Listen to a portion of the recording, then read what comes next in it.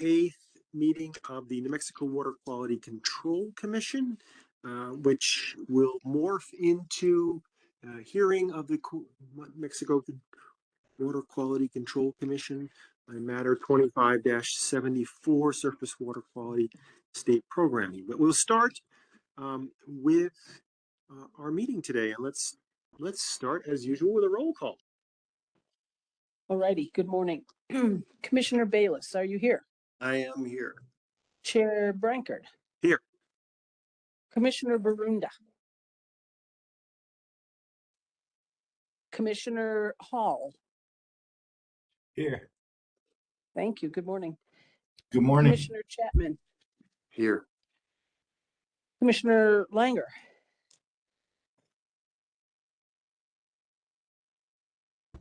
Here. Okay. Oh, thank you. Commissioner Laney. Present. Thank you. Commissioner Fry. I think she was going to be gone this morning. Commissioner Sloan. Yep. Vice Chair Thompson. Here. Commissioner Vigil. Here. Commissioner Zemlik. I saw her too. I'm going to go one more time. Commissioner Barunda, have you joined us? Commissioner Zemlik, can you hear us? Yes. Thank you. Chair Thompson, you have a quorum.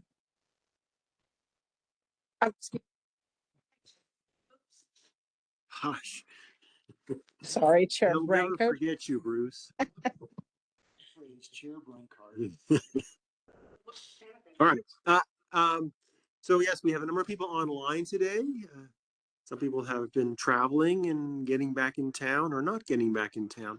I just want to introduce, just for a second, we have a new representative from the Oil Conservation Commission, Mr. Michael Hall. Can introduce himself. Thank you. Hi, Michael Hall. Happy to be here, and look forward to hearing the matters before us. Thank you. All right. So we're going to try to approve the agenda. Just the clarification, all of you have scorecards on all of the matters that are before us. We were scheduled to hear the Otero County matter. It got continued to today, but the parties have asked for another month to keep talking. So we've moved that to next month's agenda. So it's not on today's agenda, if you're wondering. And with that, I will ask if we have a motion to approve the June 8th, 2026 meeting agenda. So moved. Second. Okay, we have a motion from Commissioner Sloan, second by Commissioner Thompson. All those in favor? Aye. Opposed? All right, motion passes. All right. And so now we have the meeting, item number 3, meeting minutes, May 12th, 2026.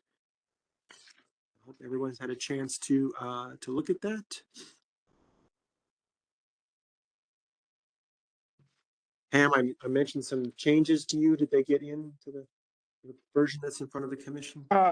No, Chair Brankard, you said we would just address them this morning. Okay, well, now that I have to remember what those changes were. Right.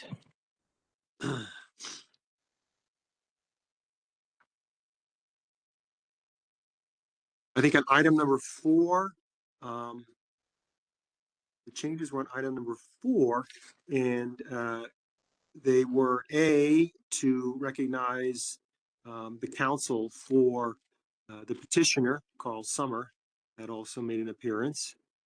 And B, the motion says to move to grant the petition and authorize. I think the motion was to set the hearing date for, I believe, September.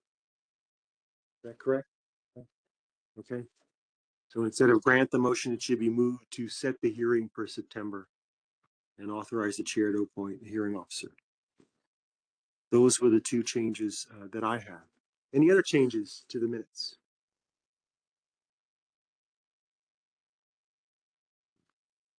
Hearing no outcry, do I have a motion to approve?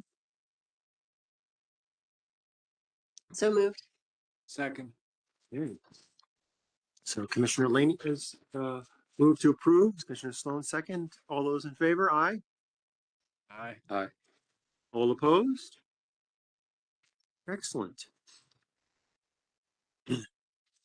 And with that, we'll move to today's entertainment part of the agenda.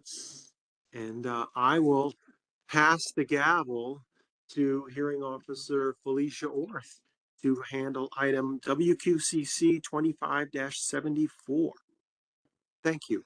And that's a cue to the court reporter. Thank you, Mr. Chair. Good morning. My name is Felicia Orth, hearing officer appointed to conduct the hearing for the commission. This is a petition for regulatory change to adopt amendments to parts 20.6.2 and 20.6.5, amendments to 20.6.2 of the New Mexico Administrative Code and new rule 20.6.5 of the New Mexico Administrative Code. They relate both to surface water permitting. We have a lot of parties in the action, 17, I think, last counted, 28 technical witnesses. I met with the parties in both December and in late May to discuss the procedure. And if you'd like to find the pre-hearing order and first amended pre-hearing order, they're on the docketed matters page. Again, docketed as WQCC 25-74. The hearing is being recorded on the WebEx platform and recorded and transcribed by Kim Schollenberger, our court reporter. We have a number of pre-hearing motions, two of which I'll invite replies for. Those are the two motions in limine and some additional motions in which we have the motions, responses, and replies. Again, all documents related to the matter can be found on the NMAC Docketed Matters webpage. Each day, when we return from lunch at 1 p.m., I'll invite public comment and we'll accept public comment for up to an hour, not necessarily an hour each time, but up to an hour. In the event you would like to let us know when you'd like to be called on, it's not required, but you can certainly contact Pamela Jones or Luis Lopez, administrative staff from the Office of Public Facilitation. Just let them know which day you'd like me to call on you. We'll invite public comment each day that the hearing occurs. The hearing will be conducted under 20.1.6 of the New Mexico Administrative Code. These are the Commission's rulemaking procedures. No decisions will be made really anytime soon. We will proceed through this week and as much of next week, Monday through Thursday next week, as necessary to complete the evidentiary record. We'll then receive a transcript. The parties will have an opportunity to submit post-hearing submittals. I'll write up a brief report, which will not include any recommendation, and the commission will put on one of its meetings the deliberations in the matter. Let's see here. So let me ask for appearances first, and petitioners will go first. Petitioners in the Mexico Environment Department. And for the rest of you, I'm going to call you in the order in which I'll invite your presentation. So who here is from representing the New Mexico Environment Department? Ms. Scott, Ms. Weatherly? This is Brecken Scott for the New Mexico Environment Department. And Crystal Weatherly for the New Mexico Environment Department. Thank you very much. Who is here on behalf of sportsmen and wildlife advocacy groups?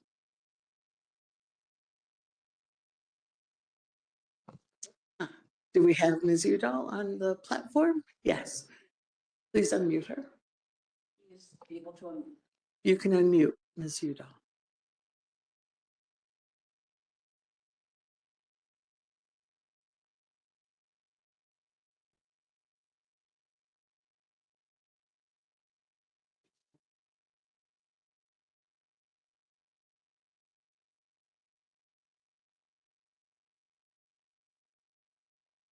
Okay, now you can unmute yourself.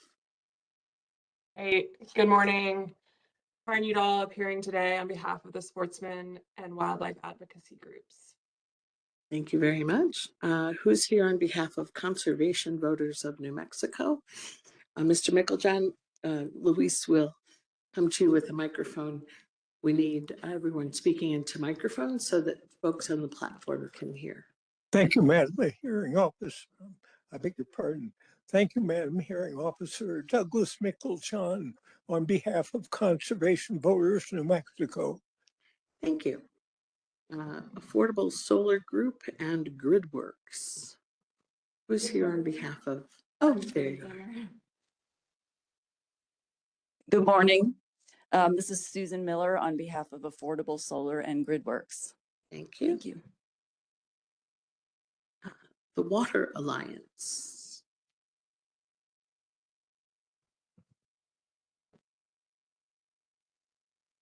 Good morning, David Kermsey on behalf of the Water Alliance. Thank you. Mr. Weatherby, are you with us? I am for a little bit. Madam Hearing Officer, I'll be in and out today due to some traveling, but we'll try to monitor on the phone if I can't be here. But thank you very much. Thank you. Mr. Maxwell, are you on the platform?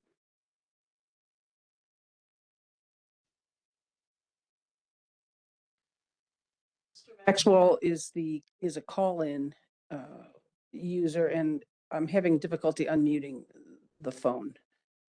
Let's see here. I believe that's him with his hand up there, but it's not letting me unmute him. All right, there you go. Mr. Maxwell? Good morning. This is Nicholas Maxwell from Lee County. I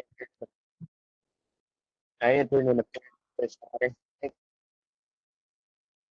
You're breaking up a bit, Mr. Maxwell, but good morning. Good morning. Triad National Security. Good morning. Maureen Dolan on behalf of Triad National Security. Thank you. Thank you. NNSA.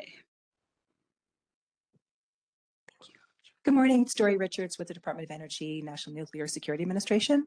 Thank you. Agricultural districts.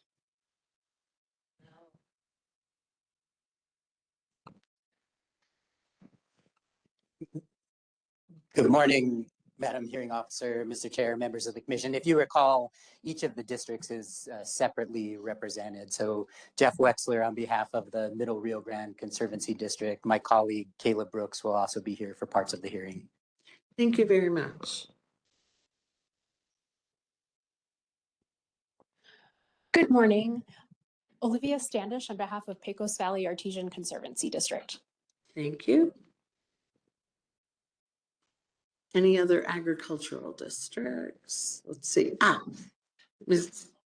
Oh, on the platform. There you are. Thank you. Ms. Stevenson, can unlock her unmute.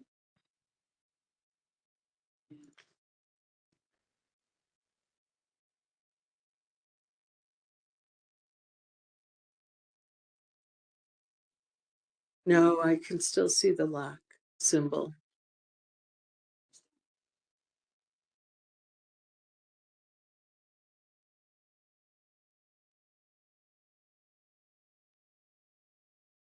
Okay, now.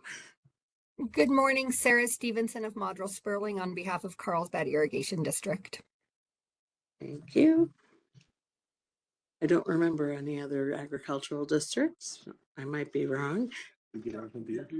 Oh, Josh Schmidt. Let's see. Mr. Schmidt in the room or on the platform? Can you see if he's on the platform? No? Okay. Alrighty. Thank you. In the event he joins us, let me know, Pam. Let's see, the Albuquerque Bernalillo County Water Utility Authority. I think I saw Mr. Stomp. There he is. Good morning, Madam Commissioner. And I'm sorry, Madam Hearing Officer and members of the Commission. John Stomp representing the Albuquerque Bernalillo County Water Utility Authority. Thank you. Thank you. And the Natural Resources Partnership. Luis up here with Mr. Molenberg and Mr. Boutier and Mr. Trujillo.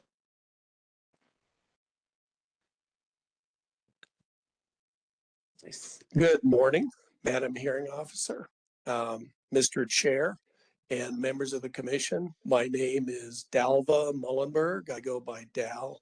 I'm with the Santa Fe office of Gallagher and Kennedy, and will be representing what we call the Natural Resources Partnership, composed of the New Mexico Mining Association, the New Mexico Oil and Gas Association, Dairy Producers of New Mexico, Dairy Farmers of America, the New Mexico Farm and Livestock Bureau, and the New Mexico Cattle Growers. The list is too long for me to remember. I'll let my co-counsels introduce themselves for benefit of the commission and the court reporter. Thank you. Good morning, Madam Hearing Officer, Mr. Chair, members of the commission. Stuart Boutier with the Modrell Sperling Law Firm, co-counsel with the Gallagher and Kennedy firm for the Natural Resources Partnership.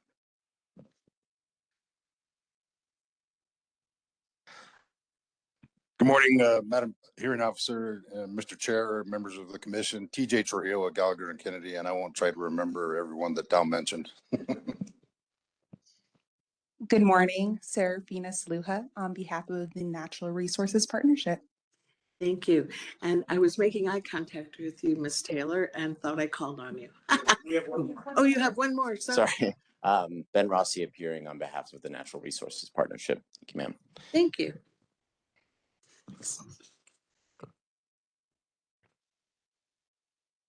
Good morning, Madam Chair, or excuse me, Madam Hearing Officer and Chair Brankard and Commission. I am Liz Taylor. I represent the San Juan Water Commission in Northwest New Mexico. Thank you. Is there anyone that I missed? No. Oh, what? How did I? Okay. Water protection organizations was after the sportsmen and wildlife and before conservation voters. Ms. Fox. Good morning, Madam Hearing Officer, Mr. Chair, members of the commission. My name is Tanis Fox. I'm a lawyer with Western Environmental Law Center, representing Amigos Bravos, the New Mexico Acequia Association, and the New Mexico Wilderness Alliance. And I will hand the microphone to my co-counsel. Thank you.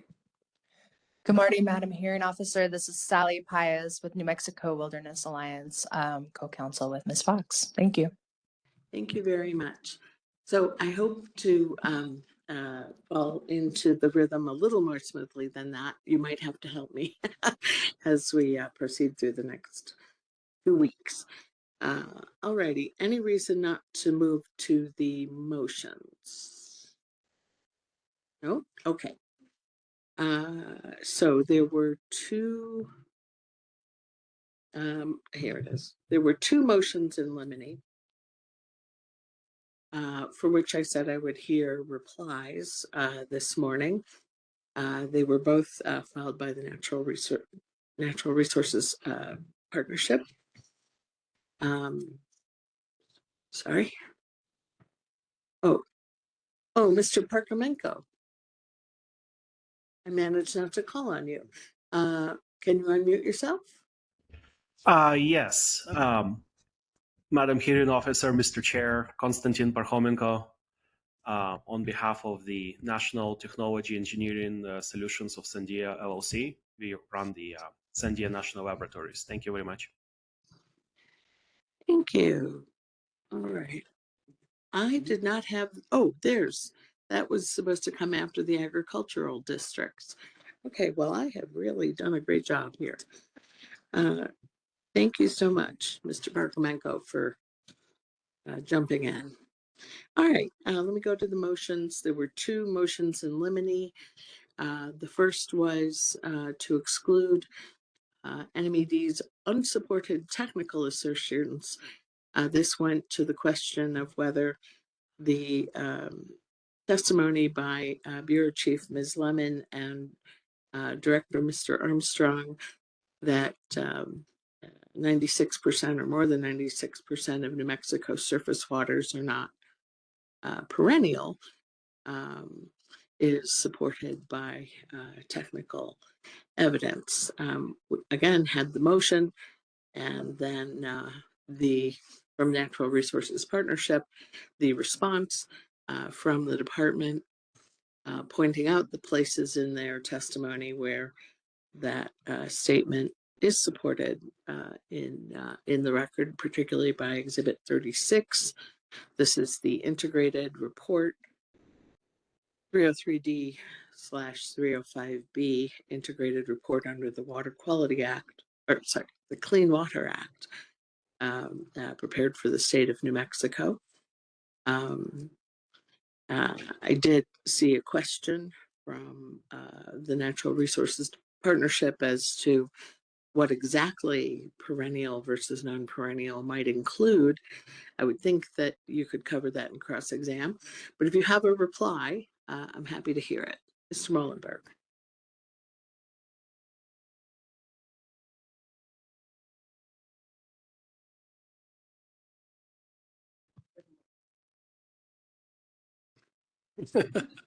Thank you. I'll be happy to introduce myself.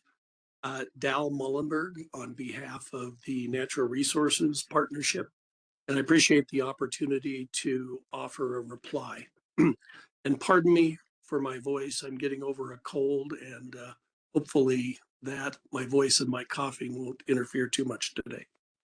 I'll be brief in the reply because in many respects, the respondent's response actually confirms the concern raised by the NRP's motion.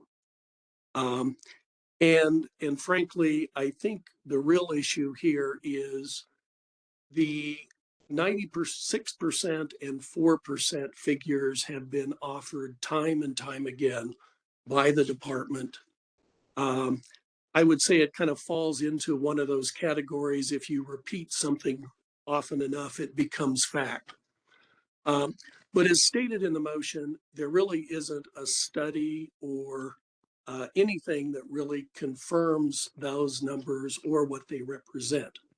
The department has cited a table contained in the 303D report, which the commission is familiar with. And I would submit that table and the department's use of it also oversimplifies the issues before the commission here. Essentially, what the department has presented is some simple math differentiating between perennial streams or rivers versus non-perennial rivers. But I would submit that the issue of what is a surface water and what surface waters are regulated by the term waters of the United States is much more complicated than that. There are other things at issue: wetlands, playa lakes, prairie potholes, lakes, reservoirs, rivers, and there are various ways to measure those and identify whether or not they are protected as waters of the United States.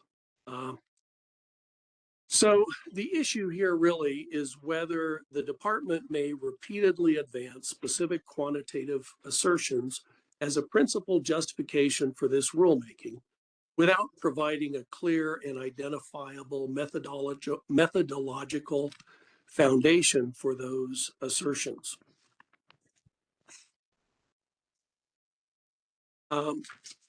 I would note that the reference to figure or to table 2 of a report and the math wasn't identified in the department's testimony. The department's testimony simply referred to a long report and suggested that the parties in the commission could decipher this information from that report.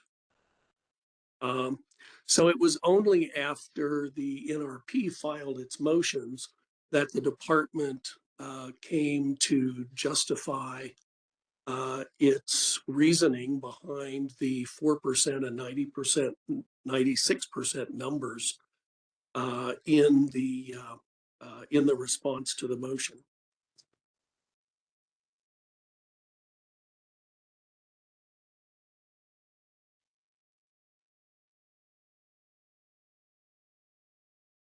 I think I've covered most of this, but I am just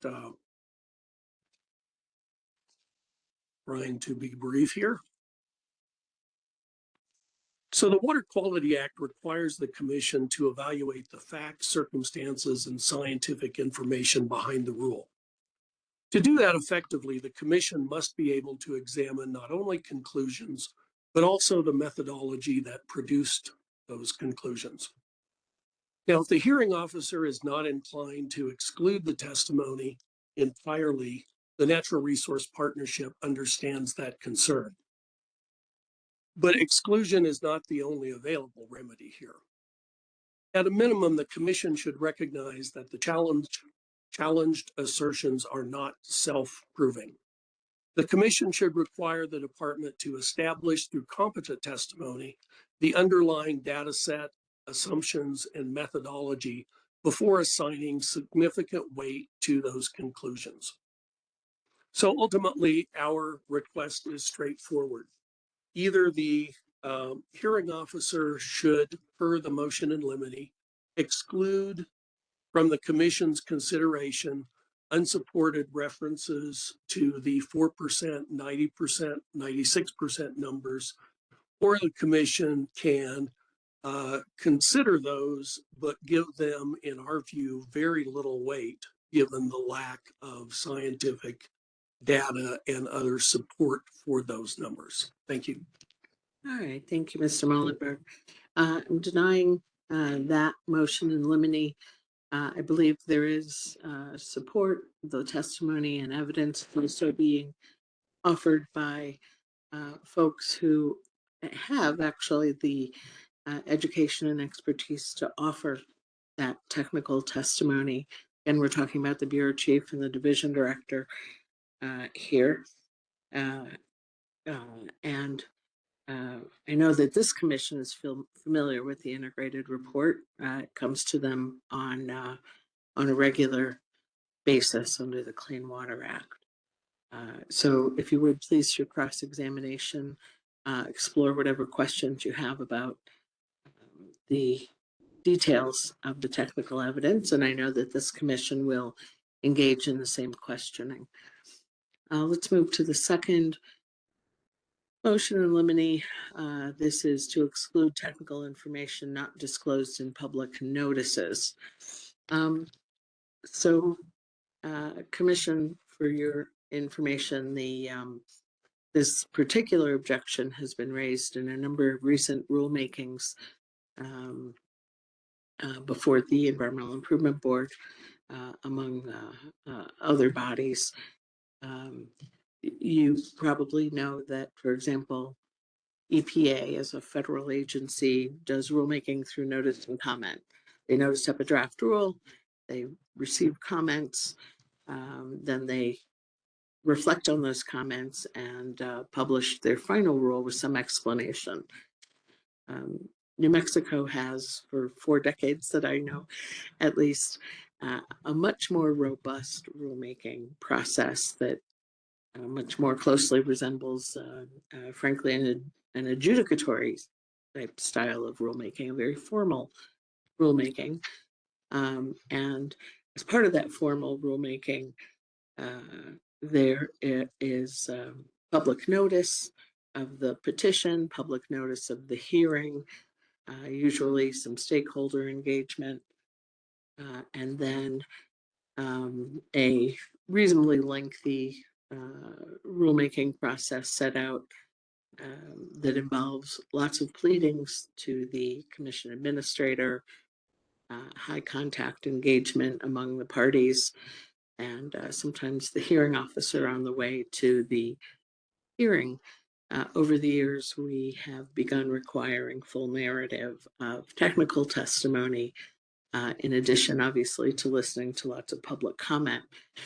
This particular objection that's been raised before the EIB as well is an objection that the For example, the technical evidence that's been coming in through pre-filed written and direct and rebuttal testimony should have been made available in connection with the public notice of the hearing. That is to say, should have been made available from the very beginning and not roll in as part of the pleadings. I've denied this particular motion in other rulemaking proceedings, but Mr. Trujillo, I'm happy to hear your reply this morning. Madam Chair, or I'm sorry, Madam Hearing Officer, I appreciate you giving that background in terms of the historical context. I do think, if I'm correct, this is new to this particular body, at least this form of motion. So I will take a moment to at least describe some of the concerns on that in order to create a record, recognizing your previous rulings on that particular issue. Again, TJ Trujillo, on behalf of the New Mexico Natural Resources Partnership, I'd like to begin by clarifying what this motion is and what it is not. Respondents spent much of their time in the response arguing that a position against a position that NRP has never advanced. NRP is not arguing that every hearing exhibit must be identified in the New Mexico Register. NRP is not arguing that agencies are prohibited from developing additional evidence, consulting experts, or refining their positions as the rulemaking proceeds. We all understand that the Commission's procedures contemplate notices of intent, direct testimony, rebuttal testimony, and hearing exhibits. The issue before the Commission is much narrower. This issue is whether the department complied with the State Rules Act when it identified the technical information that served as the basis for the proposed rule. And that phrase is important. The statute does not require disclosure of legal authority. The statute separately requires disclosure of technical information that served as the basis for the rule. The legislature deliberately chose those words, and the department's response never really addressed that point.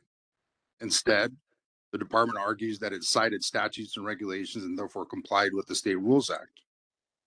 But statutes are not technical information. Regulations are not technical information. The Water Quality Act is not technical information, and the Clean Water Act is not technical information. Those authorities may authorize the rulemaking, but they are not the scientific, engineering, hydrologic, ecologic, economic, or technical materials that led the department to propose these particular rules. And that raises a simple question. What was the technical basis for the proposal when the department filed it? The department had to have one. The department did not wake up one morning and draft a statewide permitting program out of thin air. It necessarily relied upon technical analysis, technical assumptions, technical studies, technical reports, technical data, guidance, expertise when developing the proposal. The State Rules Act required disclosure of that information because the legislature wanted the public to know not only what rule was being proposed, but why it was being proposed. That is the entire purpose of the technical information requirement. Respondents argue that agencies must be allowed to continue developing rules after publication and continue considering stakeholder feedback. NRP does not disagree. Nothing in this motion prevents that. Nothing in this motion prevents the introduction of additional evidence. Nothing in this motion prevents expert testimony. Nothing in this motion prevents agencies from refining proposals. But that is not what the statute addresses. The statute addresses the technical information that already served as the basis for the proposed rule. The legislature used the past tense, not information that might be developed later, not information that might be generated through rebuttal, not information that might emerge after consultation with consultants. Information that already served as the basis for the proposal. That distinction is critical. Because if respondents are correct, then section 14-4-5.2A7 becomes meaningless. Under the department's interpretation, every agency in New Mexico can satisfy this statute by listing statutes and regulations and nothing more. Every agency could cite its enabling legislation and then wait until technical testimony is filed months later before revealing the actual technical basis for the proposal. If that is all the legislature intended, there would have been no reason to enact a separate technical information disclosure requirement at all. The commission should avoid an interpretation that renders the statutory language surplusage. The department also points to provisions of the State Rules Act requiring the rulemaking record to include technical information relied upon in formulating the final rule. But that provision actually helps NRP. The legislature recognized that additional information may be developed during the rulemaking process. That is why the final rulemaking record may contain additional materials. But that does not eliminate the separate requirement that technical information serving as the basis for the proposed rule be disclosed at the outset. The statute contains both requirements, and the commission should give effect to both. The department's interpretation effectively collapses them into one. Now let's briefly talk about why this matters. This is not a technicality. It is not a paperwork dispute. This is fundamentally about meaningful participation. The legislature understood that members of the public, local governments, agricultural interests, and many, many more need access to the technical basis of a proposal in order to meaningfully participate in the rulemaking process. That technical information often determines what experts are needed, what assumptions need to be tested, what testimony needs to be prepared, and what evidence needs to be developed. Without that information, participation becomes reactive rather than informed. The department argues that disclosure through notices of intent cures any concern, but by that point, the notice period is over. The public's opportunity to evaluate the technical basis of the proposal at the outset has already been lost. That is precisely why the legislature required disclosure before the hearing process begins. And I would submit that this issue is not occurring in isolation. In many respects, this motion reflects a broader concern that has surfaced throughout this proceeding. Again and again, NRP and other parties have asked similar questions. What is the technical basis? What methodology was used? What criteria will govern? What standards will be applied? What information supports the department's conclusions? And we are asking the same questions here. Transparency is not an obstacle to rulemaking. Transparency is the foundation of rulemaking, and the State Rules Act reflects that principle. The legislature wanted technical support disclosed early so that the public could evaluate it, challenge it, support it, or improve it. That's how good rules are developed. So ultimately, this motion asks the commission to enforce a straightforward statutory requirement. If the technical information served as the basis of the proposed rule, it should have been disclosed as technical information when the notice was published. Because that did not occur here, NRP respectfully requests that the commission grant the motion and exclude the undisclosed technical materials identified in the motion. Thank you. Thank you, Mr. Trujillo. This second motion in limine is denied as well. So let's move to the three motions to dismiss. I'm sorry. Oh, yes. Denying it again for the reasons I kind of pointed to earlier. I don't read the Constitution or the State Rules Act the same way the move-ins do, the NRP, to require that all of the technical information that comes in during our hearing process must be published when the notice of hearing is published. Just don't read it that I just don't agree with them on that assertion. We have both the State Rules Act that requires the notice of the hearing. We also have the Commission's own rulemaking procedures, which they adopted a long time ago pursuant to the Water Quality Act. And I think both of those statutes work together to provide the Commission with a basis for reaching a decision on its on petitions brought before it. Oh, Commissioner Sloan, do you have a question? I do, Madam Hearing Officer. I'm curious what our role is relative to some of these motions. I was just about to move to that. Thank you. So 2 motions in limine. As hearing officer, our agreement, if you will, between the hearing officer and commission is that I rule on those. And sometimes I'm able to hear argument before the hearing, or we have written replies and I can simply write a written order. In other cases, the time is compressed enough that I hear replies at the beginning of the, before the evidentiary record. Those are the 2 motions in limine. We're now going to move to 3 motions to dismiss. And because I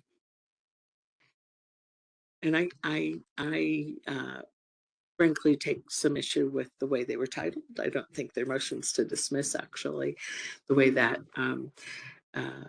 phrase is ordinarily understood. I think they're motions to postpone, for example, or begin again. I don't think they're motions to dismiss. In any event, Mr. Chair. No, I think to clarify, these motions are asking that information be excluded. These are evidentiary questions, okay? And that's normally the province of the hearing officer. When someone is asking for the whole process to be blocked, stopped, I think the Rules Act calls it terminated, that the commission has to decide. So I think that's how the hearing officer is making a distinction here among these 2. In this case, I don't know why, but the parties asked for this last motion to be just to exclude evidence, not to start all over, not to cause the commission to start all over again, which they could have, Right. but they didn't. Hold on, Mr. Mullenberg. So when quote unquote dispositive motions to dismiss, motions that start out as a motion to dismiss and become a motion for summary judgment, which I believe the NRP is characterizing at least one of its motions to dismiss that way. In any event, when we would just take the next 2 weeks off, for example, when it would have that kind of result, to restart everything or throw out some large fraction of the petition or both of them, that's for the commission to decide. And so in those cases, I try to be careful to ask of the parties the motion, the response, and the reply before we arrive in this room to give you a fighting chance to read them before you get here. Often the commission asks for my opinion on these. You obviously also have counsel here to advise you as to the law. So I was going to very quickly summarize what each of these 3 motions was about. I don't believe we need argument notwithstanding some late developments. But Mr. Mullenberg, is that what you would want to be talking about? Thank you, Madam Hearing Officer. Actually, I was going to bring to your attention one more motion, and that's a motion that was filed on Friday.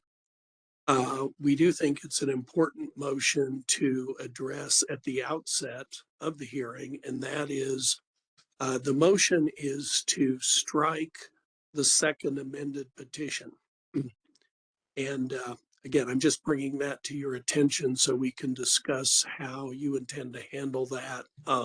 Since it is a motion to strike, I don't know if you intend to handle that, if you intend to refer it to the commission or how, but it's an important issue because we have a question whether now we're going to hearing on the first amended petition or the second amended petition.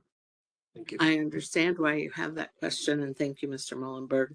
I had in my handwritten notes here combined, if you will, that motion with the first motion that was styled motion to dismiss and to vacate the hearing for failure of the proposed rules to meet constitutional and statutory requirements. I kind of melded those together. So we're going to get to the second amended petition. Let me first, though,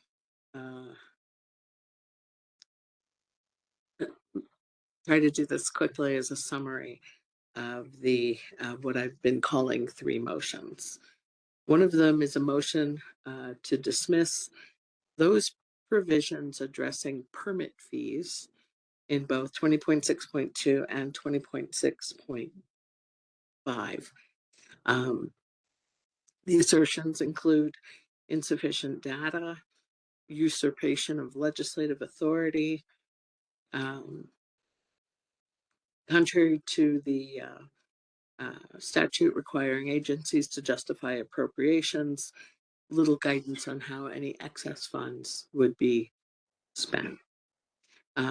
The department responded in their response, pointing to a fair amount of testimony and evidence showing, in fact, how they came up with their proposal for fees and obviously pointing to the legislative mandate to this commission to adopt fee provisions. The reply in that case was filed after what we're calling the second amended petition.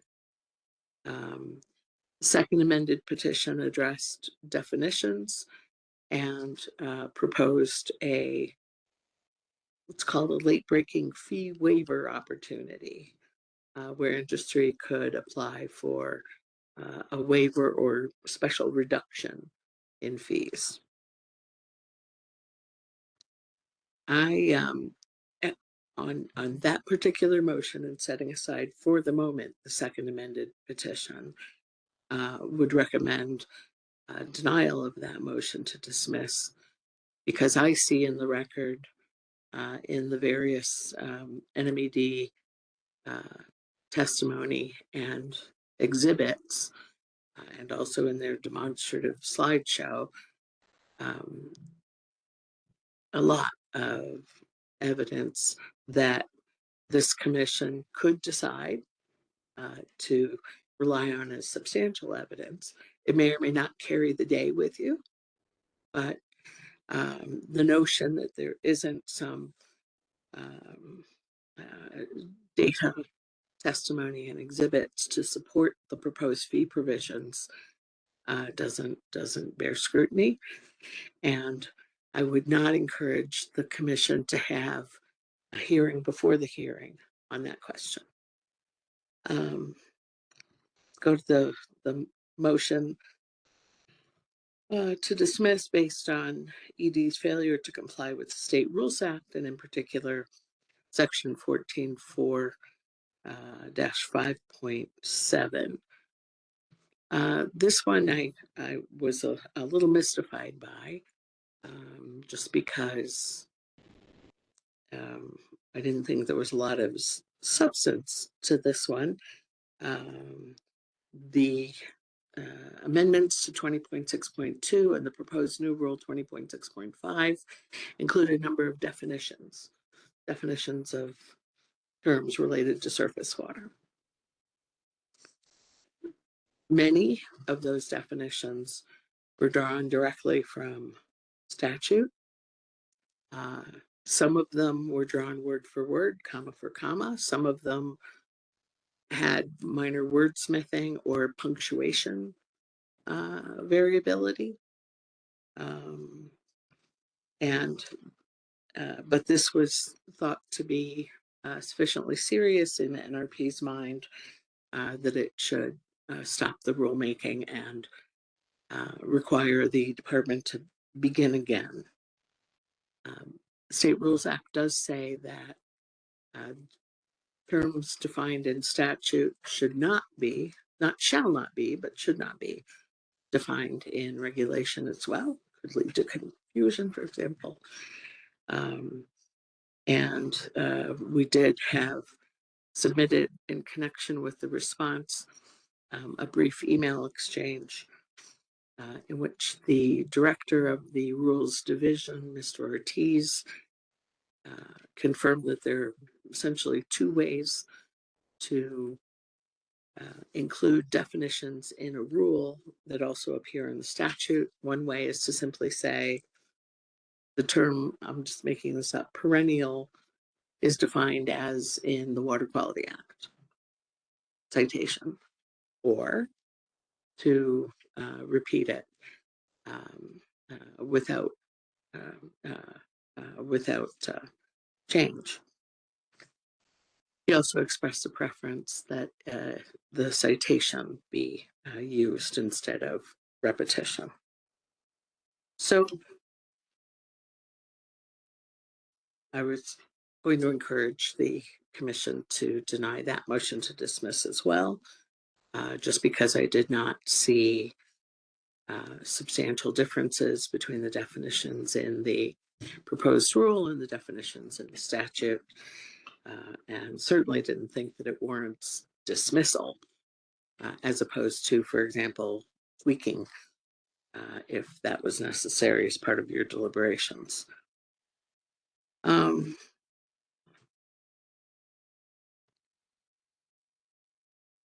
In the, again, second amended petition, which was late breaking, the department did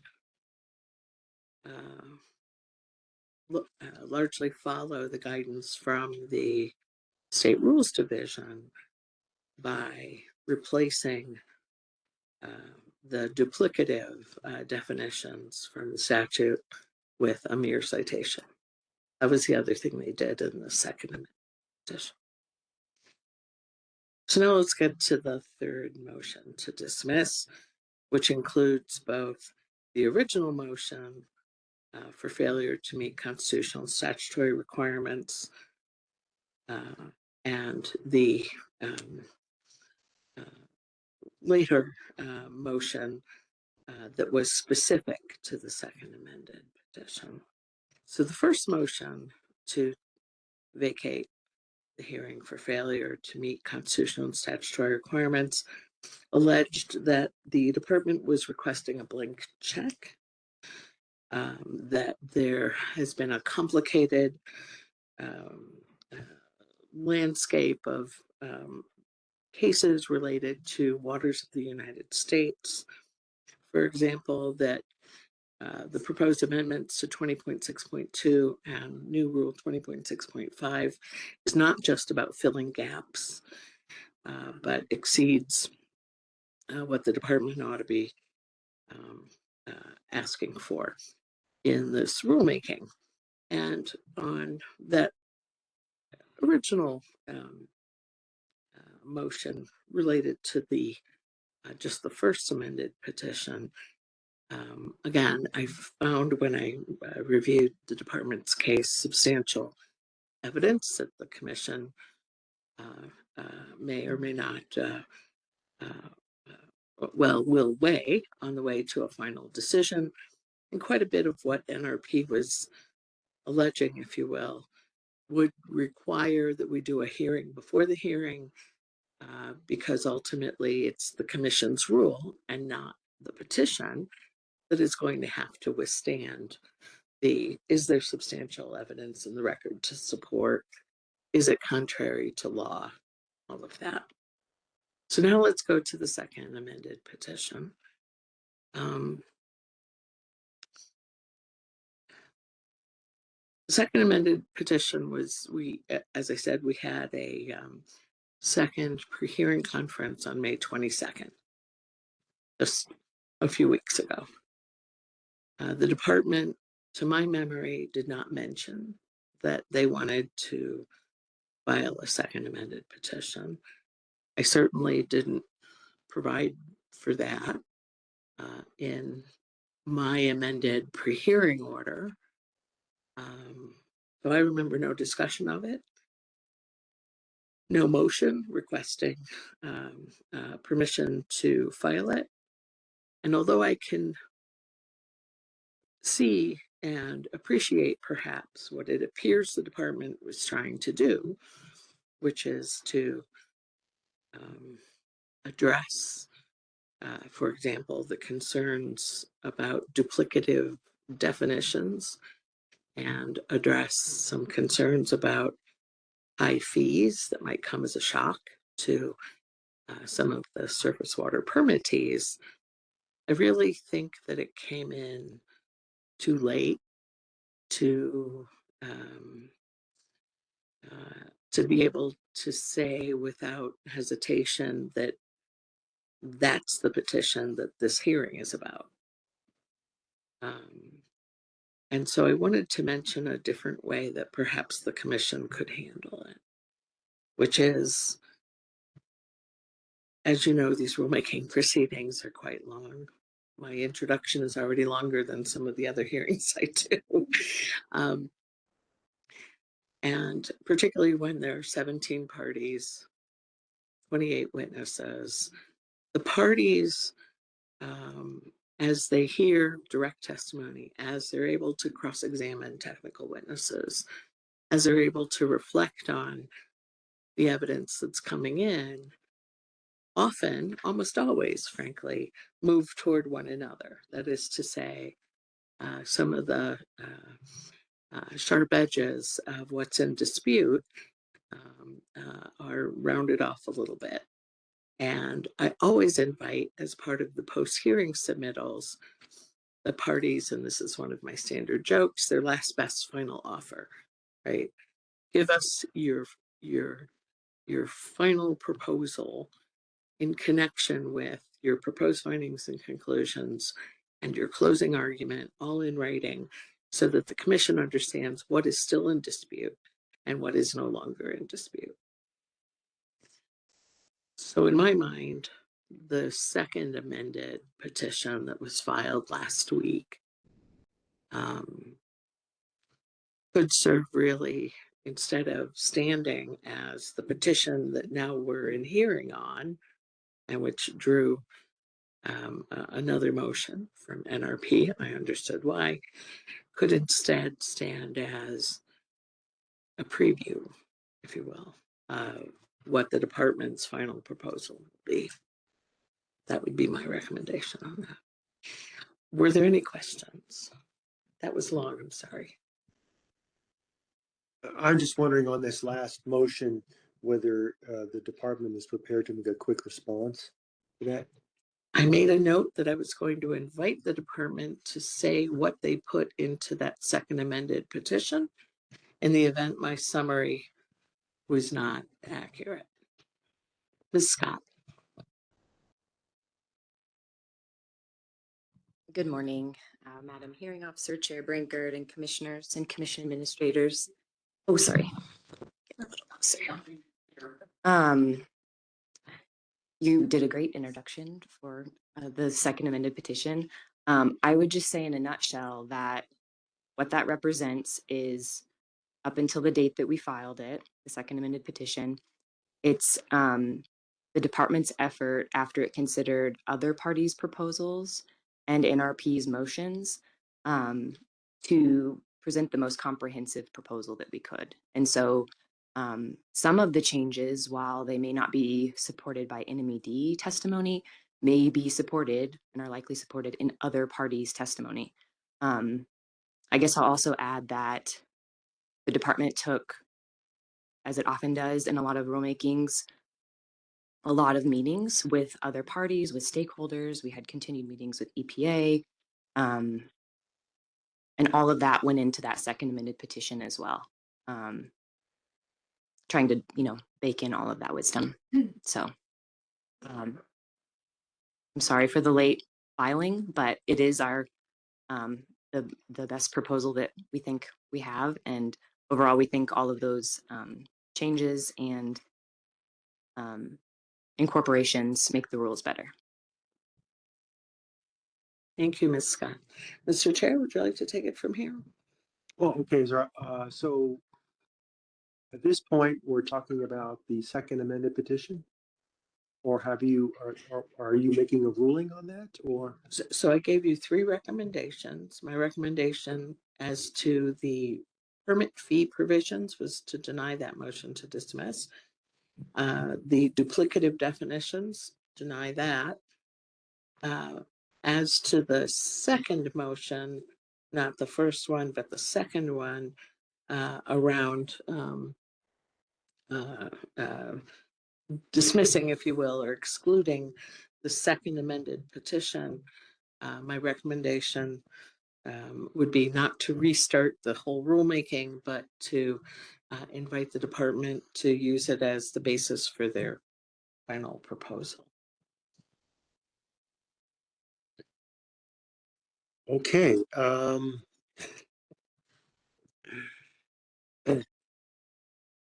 Mr. Molenberg, you have you don't tell me you have something to say.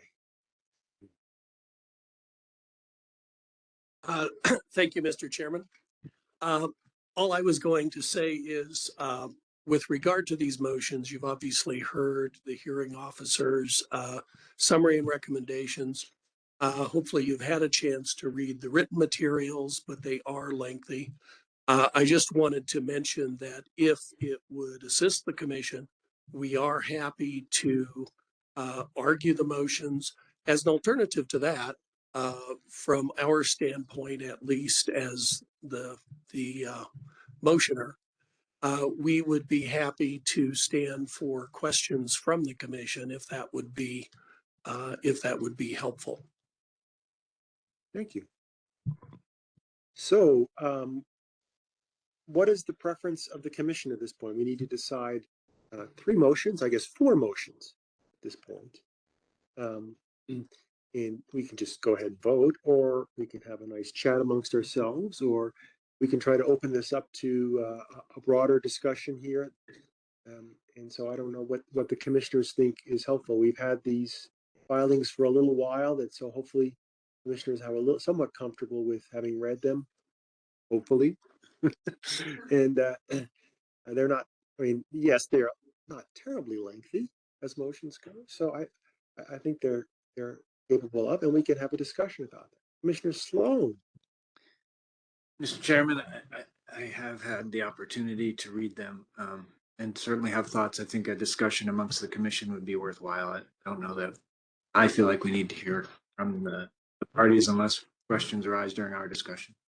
Thank you. Others? All right, well,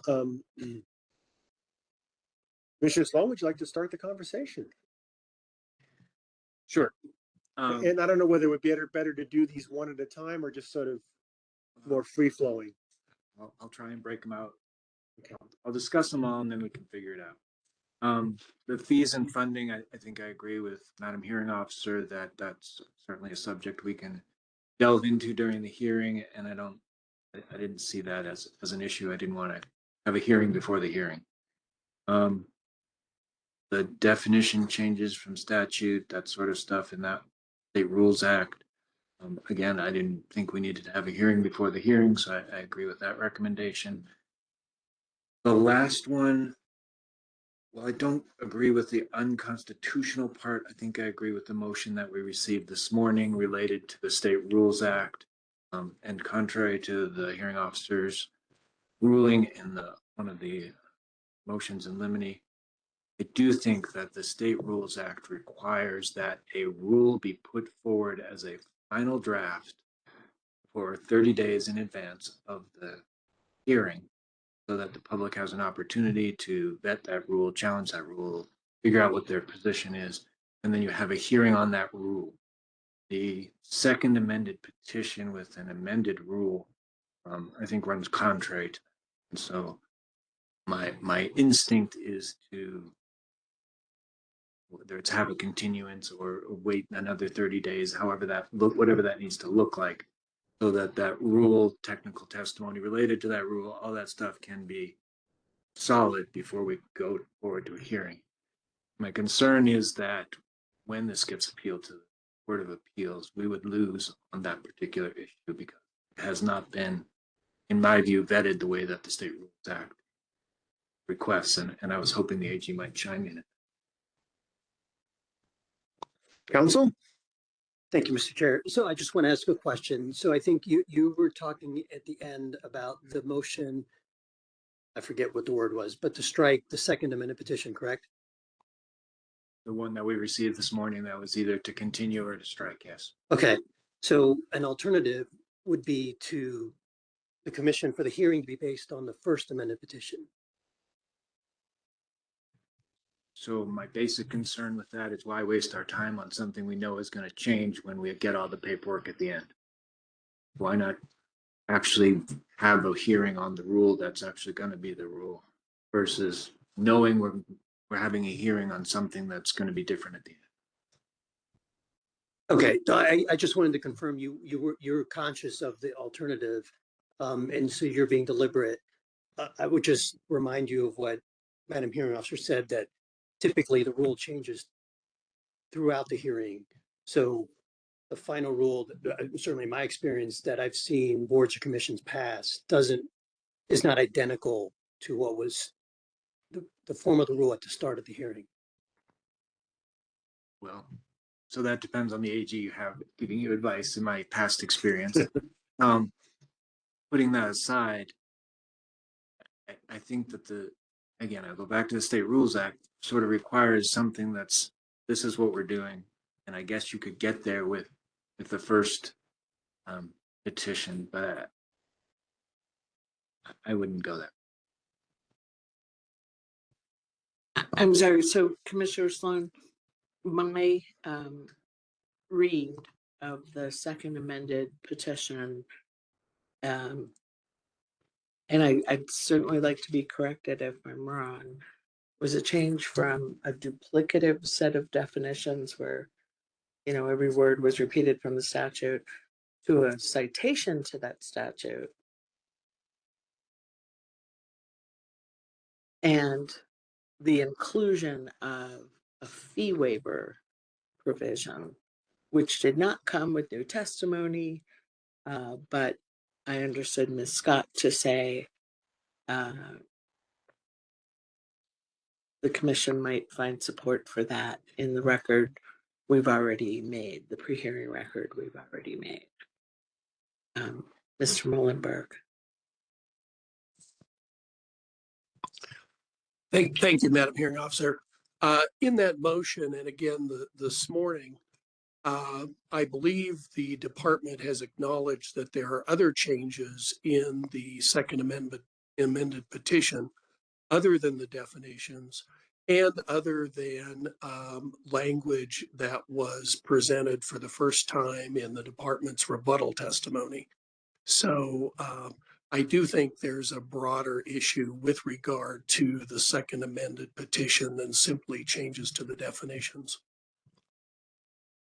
Can you characterize what else was in there besides the definitions and the fee waiver / reduction?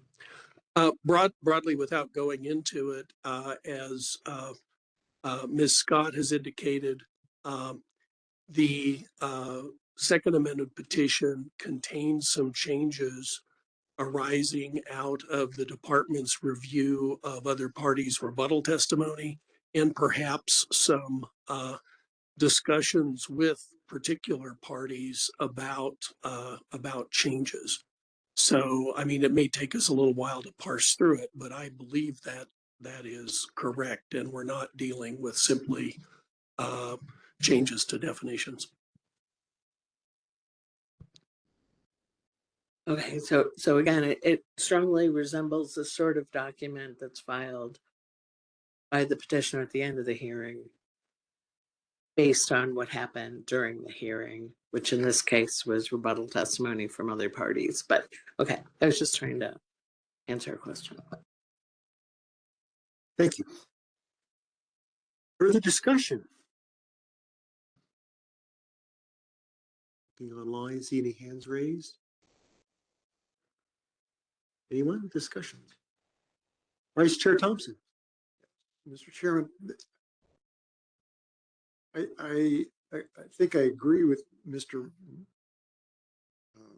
Mullenberg's assessment. I'm looking at page 19, 20, and so forth, and there is quite a bit of new language.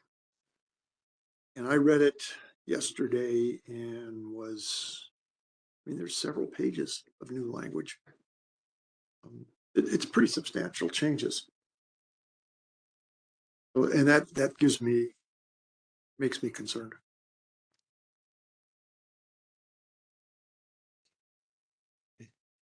Other comments? Okay, all right. Well, let me pontificate for a while here. Uh, I sort of agree with the hearing officer's proposal, although I think Mr. Sloan very nicely sets out the real issue with this second amended petition, which is that at some point in the process, the proposal has to be solidified in order for the commission and the parties to evaluate that. And normally, at least when I was advising boards and commissions, that would occur prior to the public notice. Right? That seemed like a cutoff. And so anybody getting a public notice and whatever version of the rule was in place at that point, then the public would know this is what we're going to hearing on, and do that. Now, the hearing officer is correct that what we have in this process is a lot of parties proposing a lot of other changes, right? And so it's not uncommon, another alternative for the department would be to simply, as their witnesses are up there, say, and I've heard this numerous times in hearings, X party proposes this change to this section. What's the department's position on that change? Okay. And it certainly has happened plenty of times in the past where the proponent has said, well, we can live with that. And so now you have the proposal and the amendment that have gone through the whole hearing process. And at the end, hopefully, the parties will give their last, best, and final based on the information at the hearing. Okay. So I guess I would be in favor of rejecting this second amended petition and going forward on the hearing on the first amended petition. Now, as the vice chair has pointed out, I think Commissioner Sloan and Mr. Muhlenberg sort of implied that there may be issues here beyond what has been raised by other parties in the proceeding. And if the department feels that they can't go forward with the first amended petition, they can simply withdraw the first amended petition and reapply with a whole new petition. And so we would have to go back through the whole notice process and do it again. I mean, if the department thinks that they're going in a totally different direction than what they started with, and not a direction that has been proposed by the other parties, we would need to go through a whole new process. So I think we would leave it up to them as to where they want to go with this or not. Otherwise, they have to deal with it through the hearing. And that, frankly, is my response to all the other motions, which is we haven't started the hearing yet. Okay? Everybody's talking about evidence in the record and the technical evidence. There is no evidence in the record. We have a whole bunch of pleadings that have proposed exhibits showing technical testimony. They haven't been nothing's been accepted into the record yet. Okay? And in addition to all that written testimony, we're going to have at least 9 days of all these people being asked questions, and their answers will be technical evidence. It will be added to the evidence that the commission reviews. So really, I agree with the response to one of these motions, which it's not ripe. I mean, all these issues can be raised at any point during the process. And, a lot of clever lawyers out there can ask good questions on cross-examination, bringing out all these issues. Okay, and the department will be forced to respond and defend their positions on this. Specifically, I will say, though, that I'm greatly disappointed in this group of lawyers here. We have in front of us in this natural resource partnership the best mining lawyers in the state of New Mexico. And yet they never brought up Court of Appeals decisions on the fees adopted by the Mining Commission. Court of Appeals issued 2 opinions on what is a schedule of fees and what is not a schedule of fees. So I would tell the parties they need to go look at those cases to help them. The Court of Appeals initially rejected the Mining Commission's proposal on appeal.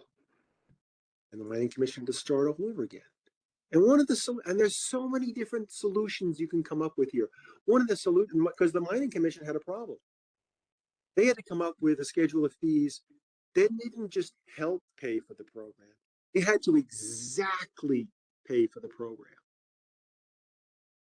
Had to pay for it and couldn't be hired. Said it right in the statute. That's pretty daunting.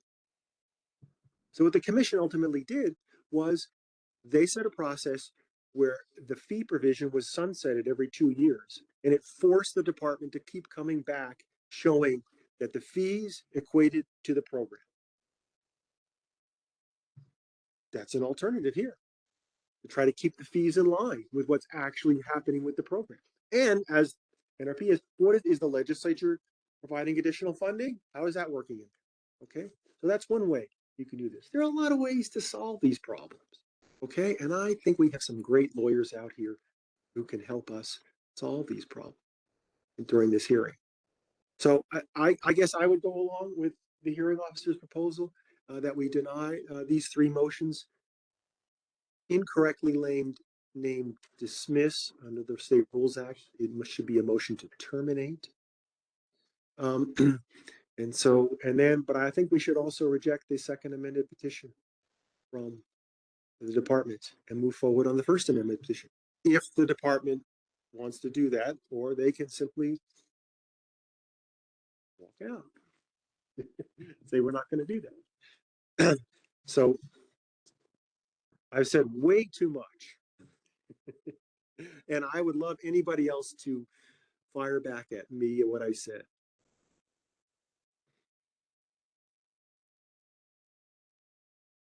Council? Good morning, Chair Brankard. The only thing I would add is that in the, I have no idea what the sentiment of the commission is, but in the motion about the definitions, I think it's subparagraph B states that in the event there is a definition in a regulation, the definition in statute supersedes that. So I think that in the event there is a conflict, that resolves that, just for the commission's information. It's a very odd provision because the first sentence says you shouldn't repeat the definitions. And the second sentence says, well, if they are repeated, then the statute rules. And one of those Mining Act cases, the old Abe case, is a classic example of where the Mining Commission changed a word in the statutory definition of a term.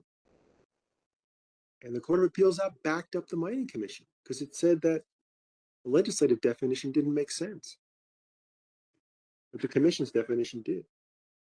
So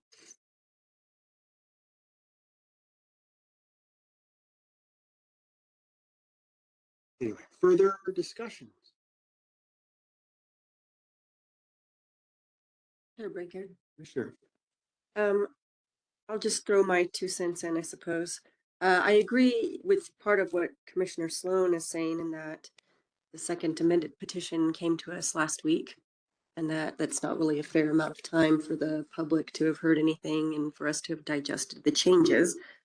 But I do recognize that through the rulemaking process, it was likely that any of these, whether it be the first amended, the original, the second amended, are going to evolve through the discussion, through the evidence that the commission sees. And so my suggestion is that we don't use the second amended petition, but that we do hear the rule. I know it's evidence and all the arguments that could be made in between here and there. Are there any hands raised online?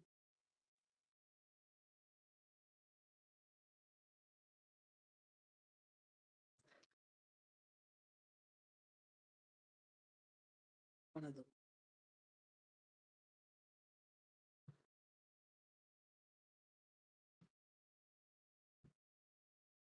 I think we're just looking for comments from commissioners at this point. Commissioner Sloan. Mr. Chairman, I guess my question would be, and I guess I think I know what you're going to answer, but I'll ask anyway. Is the process so flawed at this point that if it does go up on appeal, that it'll get thrown out or overruled or whatever, or have to redo this whole thing because of sort of what I view as not really following the State Rules Act because of the second amended. I realize maybe we would be if we go to the first, but we've already put out the second, docketed matters, etc. I just wonder how messy it is and what the court would think about that.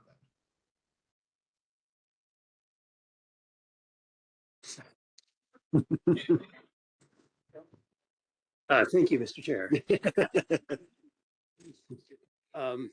answer is you don't know. No, well, Commissioner Sloan, I think, I'm not sure, I forget your phrase, but this messy. I guess I don't see that. There's been a lot of discussion about the Second Amendment petition. There's been a lot of talk against starting based on that Second Amendment petition. I think if you remove that and you go back to the First Amendment petition, which doesn't violate the State Rules Act, I don't see the mess in that sense, because you're just ignoring the Second Amendment petition. Now, that doesn't, I mean, I think parties are free to appeal anything. And so it's not to say it's protected, but I don't think there's a mess if the commission decides to start with the First Amendment petition.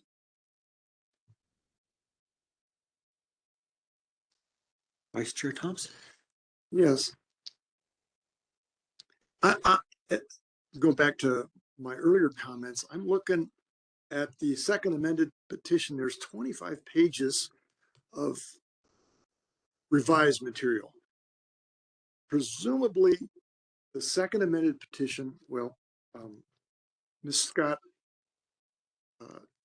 testified or stated that the revised petition was in response to some of the concerns raised by parties.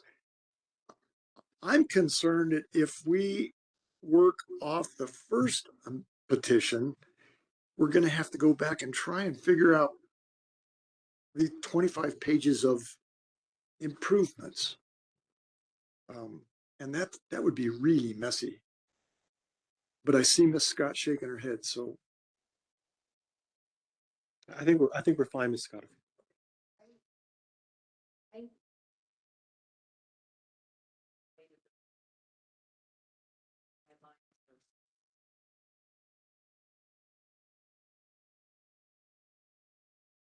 I would like to hear that. We blame it on the typesetting. If only AI did it for you, it would be much better. I have learned so much in this process about version control. It's not even funny. Okay, so when we file proposed rules to you, to the commission, we have to file them in clean, or what's called in red line. So no matter what, we file rules in red line. And so those 20 pages that are in blue, a lot of what is there, if not most of what was there, was in our original petition. That whole new 2300 series, that's 20.6.2. Then we have versions that I call a courtesy red line, but they have, I don't know that they've caused any more or provided any more clarity to everybody in showing what the changes are since we filed the first amended petition. So in 20.6.2, those 20 pages, that was the large part, the original rule that we filed. We just have to show it to you because 20.6.2 already exists. We have to show it in red line or blue line. So explain the color code. In 20.6.5, which is the new rule, it's in all black and white because it's all new. We don't have to underline it. We don't have to put it in a color.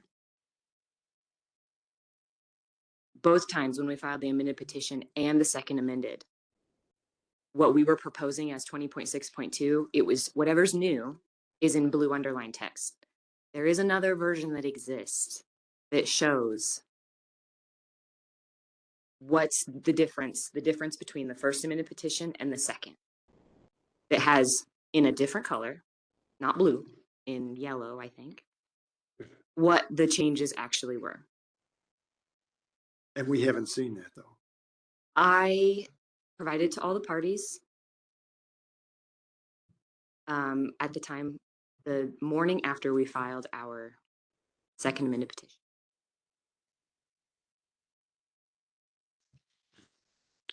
So we got red line, we got blue line, and now yellow line. You've got blue line and yellow line. No red. Yeah. Red's too scary. Yeah, I haven't seen the yellow line yet. Council wisely deducted that it's so easy to confuse the commissioners, so that try not to. It's easy to confuse. No, and I think what the hearing officers brought up is at the end of the proceeding, when she asked for the final version, you can ask for it in several different versions. Okay, with the first amended being the baseline with changes to that, and then a final version. Right. So yeah, you can clarify all that language when you get to the final version. If I might, Mr. Chair, and perhaps Ms. Scott is prepared to answer this question now, and perhaps we need a break so she can consult with her client.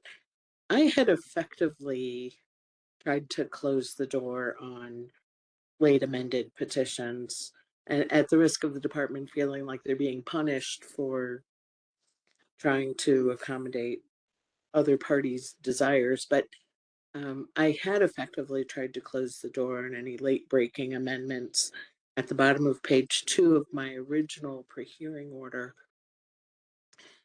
which was filed January 15th, requiring them to amend their petition no later than March 13th of this year, a couple months ago, at the risk of turning the NOI submittal deadlines upside down and making them go first, for example.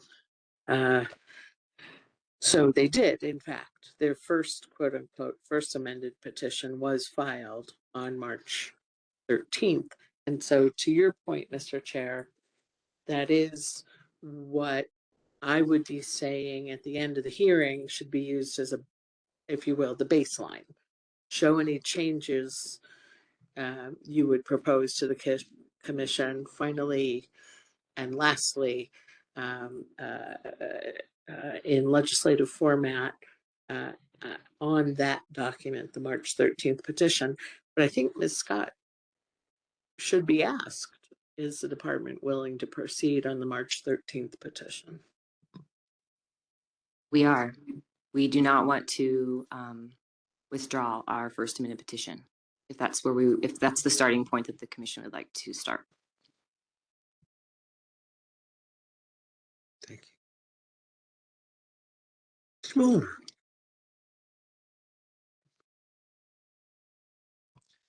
Thank you, Mr. Chair. One thing in response to Vice Chair Thompson's questions about whether the, let's say the red line of the red line is available. Ms. Scott mentioned that she had provided a red line to the parties showing differences, I believe, from the first amended petition to the second amended petition. Those weren't filed, but at risk of creating further confusion on top of confusion, we did actually include that red line with our motion to strike in case you want to see the differences. And in fact, the reason we did it is to illustrate the new changes identified in the second amended petition for the in order that the commission could see those.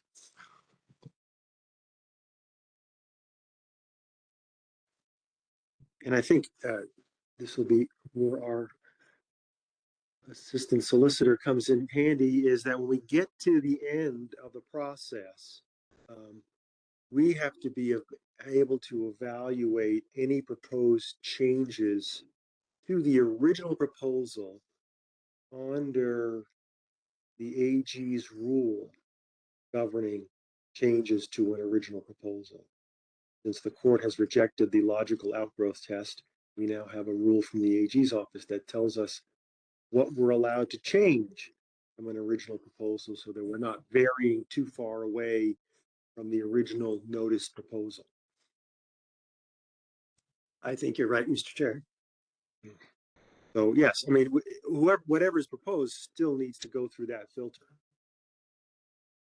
And that I think is the issue of trying to avoid handing the Court of Appeals a reject this, please rule. That's my argument to have it right the first time when you start the hearing versus changing it along the way. It's never right the first time. As close as possible. Well, you know, as the hearing officer will know, they're messy, and then there are, in the past, triennial reviews where every party is given the opportunity to submit their own proposal. And we have to evaluate all the different proposals all at one hearing. So that's it. Okay, further discussion. So I would propose that we start with the last issue, which is the second amended proposal from the department. And do I have any motions on the I'm sorry, just give us the title of your motion again, Mr. Molenberg. Look it up.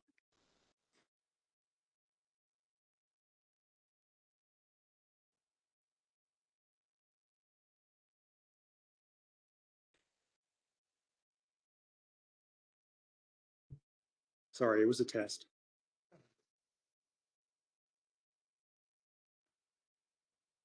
Motion to strike second amended petition or alternatively for a continuance. All right.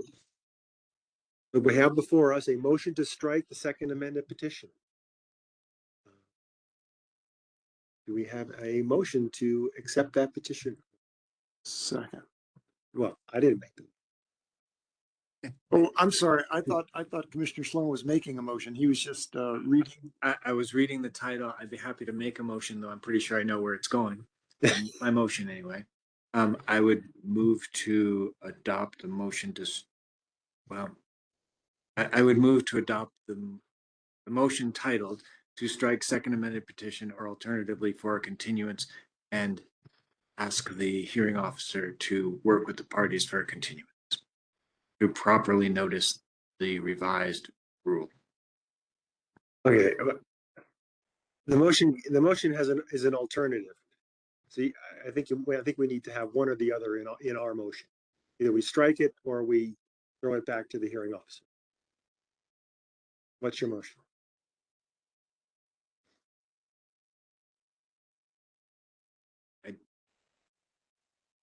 I'm not striking the second petition. I was asking for a continuance so that it could be properly noticed and a schedule could be made to get us back to this point of having a hearing on the second amended petition was the intent of my motion. Okay. Is there a second to that motion? A second. All right. So I think we need a roll call. So just to be clear, this is not a motion to strike the second amended petition. This is a motion for continuance, develop a schedule to develop a hearing on the second amended petition. Yes. So if this motion passes, we discontinue today's proceedings and reschedule for some time in the future. Is that correct? Yes. Somewhere probably on the order of 45 to 60 days before we could have a hearing again would be my guess by the time notices happen, et cetera. Thank you. When we talk in New Mexico Register, it's going to be longer than that. Commissioner Sloan, based on the publication lead times for the register, based on the need to coordinate the schedules of the commissioners, council, their expert witnesses, it's going to be substantially more than 45 or 60 days. The register publishes every 2 weeks. They have a deadline every 2 weeks. So I don't think the register is the holdup, and commissioners can or cannot attend the hearing. But yeah, eventually it's longer.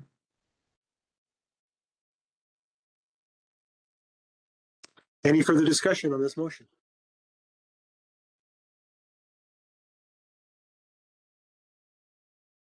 It's in the alternative. So if we reject this motion, we could then also discuss whether to simply reject the second amended petition afterwards. So Go to hearing on the 13th. March 13th is the petition that you would then be going to hearing. right, the first amended petition. Right. All right. So can we get a roll call vote on Commissioner Sloan's motion? Yes, Mr. Bayless.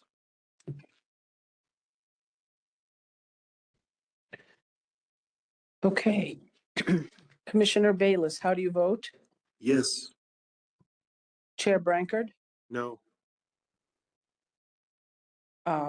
Commissioner Barunda, I note that you've joined us at 9:11 this morning. How is your vote?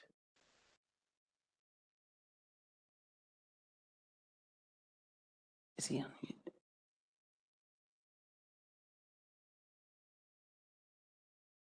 Can you unmute yourself, Commissioner Barunda?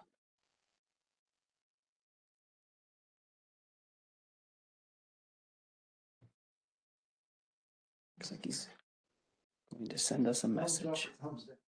All right, he says his vote in the chat. He says his vote is no. Thank you, Commissioner Barunda.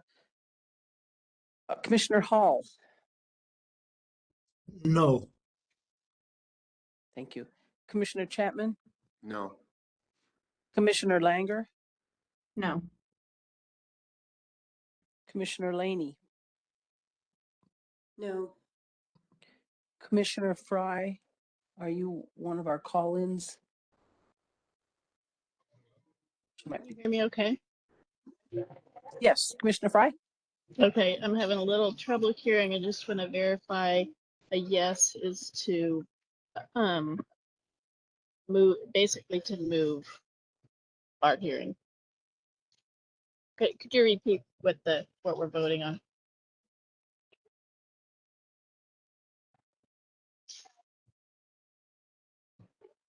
Commissioner Fry, I think your interpretation is correct, that we would do a continuance and renotice based on the second amended petition. Okay, no then. Thank you, Commissioner Fry. Commissioner Sloan, your vote. Yes. Chair, Vice Chair Thompson. No. Commissioner Vehil. No. Commissioner Zemlik.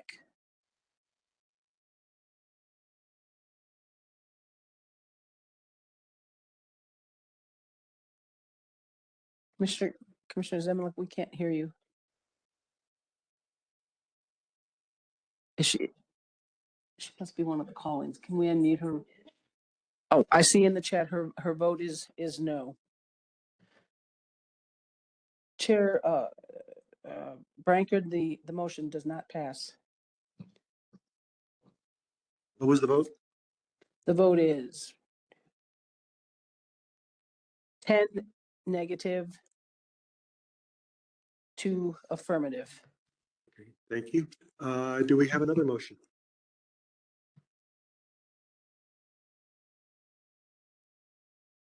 For the purposes of keeping this moving, I'll make another motion. I would move to strike the second amended petition and move forward with the motion, with the hearing based on the first amended petition that was filed on March 13th of 2026. Second. Right, thank you. Further discussion on this motion?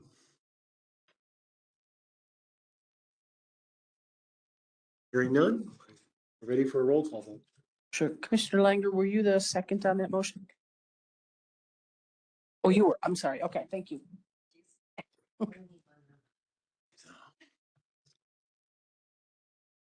Commissioner Bayless, how do you vote on the second motion? Yes. Chair Brankard? Yes. Commissioner Barunda? Yes. Thank you. Commissioner Hall? Yes. Thank you. Commissioner Chapman? Yes. Commissioner Langer? Yes. Thank you. Commissioner Laney? Yes. Commissioner Fry? Yes. Thanks. Commissioner Sloan, No. Vice Chair Thompson, Yes. Commissioner Vehil, Yes. Commissioner Zemlik. Okay, we've got it in the chat that she votes yes. The motion passes.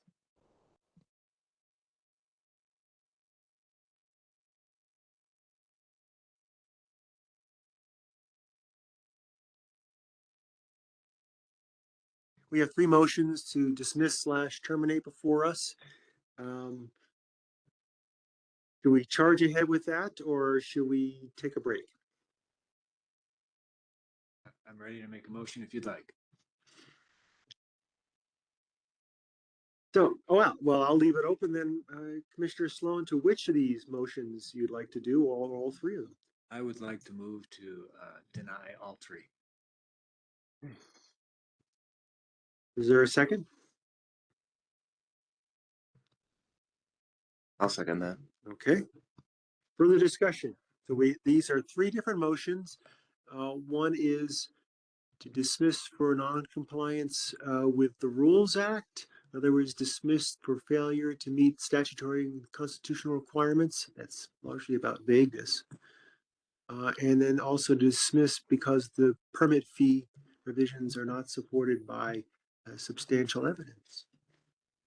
So those are the three. Any further discussion on those? Hearing none, I think we're ready for a roll call. Okay. Commissioner Bayless, your vote, please. Yes. Chair Brankard, Yes. Commissioner Barunda, Yes.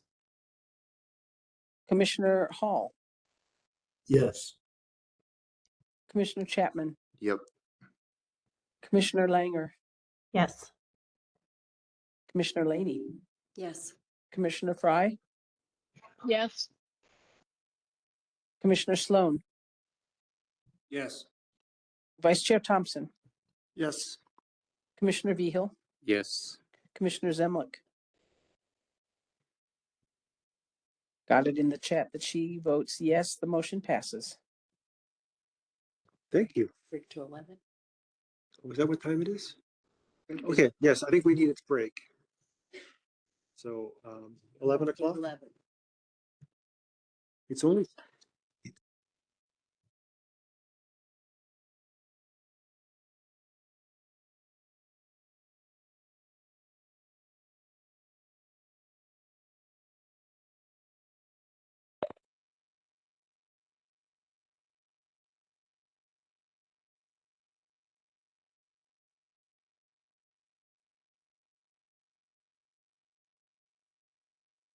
All right, we are coming back from a short break. Let's see. Okay, think about it.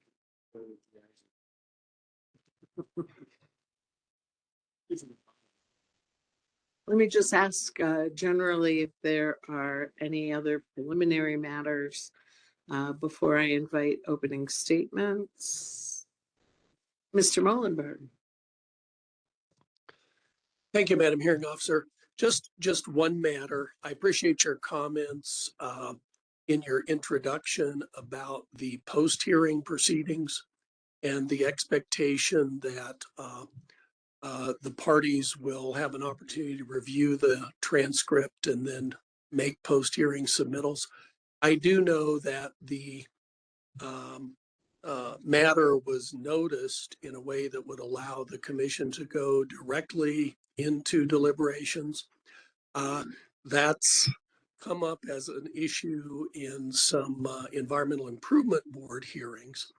And I just wanted to see if you could comment further whether the commission has made a decision so that we can plan on that kind of a post-hearing process, or whether the commission is reserving the right to go directly to deliberations.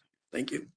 Thank you for the question, Mr. Mullenberg. My guidance to the administrator is always to include that statement in order to give the board or commission that flexibility. Having said that, this commission has not made a decision as to whether it will deliberate immediately following the close of the record. They usually make that decision when they close the record, and obviously they would need critical mass of the commissioners, and we have, I think, a full commission for at least this first day of hearing, or nearly full.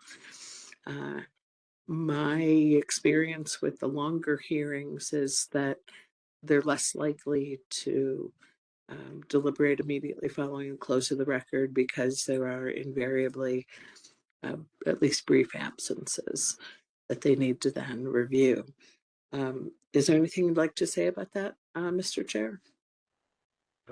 Thank you. Yeah, of course we put that in the notice.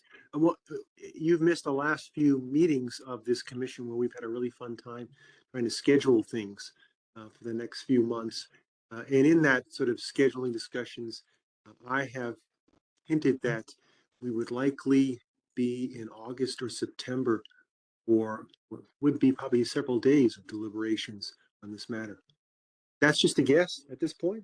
Could be later, depending on how many post-hearing hoops a hearing officer makes you jump through. But that's the commission, I think, is assuming that we will have deliberations at some point. Not this month, not next month. All right, thank you. Any other preliminary matters before I invite opening statements? No, all right. Ms. Scott, I see you're ready.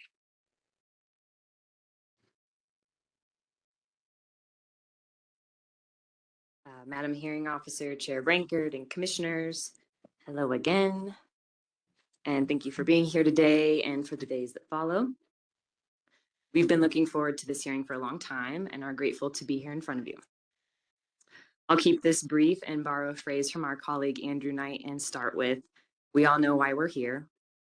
And I'll add that NMED presented its original petition and draft rules to you last December. And at that hearing, I led with the statement that this rulemaking had been years in the making. I want to open today with the same idea, which is that the department and the Surface Water Quality Bureau have been doing the work to establish a surface water permitting program for years leading up to this rulemaking, and the work will continue after. This is one step in a much longer timeline. The department's proposal establishes a surface water quality permitting program and proposes a framework for that program.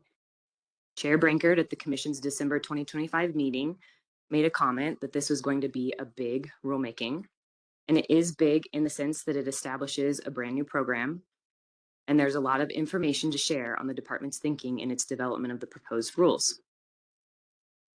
But it is not a technically or scientifically complex rulemaking. We are not proposing a water quality standard or an ONRW. The department's proposal is solid and well thought through. The department has considered other perspectives and input from other parties, stakeholders, tribal nations, the public, other states that administer surface water permitting programs, and EPA, and proposes a program it can implement. That is, a program that is practicable, reasonable, feasible, functional, and overall doable from a technical, economic, and administrative perspective. The proposed rules strike a balance in providing clarity to the reader and the regulated community and flexibility to the implementing agency, which is the New Mexico Environment Department. The program is based on the wisdom from dozens, if not over 100 years of combined experience in regulating water quality. The department has aimed to write rules that are sound and fair. The Surface Water Quality Bureau has taken a mindful and pragmatic approach. The department has written rules that aim to protect New Mexico's waters and aquatic habitat for the people of New Mexico and to ensure that we continue to have clean water for future generations. Thank you for your consideration of the Surface Water Quality Bureau's proposed amendments to 20.6.2 NMAC and of the new rule at 20.6.5 NMAC. We look forward to your thoughtful questions and functional dialogue between the Commission and all parties represented at this hearing. Thank you, Ms. Scott. Ms. Udall, would you like to make an opening statement now or reserve? May I reserve prior to presenting our witnesses? Yes. Thank you. Ms. Fox, no? All right, thank you.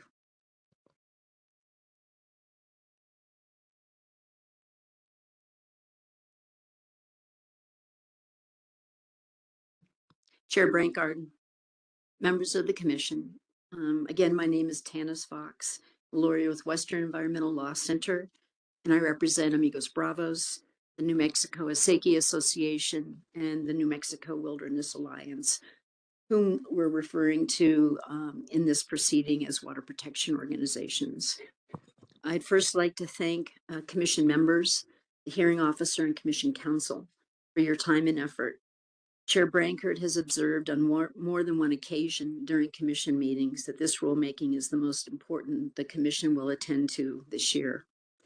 This rulemaking is years, if not decades, in the making and is vitally important to protect New Mexico's precious surface water resources. Beginning with the U.S. Supreme Court's decision in Swank in 2001, the scope of protection of surface waters under the Clean Water Act has been ratcheted back until today, when the vast majority of New Mexico's surface waters are not protected under the Federal Act. The state's intermittent and ephemeral waters, which make up 96% of our streams, are at risk. Most of the state's wetlands that provide vital ecological services are also at risk. This rulemaking will not only close the gaps left in the wake of the federal government's abdication, but will give New Mexico the tools to protect all its surface waters into the future. We are here today on a petition from the New Mexico Environment Department. With strong support from the governor, NMAC management and staff have worked hard to get us here today. Water protection organizations thank NMAC management and staff for their work to secure funding from the legislature for a state water program, drafting SB 21 and working for its passage, convening the Surface Water Advisory Committee, and preparing the petition before you. NMED has engaged with and been responsive to stakeholders, and we appreciate their expertise, commitment, and hard work. Water protection organizations support NMED's amended petition and propose additional protective measures that are consistent with EPA and Corps of Engineer rules promulgated under the Clean Water Act that have been in use across the nation and in New Mexico for decades. We will present 4 witnesses. First up will be Rachel Kahn. Ms. Kahn is Deputy Director of Amigos Bravos with over 2 decades of water protection policy experience in New Mexico. She is no stranger to this commission, having appeared before the commission on numerous occasions, including during all triennial reviews since 2003 and all 5 rulemakings designating ONRWs. Her knowledge of the New Mexico regulatory landscape is vast. She even participated in the 2003 triennial review when this commission amended the definition of surface waters of the state in response to the 2001 Swank decision. And she will provide testimony in support of an array of proposed amendments to 20.6.2 and 20.6.5. Our next witness is Vidal Gonzalez, who is Director of Policy and Planning at the New Mexico Asaki Association. New Mexico's acequia system is the lifeblood of many communities in New Mexico and has been for centuries. As protections under the Federal Clean Water Act have been narrowed, it's critical the state protect the water that feeds these the community-based acequia system for future generations.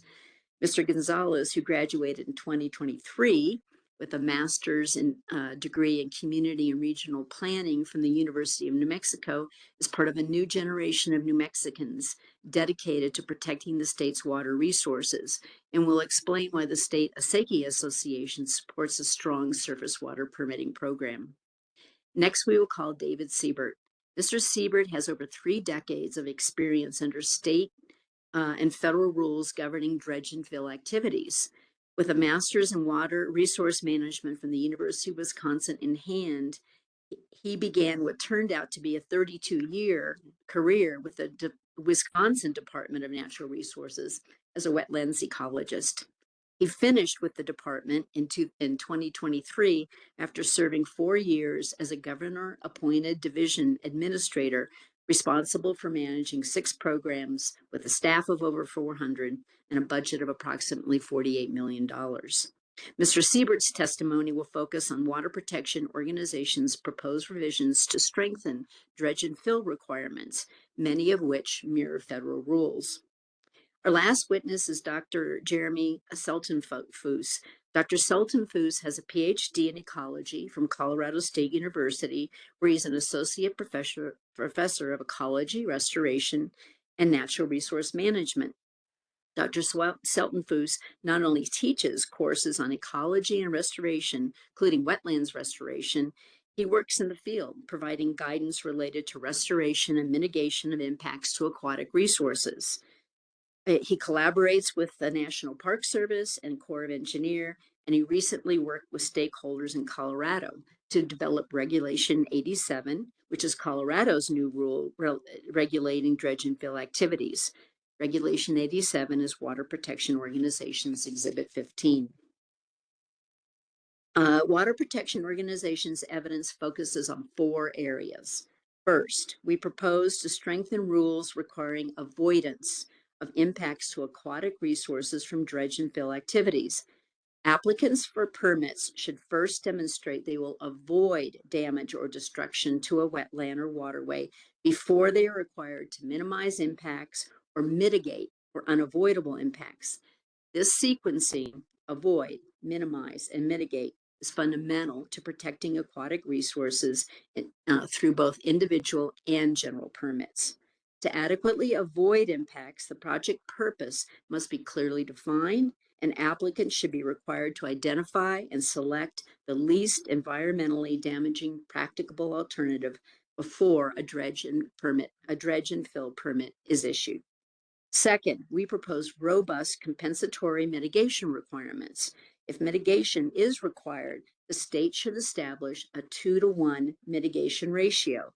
What this means is that for every 1 acre of wetlands or other surface waters that are damaged or destroyed, 2 acres of surface waters must be created or remediated.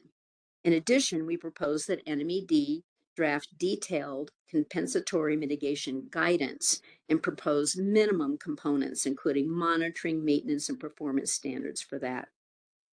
As Dr. Seltenfuss will explain, requiring twice as much mitigation and as destruction is necessary because remediated areas don't generally function as highly as the original areas that were destroyed. A 2-to-1 baseline tracks with what many other states require. Third, we propose that New Mexico requirements be at least as protective as federal requirements that have been in place for decades. Federal requirements that have been vetted, studied, and implemented should be the floor for New Mexico. These requirements for dredge and fill are referred to as the 404B1 guidelines and are found at 40 CFR Part 230. The requirements for point sources are found at 40 CFR Section 122.28. These are requirements under which industry, agriculture, and communities in New Mexico have successfully operated for decades. New Mexico should not lose protections that have helped keep our waters clean over time. Fourth, we propose amendments to ensure meaningful department review and public participation in general permits. According to NMAC, the vast majority of permits the state will issue will be general permits, not individual permits. It is therefore critical that the Commission provide a mechanism to the public to be notified of dischargers who apply for coverage under a general permit, and that the public be given an opportunity to comment on dischargers' notice for general permit coverage and an opportunity to seek review of approved general permit coverage. Our proposals would ensure that New Mexico residents impacted by discharges have a voice in the process. That concludes our opening statement. Thank you again for your time and your effort. We look forward to putting on our case. Thank you, Ms. Fox. Mr. Micklejohn, would you like to make an opening now or reserve? All right, thank you. Come on up.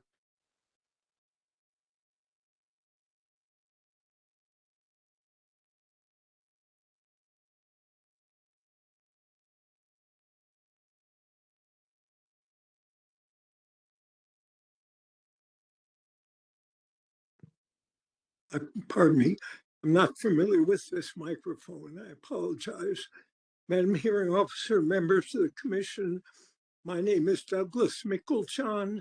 I'm here today speaking for Conservation Voters New Mexico. Conservation Voters New Mexico's focus in this proceeding is a very narrow one.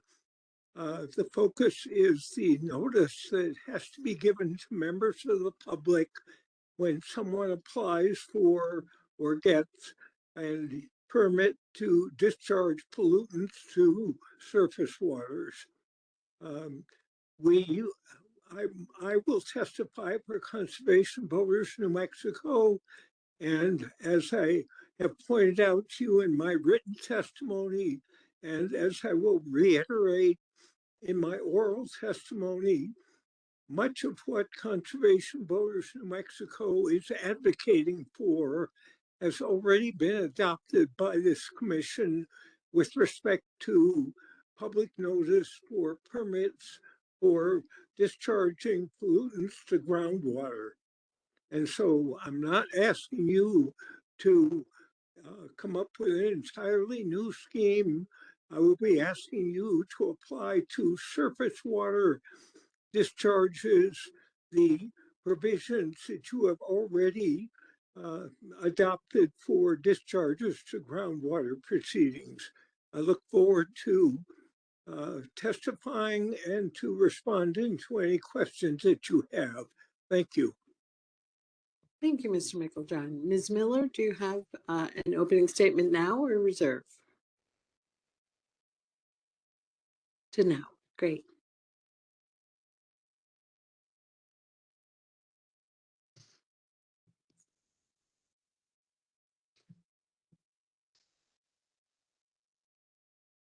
Good morning, Madam Hearing Examiner, Mr. Chair, and members of the Commission. My name is Susan Miller. I represent Affordable Solar and GridWorks. We did not file testimony in this matter, so this is the only time I get to talk to you other than asking examination questions of the witnesses here. But I appreciate, on behalf of my clients, I appreciate the opportunity to participate in this very important rulemaking proceeding concerning amendments to the Surface Water Quality Act, administrative rules, and adoption of the New Mexico Pollutant Discharge Elimination System Act rules. Affordable Solar and GridWorks are both solar development companies. Affordable Solar has built community solar projects. It's in the process of building more community solar projects. They do residential solar projects, and on an industrial level, they construct solar projects. GridWorks is an engineering, procurement, and construction firm based in Albuquerque. Actually, both companies are based in Albuquerque. And they provide solar and energy storage solutions for developers and utilities. They are both committed to sustainable development that supports clean energy goals while respecting and protecting our valuable water resources. New Mexico's Energy Transition Act requires transition to 100% renewable energy by 2045.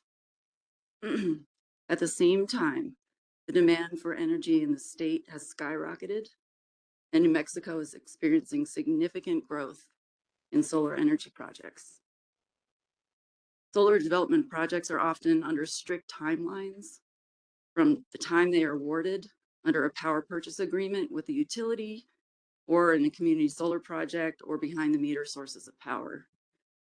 Many solar development projects currently operate under NIPD's construction general permits under Section 402 of the Clean Water Act. It is important to Affordable Solar and GridWorks, and likely many others in the solar industry, that there continue to be timely approval of notices of intent, as delays in processing create uncertainty and hinder the ability to comply with strict timeline requirements set by the PRC, by utilities, and or contracting parties as energy needed for economic development. We urge the Commission to prioritize clear and efficient procedures for NIPD's permit NOI approvals to provide predictability and reduce administrative burdens. In addition to timeliness, clarity and specificity regarding which water bodies are regulated under the Surface Water Quality Act is critical. Clear definitions and classification will help project developers understand their regulatory obligations and ensure compliance and reduce the potential for disputes or delays. We would encourage the Commission to adopt a rule that aligns definitions with those in the statute. A few definitions in the proposed rule could be changed to provide further clarity. Examples are the definition of surface waters. We have significant concerns about the clarity of the definition in the rule, in the proposed rule. We also have concerns about BMPs and treatment requirements. We're not exactly sure what's going to be required in that regard. And those are things that are not required under the current construction general permits under the Clean Water Act. We would also be in favor of adding a definition for ordinary high water mark. I know we're not here on the second amended petition, but there were some proposed changes to 20.6.2, 2303 at subsection A4 that exempt NIPD's permits from needing a surface water discharge permit, and we would ask that the Commission consider that. With respect to 20.6.2.2306 and 20.6.5.303 general permit coverage, we do not agree there should be an opportunity for public to review and comment and appeal notices of intent. We believe this will add too much burden and unnecessary red tape, and we agree with the department's view on that. With regard to 20.6.2.2306 and 20.6.5.303, there the proposed changes we believe are unnecessary, especially those that duplicate requirements of other statutory and regulatory schemes, and those that allow for public comment on any petitions for review or any general permit issued. We believe that's inefficient and could be detrimental to solar development in the state. So summing up, affordable solar and grid work support rule revisions that are transparent, efficient, and protect the environment. We look forward to working collaboratively to achieve regulatory frameworks that facilitate responsible solar development and contribute to Mexico's clean energy future. Thank you. Thank you, Ms. Miller.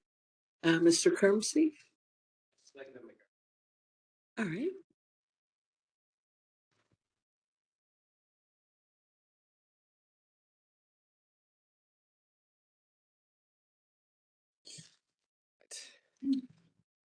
Thank you, Madam Hearing Officer, Mr. Chairs, and members of the Commission. My name is David Kermsey. I'm a lawyer with Bradford Sayer, and I'm here representing the Water Access Treatment and Reuse Alliance, also known as the Water Alliance. Thank you for your time, and I want to thank the Environment Department and everyone participating. The Water Alliance supports the department's goal in regulating New Mexico's waters. Yet, no one will benefit from too many prohibitions or not enough. New Mexico's water is a valuable resource, and water scarcity is a daily reality for communities, farmers, and industries across the state. Everyone in this room cares about that. Where we hope to contribute is not on the question of whether to regulate, but on the question of how to do it well. The Water Alliance's position in this matter is guided by two straightforward concerns grounded in the Commission's statutory mandate in SB 21.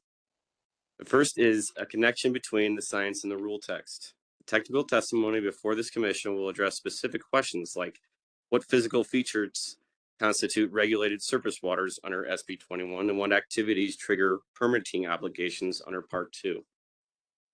The Water Alliance's interest in this rule language that reflects the answers this record develops.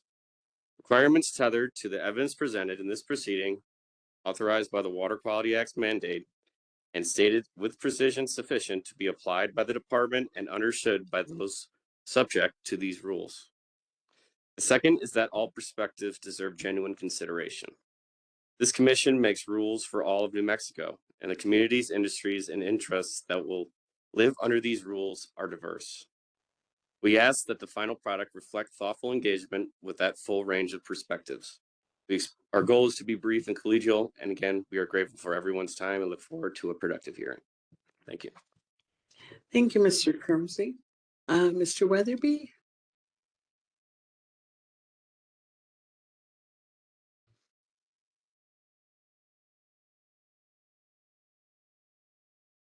I see that he's on. I'm not. Oh, there you are, unmuted. Mr. Weatherby. Hi. Yes, I have no opening comments. Thank you, Madam Hearing Officer. Thank you. Mr. Maxwell?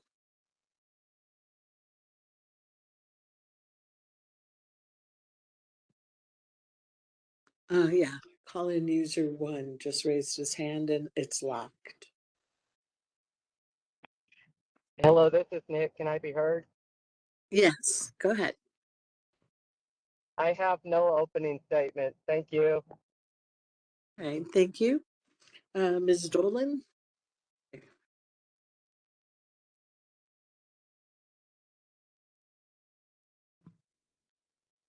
Thank you, Madam Hearing Officer and Chair Brankard and members of the Commission. My name is Maureen Dolan. I represent Triad National Security. The Triad manages and operates Los Alamos National Laboratory on behalf of the National Nuclear Security Administration. And Triad is a stakeholder in this rulemaking for a couple of reasons. First, LANL has been regulated under the Federal Clean Water Act for decades. Triad and NNSA are co-permittees to an NPDES industrial wastewater permit, covering 11 industrial and sanitary outfalls to different defined surface water segments. And this permit effectively dates back to 1978 and was most recently issued by an EPA in 2023 following NMAC issued state Section 401 certification in 2020. The lab is also subject to EPA administered stormwater permitting under both general and individual permits, and is subject to numerous Section 404 and 401 dredge and fill permits administered by the U.S. Army Corps. Second, LANL's stewardship commitment, including maintaining compliance with environmental permits, is integral to its national security mission. The laboratory includes multiple technical areas spread over roughly 40 square miles of the Pajarito Plateau at the base of the Jemez Mountains. The mesas and canyons of the plateau are familiar to most of us in this room, but they exemplify the complexity of water quality administration in the arid West. The Los Alamos landscape includes a partially interconnected network of perennial, intermittent, and ephemeral waters, wetlands, and dry arroyos.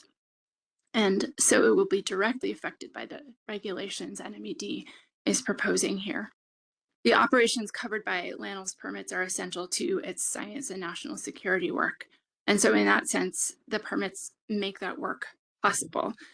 I share some of the concerns raised by Ms. Miller concerning the regulated community's ability to predict and understand our compliance obligations and make sure that we understand what those obligations are. Because LANL will be directly affected by these proposed rules, Triad has a strong interest in ensuring that the regulatory framework ultimately approved by the Commission is predictable, and functional, and fair, and protective of water quality here in New Mexico. Triad commented on the proposed rules in October of last year and framed many of our comments in the form of questions. We did not provide testimony at this hearing, but we entered an appearance because of our strong interest in the outcome and to preserve the opportunity to ask questions to the extent they are not answered. So thank you very much. Thank you, Ms. Dolan. Ms. Richards?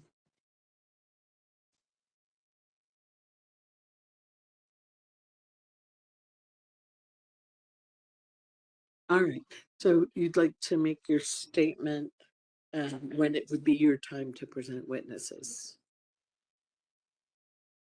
Okay, thank you. Let's see here. Mr. Wexler? All right, Mr. Wexler said they reserve. Does that go for the other agricultural districts? Brooks, Stanish, Schmidt? Wait, we can't hear you unless you're by a microphone.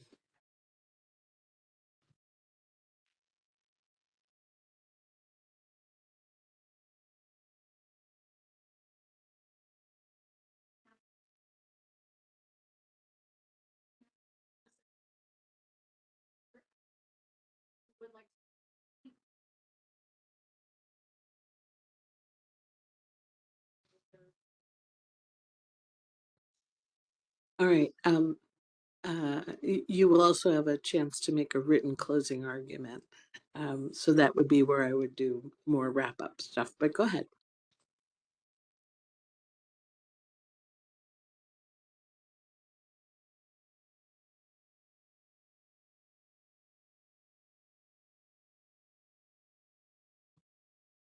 Good morning, Madam Hearing Officer, Mr. Chair, and Commission members.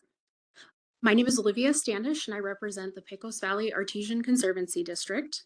As we've previously mentioned, the districts have entered jointly to present as a panel, even though they have also entered individually. These districts include the Carlsbad Irrigation District, Elephant Butte Irrigation District, the Middle Rio Grande Conservancy District, and the Pecos Valley Artesian Conservancy District. Between these entities, there is more than 400 years of institutional practice, knowledge, and experience in managing, conserving, delivering, and monitoring water within their districts, and complying with local, state, federal, and tribal rules, regulations, and law. The newest of these entities has had a brief 94 years of operation, and the most senior water rights within these districts predate the Spanish's arrival in New Mexico. The districts include nearly 350,000 acres of irrigated farmland in some of the most productive and profitable agricultural areas of the state. With New Mexico taking primacy by instituting its own point source and surface water quality protection rules, the districts are providing testimony in support of a permitting system which is analogous to the federal permitting system. The districts are requesting specific amendments to the proposed rules which allow for a regulatory scheme which does not lead to an arbitrary or overburdensome regulatory regime, but allows for current and future permit holders to evaluate their systems and permitting processes with predictability for project design, permit application and review, application of the rules to their projects, and cost considerations. In short, with respect to point source and surface water quality permitting for agricultural districts, there is no problem with the federal rules, and NMAC's rules should not impose new burdens upon the districts. The district's concerns with NMAC's proposed rules are limited, and the districts intend to present limited testimony and cross-examination focused on these concerns.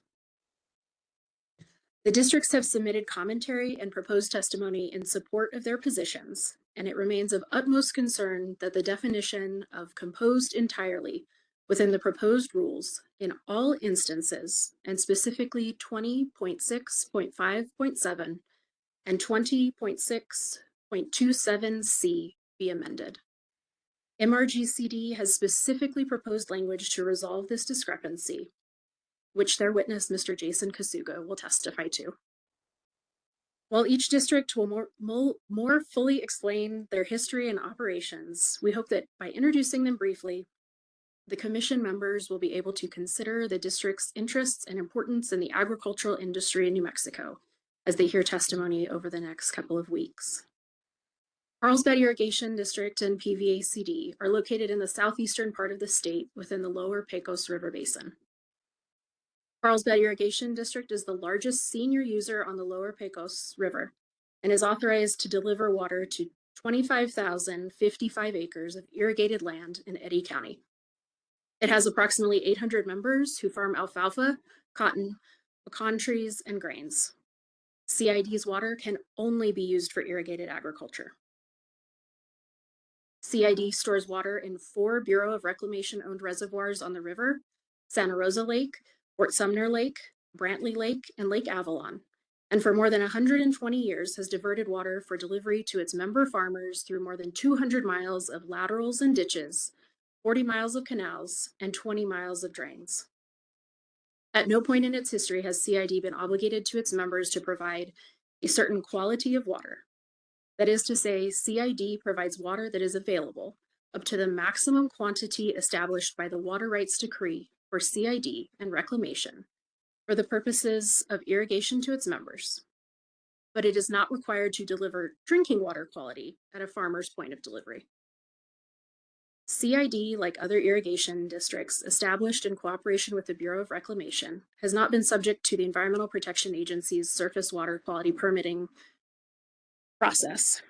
NMAC's rules in the department's rules in their proposed form will impose financial and logistical burdens on CID and its members in excess of those previously in place with the federal rules. CID and its members should not bear the permitting burden if a non-irrigation water over which CID has no control enters its irrigation infrastructure. The Pecos Valley Artesian Conservancy District was originally established in 1932 by court order with the purpose of conserving the waters of the Roswell Artesian Basin, and this duty was further clarified by statute. It has constituents, not members, within Eddy and Chaves counties, and as such serves all water rights owners and users within its boundaries. Unlike other members of the Agricultural District panel, PVACD does not have miles of canals to manage or drains to maintain. However, the waters within PVACD are conjunctively managed, and canals, drains, and other waterways are used within the district by its constituents. Surface water in much of the basin is fed by the Roswell Artesian Aquifer, and groundwater and surface water are conjunctively managed. This means surface water permitting affects groundwater right users and entities, just as permitting for groundwater affects the surface waters of the Pecos River and its tributaries. PVACD's constituent farmers and ranchers will be directly affected by the contemplated rules, and due to the complex nature of the Roswell Artesian Basin, these rules may affect municipalities, towns, villages, the oil and gas industry, and all other industries located within its boundaries. Creating a regulatory process that does not impose new financial and logistical burdens upon those who have been exempted from the permitting process previously should be proactively considered and acted upon now. Elephant Butte Irrigation District and the Middle Rio Grande Conservancy District are in the central part of the state on the Rio Grande River.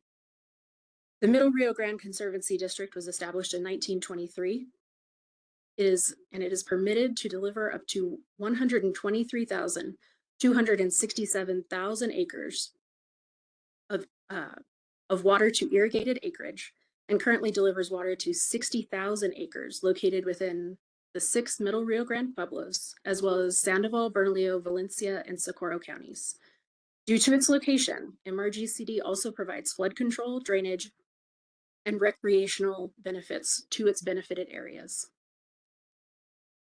MRGCD currently manages nearly 1,200 miles of waterways, including laterals, ditches, canals, and drains, and 35% of these waterways have dual designation as recreation due to urbanization.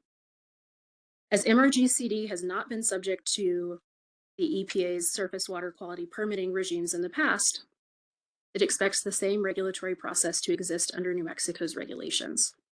The financial and logistical burdens on MRGCD should its requested changes not be incorporated, will be detrimental to the management of the system and will impose extraordinary burdens upon the largest metropolitan area in the state due to massive infrastructure needs and funding, which would be required to accommodate a new regulatory regime. Elephant Butte Irrigation District was established in 1918. It has 90,640 irrigated acres within the New Mexico portion of the Rio Grande project, to which it can deliver water. Its members are in the Rincon and Mesilla valleys of Sierra and Doña Ana counties. Like other districts, its system provides flood control and drainage to these areas as well. EBID stores water in Elephant Butte and Caballo reservoirs on the Rio Grande. It currently manages nearly 1,200 miles of waterways, just like the MRGCD. Unlike the other districts, at no point in its history has EBID been obligated to its irrigation members to provide a certain quality of water, though it does monitor water quality. EBID has not been subject to the corresponding federal permitting regimes, and the proposed rules may impose significant new permitting compliance upon EBID's irrigation and drainage infrastructure. These increased burdens will result in increased costs, which are detrimental to our farmers in an area of the state which is already dealing with increased state and federal involvement with its water. We appreciate the opportunity to present testimony to the Commission and the ability to participate in the rulemaking process to ensure these rules are a success for the state. Thank you. Thank you, Ms. Stanish. Mr. Parker-Benko, I believe you're online. Yes, can everyone hear me? Yes. Very well. Madam Hearing Officer, Mr. Chair, members of the Commission, good morning. As you've heard, my name is Konstantin Parkhomenko, and I'm here on behalf of the National Technology Engineering Solutions of Sandia LLC, or NTES. Now, NTES runs Sandia National Laboratories on behalf of the federal government. We did not file any technical testimony in this matter, so I appreciate the opportunity to talk to you orally.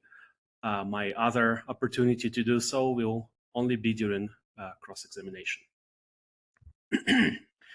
Now, let me first say at the onset what I believe this matter is about and what it is not about with respect to us. It's not about whether New Mexico should protect its waters. I don't think anybody contests that clean water is an essential thing to have. Sandia supports clean water and is a careful steward of the land it occupies. And nothing we say today or at any point during this hearing will challenge that goal. Nor do I think this is about the other half of the department's proposal, namely the NMPDES program. That program seems to bring the Federal Clean Water Act's permitting in-house, and theoretically we take no quarrel with New Mexico's administering of a federal program, provided that it's administered in a balanced and fair way. However, our main objection is to the other half of the department's proposal, which is the new state permitting program in 20.6.2. And that program has issues that the department cannot simply cure at this lectern. It claims a permitting authority that the Water Quality Act does not grant. It applies that authority through a standard the rule does not contain, and it does both of those things on a record of technical testimony that appears to never ask what any of it will cost. Reduced to plain terms, this rule would make it a violation. For example, exposing a random New Mexico citizen to penalties simply to move a load of clean dirt in a dry arroyo on a land family may very well have worked for generations in an ephemeral channel that is a dry creek bed most of the year and only flows after a storm, in a channel that no map identifies, that carries no pollutant to any water, unless that landowner first obtains a state permit. And with all due respect to all parties, we believe this is not water quality regulation. That is the regulation of dirt, and the legislature did not authorize it. Now, let me briefly take on the three core problems the rules proposal presents in turn. First, we have the problem of authority. Now, the Water Quality Act itself, in section 74-6-2, defines water the department may regulate, and it expressly excludes private waters that do not combine with other surface or subsurface waters. That is the boundary the legislature drew. But the permit trigger in this proposed rule never actually asks whether a feature combines in any other water. It sort of assumes that and reaches a channel simply by its category. The department's own scope witness, according to their testimony, confirms that this trigger turns on whether a feature is a surface water of the state, and that the rule nowhere asks the question the statute, I believe, requires and makes decisive. Now, the department invokes the state's plenary power over its waters, but I would point out to the Commission that that is the department's phrase, but not the phrase used in the statute. And the department cannot enlarge the definition that the legislature enacted. After the United States Supreme Court's decision in Sackett, the Federal Clean Water Act no longer reaches most of these features. And we understand the concern, but that gap in federal law is not the same as a grant of state authority. And the department may not fill it by reaching past its own enabling act. Second, and this is the heart of the matter, the rule supplies no cognizable standard that a reasonable person could actually follow. The entire permit requirement turns on the phrase surface water of the state. But what actually is the surface water of the state?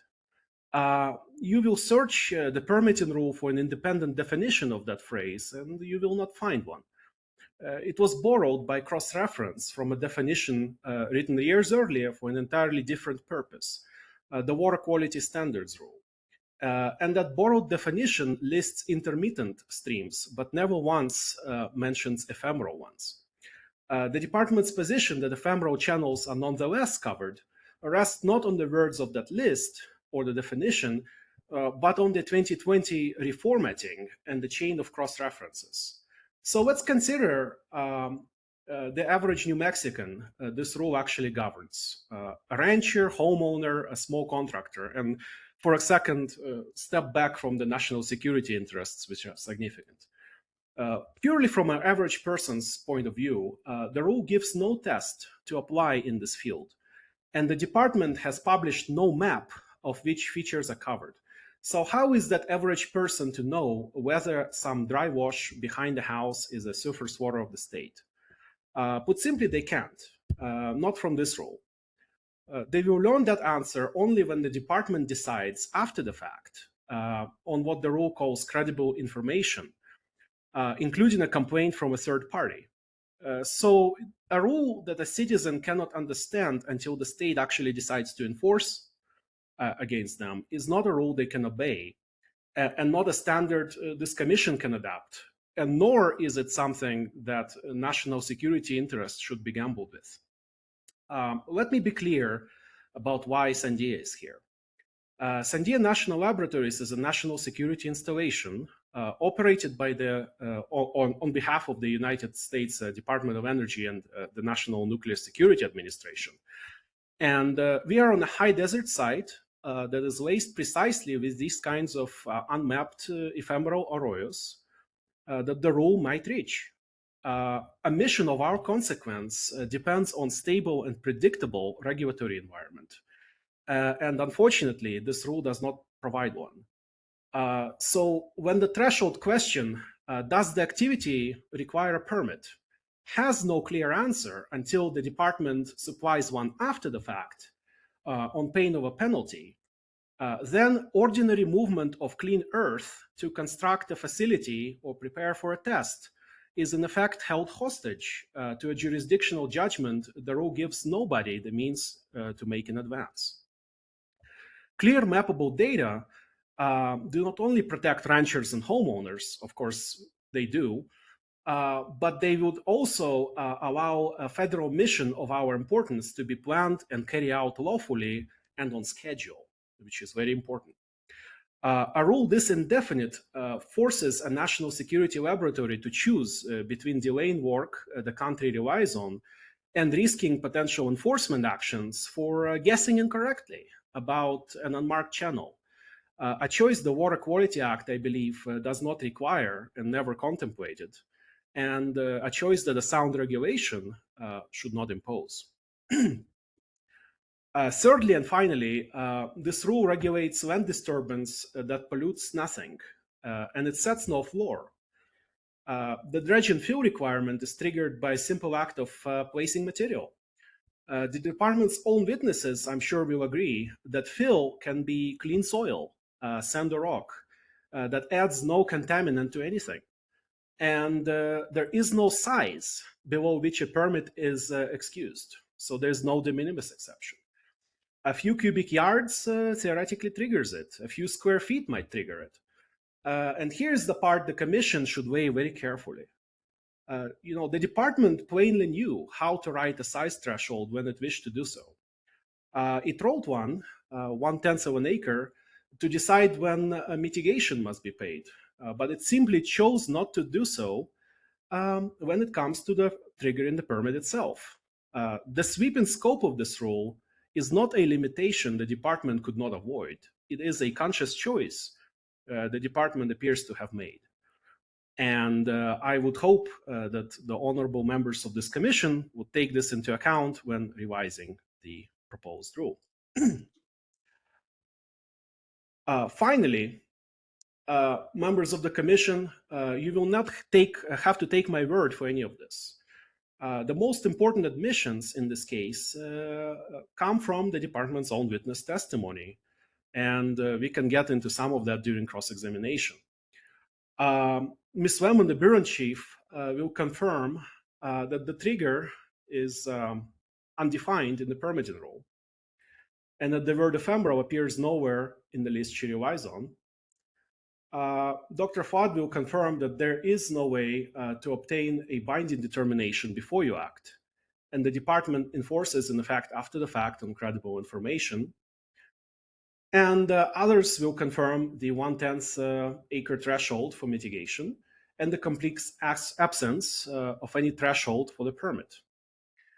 Finally, it will be evident that the costs considered by the department are only the costs the department will be expected to spend, but never what the regulatory community will be expected to spend in compliance with these rules. And when all of these factors are considered on the record, you will not have to rely on our characterization of anything, but rather just review the department's own testimony.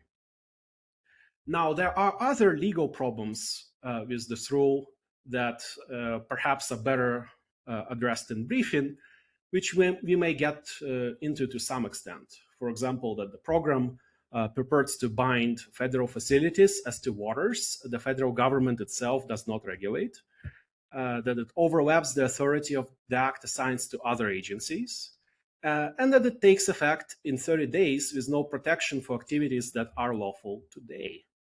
But the core of our position is very straightforward.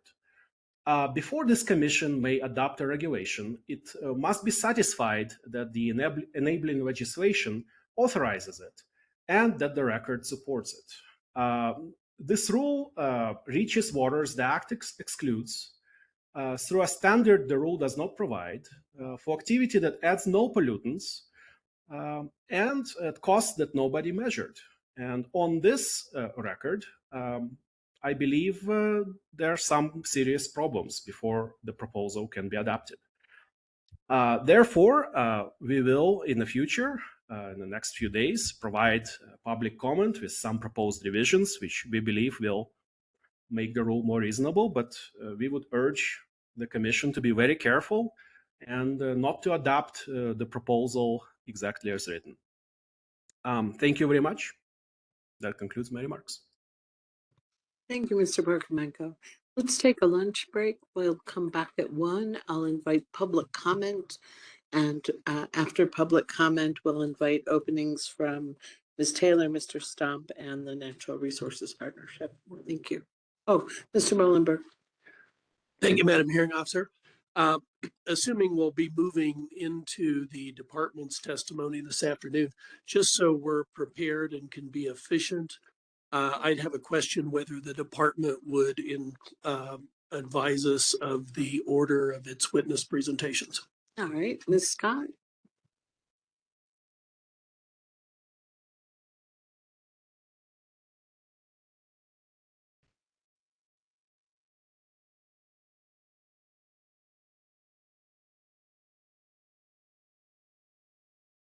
I'll just look at them.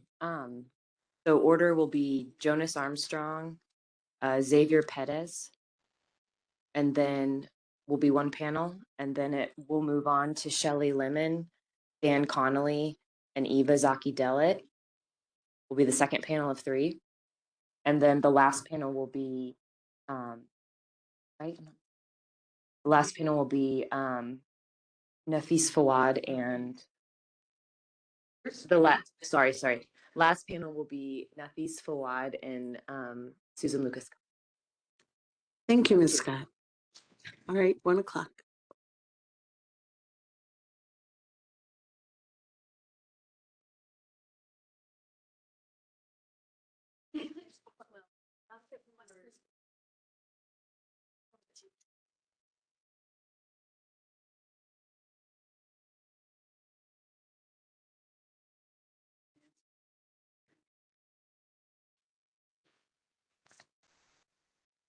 We are back after a lunch break. This is day 1 of the hearing in WQCC 25-74, proposed amendments and a proposed new rule relating to surface water permitting. I'm inviting non-technical public comment each day at 1 p.m. of the hearing. Just a few things about public comment. I'll ask you to spell your first and last name. The rules require that I ask you to swear or affirm to tell the truth. I'll ask you to keep your comments to 3 minutes. If you have more to say, the amount of non-technical public comment you can submit as part of a written letter or email. There is no limit on that. You would send those written communications to Pamela Jones, the Commission Administrator. So first, let me ask if there's anyone in the room here to offer public comment. Again, we expect there to be many opportunities. This is just the first one. Anyone in the room? Oh, sir, come on up to the table, please.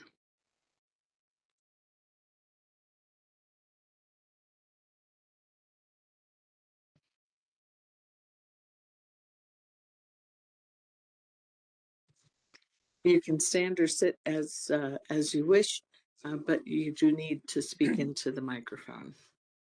There. And turn it green, please, first. If you would spell your first and last name.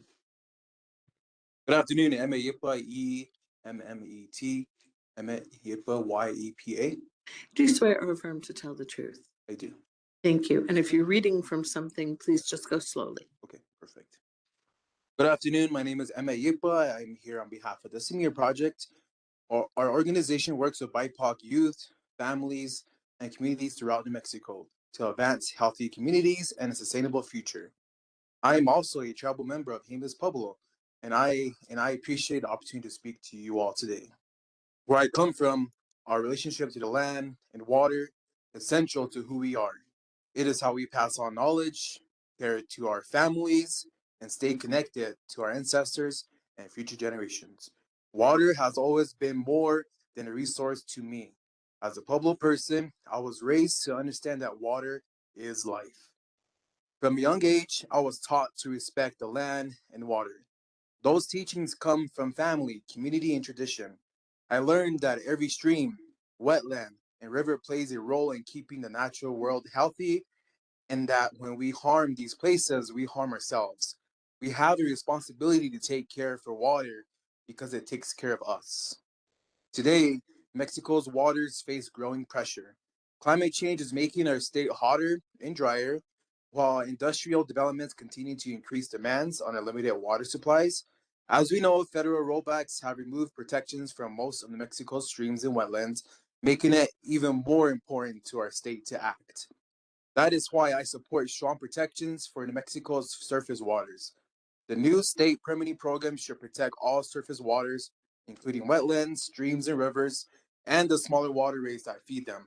Every part of our water system matters, and excluding certain waters puts the entire system at risk. The state shall also require applicants to avoid harming wetlands and waterways when possible. Avoiding damage should always come before minimizing impacts or attempting restoration later. When impacts cannot be avoided, strong mitigation requirements are necessary because once a healthy wetland is damaged, it is difficult to fully restore. I also strongly believe that tribal water quality standards must be respected and protected. Water does not stop at political boundaries. In actions upstream can affect tribal communities downstream. Tribal communities deserve the same protections for their waters as anyone else, and everyone deserves a voice in decisions that affect their local waters. Respecting tribal standards helps ensure that all communities have a meaningful role in protecting the waters they depend on. We have an opportunity to protect our waters before serious damage occurs. Acting now is a responsible choice because once wetlands, streams, and other water resources are harmed, it can be difficult or sometimes impossible to restore. The decisions made through this rulemaking process will shape the future of New Mexico for generations. We all depend on clean water. We all share a responsibility to protect it. And we owe it to those who come after us to leave healthy rivers, wetlands, and streams that can continue to sustain life, culture, and community. Thank you all for your time and consideration. Thank you very much.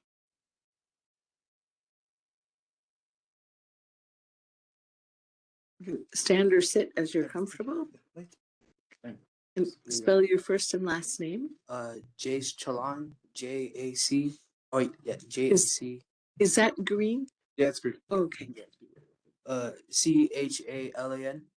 Thank you. Do you swear or affirm to tell the truth? Yes. Thank you. You might have to get a little closer to the microphone. Okay. Is this good? Oh.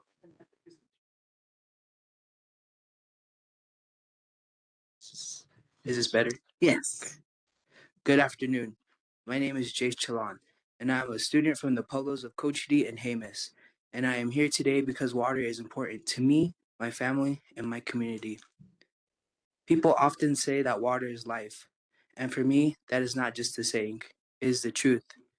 To some people, water may just seem like another natural resource they take for granted, but to us, it is sacred.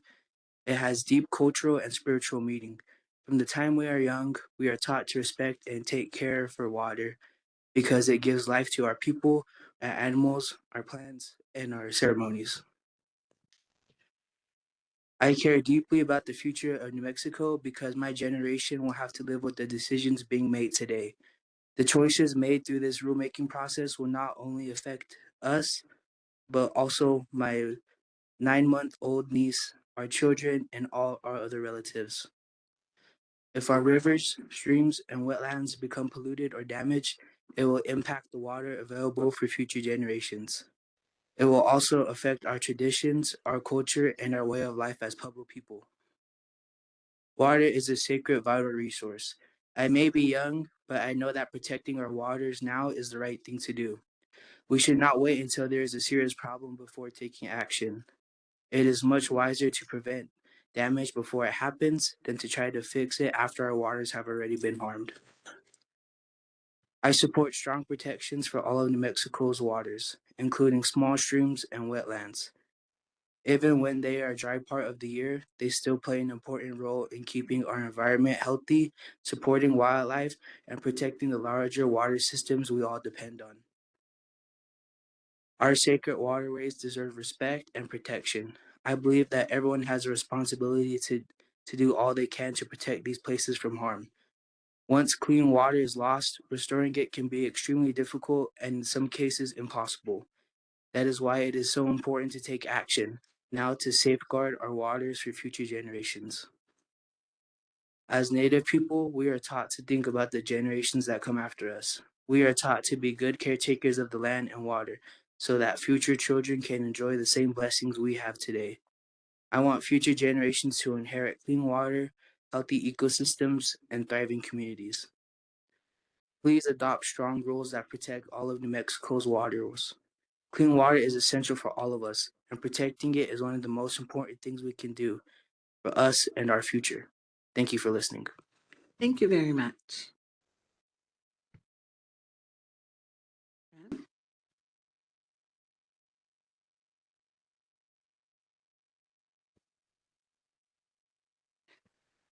If you would please spell your first and last name. My first name is Florence. Yepa is my last name, Y-E-P-A. Thank you. And do you swear or affirm to tell the truth? Yes, I do. Please go ahead. Okay, good afternoon. My name is Florence Yepa, and an elder from Jemez and Old Laguna Pueblos. I speak today in support of strong protection of our New Mexico waters. In our tribal communities since really long time ago, as a young girl, I remember fetching water from our water holes because it's crucial to our needs. We have always understood that water is sacred. Water is not only something we use, it's something that we respect. Very young age, we're taught to respect it because we are part water as well. It connects us to the land, to our ancestors, and to our future generations, like the two young gentlemen you just heard.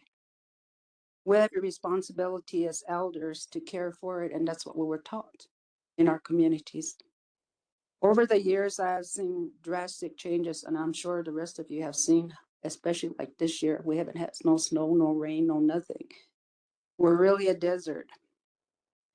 And I think we have a responsibility to care for it, of the little bit of water that we do have, because we're farmers and we're in desperate need of that. Over the years, I have seen drastic changes in our environment. I have seen droughts become even more severe and water become more scarce. These changes remind us that we cannot take our water resources for granted. This is why I support a strong surface water protection program. Every river, stream, and drainage plays a role in keeping our waters healthy. We should not weaken these protections. Instead, we need to strengthen them to ensure future generations are fully protected, like our future children, grandkids, great-grandkids that are coming behind me. And I am in strong support of tribal water protections. Tribal nations have worked for generations to protect our waters, and those standards should be respected. No permit should be approved if it could harm downstream tribal waters or violate tribal water quality standards. I believe strict requirements should be in place for people to avoid damaging waterways, because once these places are harmed, it is often difficult, or it really is impossible, to restore them to their original conditions. Prevention is always better than repair. As Native people, from an early age, we are taught to care for our Mother Earth because she's the one that holds us up like a real mother. We stand on her. And to consider the impact of our actions on future generations. The choices that we make through this process will affect our culture, our children, our grandchildren, and those who come after us. I ask NMED to adopt strong rules to protect our New Mexico waters for all people, all communities, and all generations. And I think it's very crucial that we take this very seriously because, like I said, I grew up you can see my age. But anyway, I'm very proud the way we were taught from birth on all the way to where I'm at today, and then my grandkids, my great grandchildren that I do have now, and I'm grateful for them because everything is water to us. And this year, like I mentioned, you know, the drought we're having, we haven't had no snow, we haven't had no rain, and we need to take care of this earth because she takes care of us. Thank her every day. I do. I go out there and there ain't nothing I don't do to thank her that I'm still standing firm for how many more years, but I want to help out this generation and future generations to come. As long as the great creator will allow me to be here. Thank you. Thank you, Ms. April. Is there anyone else in the room here to offer public comment during this session? There will be many more sessions. All right, let me go to the platform. Is that Nancy Yen with her hand raised? Yes, I pronounce it Yuan. Yuan, thank you. Would you spell your first and last name, please? Yes, my name is Nancy, Nancy. Last name is Yuan, spelled Yuen. Thank you. Do you swear or affirm to tell the truth? I do. Please go ahead. Thank you for this meeting, and thank you for allowing public comment. Commissioners must pass strong rules to fully implement the state's water protection laws, particularly in light of the federal government's removal of federal protections. This is not the time for weak state protections for the environment, particularly with an aggressively anti-environment executive in the federal government. I urge the Water Quality Control Commission to protect all of New Mexico's surface waters, including free-flowing rivers, seasonal streams, and drainages that feed the rivers and percolate to become groundwater in our aquifers, in the wetlands that filter pollutants. The state is also responsible for protecting the tribal waters within New Mexico. Rules must recognize and honor the rights and interests of tribes, pueblos, and other indigenous communities regarding the waters that sustain their cultures and livelihoods. There must be meaningful, accessible communities for New Mexicans to participate in permitting decisions that affect their water. Thank you. Thank you very much, Ms. Yuan. Anyone else on the platform present to offer public comment in this session? There will be more sessions. The next one will be 1 p.m. tomorrow, Tuesday. No, all right. We're going to wrap up public comment then at this time and go back to the technical case. When we broke into the technical case, we were accepting opening statements. Ms. Taylor. Good afternoon. I'm going to defer my statement. Thank you. Thank you. Mr. Stomp. There's Mr. Stomp. Oh, there you are.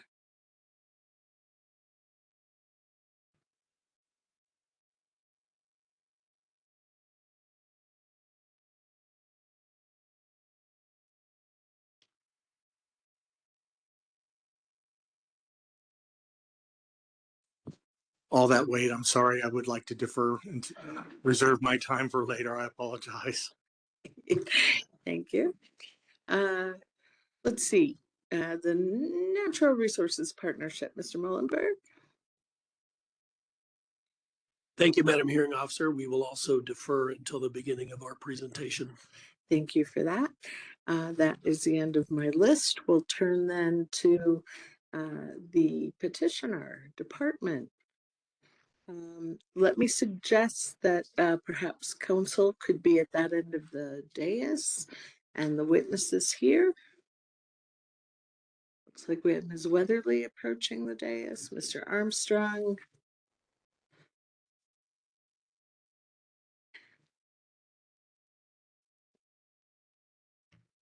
The lawyer will. Let's see here.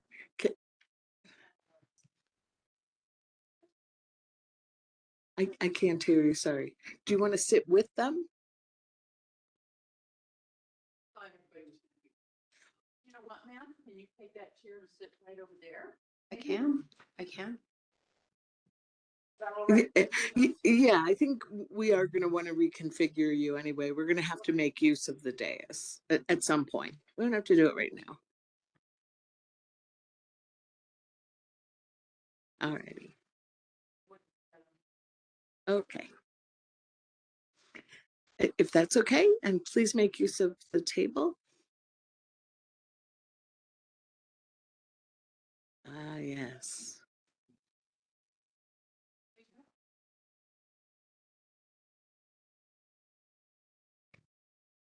Sorry, Mike. I don't want to question them. All right. So this is Ms. Weatherly. Mr. Armstrong, would you spell your first and last name, please? Yes, my name is Jonas Armstrong, JONASARMSTRONG. Do you swear or affirm to tell the truth? I do. Thank you, sir. Your first and last name? Eugene Xavier Pettis. Spell it, please. EUGENE XAVIER Thank you. And do you swear or affirm to tell the truth? Yes, I do.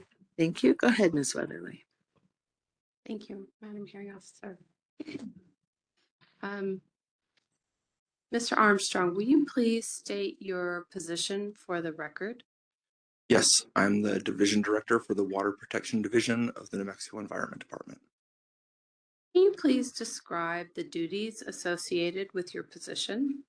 Yes, my division administers permitting, inspection, compliance assistance, technical analysis, and strategic planning functions. I oversee the Surface Water Quality Bureau and the Groundwater Quality Bureau that protect and manage New Mexico's surface and groundwaters. Also supervise the Drinking Water Bureau that works with public water systems to ensure safe and reliable drinking water for New Mexico communities. And I supervise the Construction Programs Bureau, which administers funding programs largely for water and wastewater infrastructure. I coordinate across these bureaus and with other NMAD divisions and externally with federal partners and tribal, local, and regional governments. I also lead major policy and programmatic initiatives, including development of the state surface water permitting program. How long have you been in your current position? I've been the division director since October of 2024. Prior to that, at NMAD, I was the director of the Office of Strategic Initiatives, a role I served in from July 2022 until October 2024. In that position, I led the department's coordination on cross-cutting policy, meaning between the 4 divisions and on budget issues. Did you file a resume as NMAD Exhibit 2? I did. Would you please give a brief overview of your relevant educational background and training? Yes, my academic and professional training focuses on natural resources law and policy, particularly water resources, environmental management, and public administration. I'm an attorney by training. I graduated from UNM Law School in 2013, where I received a natural resources certificate and served on the school's natural resources journal. My earlier water policy work included serving as an attorney for the Interstate Stream Commission, for the Arasequia and their water planning programs, and also as the budget and policy analyst for the Legislative Finance Committee on Natural Resources Matters. These previous roles strengthened my grounding in water policy and governance, administrative law, and the legislative process in New Mexico. Thank you. Did you file a pre-hearing written technical testimony as NMAD Exhibit 1? Yes. Did you file a rebuttal testimony in this proceeding? No. Do you have any changes you would like to discuss from your written technical testimony? Yes, recognizing the action that the Commission took earlier today, I'm in support of the language proposed in the Department's second amended petition, in addition to the first amended petition as stated in my written testimony. NMAD presented the language from the second amended petition in our written rebuttal testimony, and we'll present that during this hearing. Do you adopt your written technical testimony here today with that change? Yes. Thank you. What is the nature of your testimony today? I'm here to present the policy and administrative foundation for our proposed state surface water discharge permitting program and the New Mexico pollutant discharge elimination system program. My testimony addresses why New Mexico needs the programs, the history leading to our development of the programs, the urgency created by federal jurisdictional rollbacks in the Sackett decision a few years ago, the legislature's clear direction in Senate Bill 21, and the administrative framework, costs, staffing need, and implementation structure. In your testimony, you discuss New Mexico's history with National Pollutant Discharge Elimination System, or NPDES program. Can you please summarize that testimony? Sure. Since the creation of the Clean Water Act, EPA, not New Mexico, has administered the NPDES program in our state. New Mexico is one of only 3 states, and we're the only Western state lacking NPDES delegation. Proximity and location matters when you're regulating natural resources, and particularly surface water. Our federal regulators under the EPA are located in Dallas, Texas. It's not a fault of their own, but they're not in our communities. They have staff responsible for timely permitting, enforcement, or compliance responses, but having those staff in New Mexico will ensure that they're aware of issues that EPA might not be. We've had examples that we talked about during the legislative session of just that, where a permit was issued and later had to be pulled back, or a permit notice was issued and then had to be pulled back because EPA didn't know which direction was downhill. That's not their fault again necessarily, they're just not here. Numerous administrations, legislatures, and stakeholder groups have long recognized the importance of New Mexico assuming control over its own permitting program. Senate Bill 21 was not the first effort to do that, but we're here today to finish the job. Can you please summarize your testimony on the governor's and legislatures' support for the development of the program? Absolutely. New Mexico is already one of the driest states in the country, and we're projected to have 25% less water in less than 50 years. Since the start of this administration, Governor Lujan Grisham has prioritized the development of a comprehensive water protection strategy, culminating in the 50-year Water Action Plan in 2024, which Mr. includes... Armstrong, I'm sorry, when you read, you speed up. Would you slow down a little? Yes, I will slow down. Apologies. That 50-year Water Action Plan includes the goal of establishing the surface water permitting programs. NMAC started discussing this effort with interim committees way back in 2021, and the governor and the legislature began funding this work in 2022 with additional appropriations in every year since. The legislature provided explicit statutory authority through Senate Bill 21, amending the Water Quality Act, and enacting the New Mexico Pollutant Discharge Elimination System Act. Those acts, those statutory changes in Senate Bill 21 direct NMAC to establish a state program covering surface waters at state, to seek delegation of the federal NPDES program, to set up a fee structure to support those programs. And that legislative support reflects recognition that New Mexico needs to control its own water quality permitting. Thank you. Can you please summarize your testimony on the impact of the Sackett decision on the development of the program? Yes, the Sackett decision significantly narrowed federal jurisdiction under the Clean Water Act.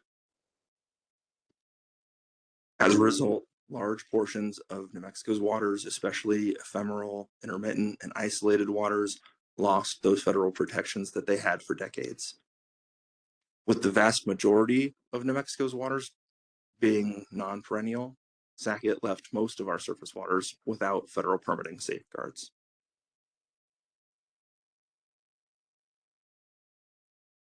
So we started this conversation before the Sackett decision. It's been a priority for New Mexico to take over NPDES primacy since before 2023. But that case created immediate urgency for a state program capable of protecting waters no longer covered by the Clean Water Act. Will you please summarize your testimony on stakeholder engagement? Yes, understanding Xavier has more to say on this subject. NMED conducted extensive statewide engagement before filing the petition and before introducing the legislation that became Senate Bill 21. That engagement included listening sessions with tribal governments, local governments, agriculture, industry, environmental groups, utilities, and communities. We circulated multiple rounds of drafts of both the legislation that became Senate Bill 21 and the proposed rules we're discussing in this hearing. We've discussed these along the way with our federal partners that will need to review our primacy application at the EPA, as well as the Corps of Engineers and our regional regulators. The feedback we received through all that outreach informed revisions, refinements, and development of accessible permitting pathways, such as general permits that we've included in the statute and the rules. Will you please summarize your testimony on the 2025 legislative session and Senate Bill 21? Yes. Following the stakeholder engagement I just described, NMAD, specifically Surface Water Quality Bureau Chief Shelley Lemon, presented two separate bills at the legislature's Interim Water and Natural Resources Committee November 2024 meeting. To ensure the same protections were in place that had been in place for the previous 50 years before SACIT, one of those bills addressed the Clean Water Act primacy issue, while the other created a state surface water permitting program to fill the post-SACIT gaps. This legislation was introduced as Senate Bill 21 and Senate Bill 22, with lead sponsors Senator Peter Wirth and Representative Cristina Ortez. Now, folks here in New Mexico know that Senator Wirth is the Senate Majority Leader. He could have referred the bills to a single committee to fast track them and move them through as quickly as he wanted, but he did the opposite. He referred them to three to make sure as much input was provided as was appropriate. My testimony in the written testimony discusses changes we made through the Senate committee and floor votes after the sponsors, NMED, and environmental and industry representatives came to agreement. I won't go into further details on those. Those are in the written testimony. Senate Bill 21 passed after years of discussion on the need for a comprehensive state program for surface water permitting. The bill established statutory authority for a state permitting program to protect surface waters of the state, created the NMAC Act to create a statutory basis for Clean Water Act primacy. It provides a fee framework, or it creates authority to provide a fee framework to support sustainable implementation. And it confirms the legislative intent that New Mexico assume responsibility for both state and federally delegated permitting. Thank you. Will you please summarize your testimony on the programmatic framework from an administrator perspective? Yes. As proposed, the program is designed to provide the same level of surface water protections that were in place before the SACIT decision. It provides for general permits where appropriate to reduce burdens on small entities or on similar activities. It provides consistent exemptions to those that exist under the Clean Water Act. The program is also designed to provide a transparent permitting process, which is something NMED already does in multiple areas and is prepared to do in this one. The program provides clear permit requirements based on water quality standards and best practices. And the proposed amendments to 20.6.2 and the new rule at 20.6.5 provide statewide surface water protections without duplication. For discharges requiring Clean Water Act permits, New Mexico will administer those once primacy is granted. And for discharges beyond federal jurisdiction, New Mexico will administer a state permit with conditions aligned to longstanding practices, including anti-degradation, downstream protection, and public participation. The program will provide compliance enforcement pathways consistent with national norms, and it will efficiently route between state and federal delegated permitting. Our framework is scalable and designed for long-term administrative stability, with fees calculated on existing permits and staffing needs, with room to adjust as needed. Can you please discuss your testimony on accountability and enforcement? Having enforcement authority in the statute and the bill, like with any environmental regulation, ensures protection of public health and our cultural and economic resources, our ecosystems, and our downstream communities. This program incorporates inspection authority, administrative enforcement tools, penalty authorities consistent with statutory direction, and public participation rights and transparency requirements. These accountability measures ensure that regulated entities will comply with permit conditions and that environmental protection is consistent statewide. What are some of the requirements for administering the program? We'll have to build up our staffing to adequate levels for permit writing, compliance monitoring, enforcement, technical analysis, and program management and administration. We'll have to develop databases and laboratory and analytical support. And we'll have to have sustainable fee revenue to support long-term operations. Please summarize your testimony on the estimated cost and staffing needs for administering the program. The fees authorized under Senate Bill 21 and our proposed rules provide the stable revenue base needed to build and maintain the workforce for a surface water permitting program. Implementation will require a multi-year build-out of technical, administrative, and enforcement staff. That full implementation is going to cost us about $8.4 million annually, of which $7.5 million is an increase over current funding levels.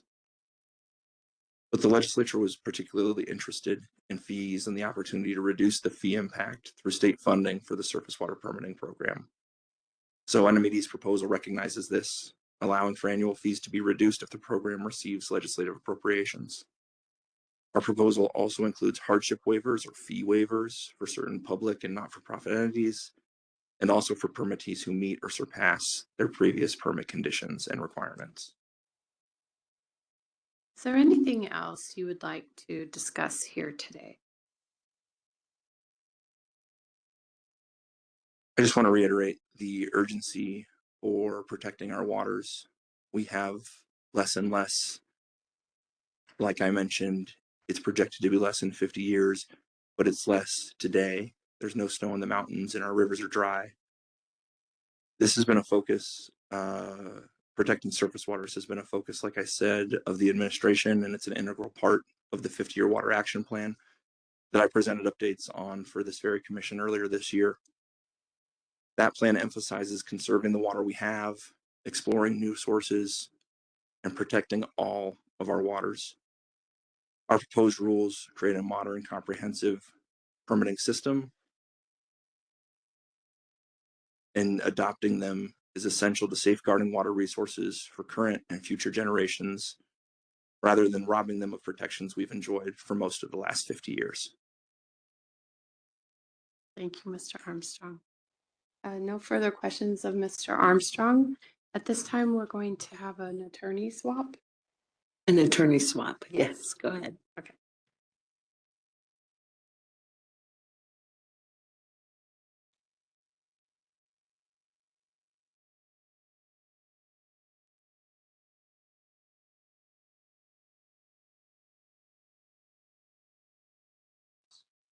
Okay, I'd like to call our next technical witness. Will you please restate your name and position for the record? My name is Eugene Xavier Pettis. I'm a lead water resources professional with the Surface Water Quality Bureau of the New Mexico Environment Department. Can you please describe the duties associated with your position? In my role with the Surface Water Quality Bureau, I serve as the education, outreach, training specialist responsible for public outreach, stakeholder engagement, regulatory program administration, and support of the department's surface water permitting program. My work in this proceeding centers on public engagement, tribal engagement, public notice activities undertaken in support of proposed rules. How long have you been in your current position? I've held this position since December 20th, 2025. And did you file a resume as NMED Exhibit 10? Yes, I did. Would you please give a brief overview of your relevant educational background and training? I hold an Associate's of Applied Sciences and Construction Management from Central New Mexico Community College. I have completed substantial coursework in engineering technology civil at New Mexico State University. I hold several professional certifications, such as Certified Professional in Erosion and Sediment Control and Certified Erosion, Sediment, and Stormwater Inspector, both by EnviroCert International. Certified Floodplain Manager through New Mexico Floodplain Administration Association. A Level 2 Water Operator Certification through the New Mexico Water and Wastewater Operator Program. I also serve in the New Mexico Army National Guard, 29-year veteran, currently holding the rank of Chief Warrant Officer 3, where I've gained extensive experience in organizational leadership, program management, regulatory compliance, and multi-agency collaboration. Do you have any permitting experience? Yes. Before joining NMED, I worked for the City of Rio Rancho's Development Services Department as the National Pollutant Discharge Elimination System and PDS project manager from August 2008 through December 19th, 2025. In that role, I developed, maintained, and ensured compliance with the city's municipal separate storm sewer system permit under federal NPDES regulations. I also conducted inspections of construction sites and industrial facilities for compliance with stormwater pollution prevention plans, the constructor general permit, and the multi-sector general permit. And I served as the city's primary liaison to EPA, NMED, and the Middle Rio Grande MS4 co-permittees. In total, I have nearly 2 decades of hands-on experience managing stormwater pollution programs and ensuring regulatory compliance. What is the nature of your testimony today? My testimony provides supporting evidence for the proposed rules with respect to the department's public outreach, public engagement, public notice, and public notice activities covering 5 areas. 1, Surface Water Advisory Panel, SWAP. The Bureau brought together a diverse group of stakeholders in the fall of 2024 to gather early input and to help shape Senate Bill 21 and draft rules. 2, Tribal Engagement. The Bureau reached out to New Mexico's nations, tribes, and pueblos through consultation letters, meetings, webinars, and presentations to hear and address tribal water quality concerns. 3, Stakeholder and Public Engagement. The Bureau offered the public and regulated community many ways to learn about and comment on the program, including presentations, webinars, a survey, a listserv, and a dedicated webpage. 4, Hearing notice. The Bureau provided formal notice of the rulemaking hearing well ahead of the deadline and went beyond the minimum requirements, including publishing in 17 newspapers in both English and Spanish. And 5, providing to the public.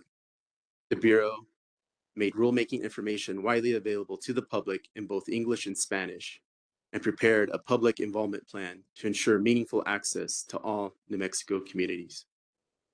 Did you file written direct technical testimony as NMED Exhibit 9?